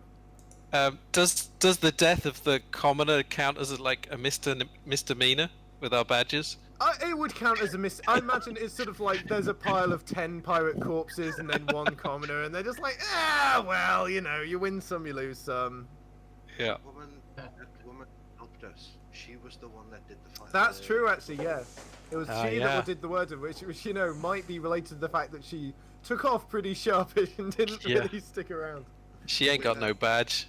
With our deputy badge, we could theoretically arrest her for it. Get the 15 gold back. Get the gold back, yeah. Tom as a human being is all up for that. Dolan as a character will not permit that. Yeah. I'm sure Dolan will become corrupted sooner or later. They all do. Yeah. Yeah. We'll work on it. All right. Fantastic. Right. See you same time next week. That has been a blast. Yeah, it's great, Alex. Thank you very much. Awesome. Mate. All right. See ya. See Bye-bye. ya. Bye. Bye. Bye all.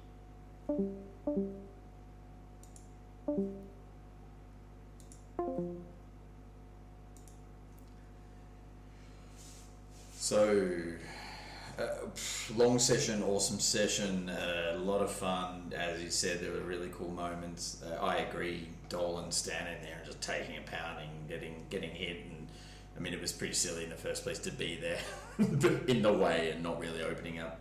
But on the other side, really doing the damage and taking the effort there was very, very much appreciated by everyone. So I think that's the main element to this, is that generally we have to invent the moment in time. I really liked it. So thank you very much.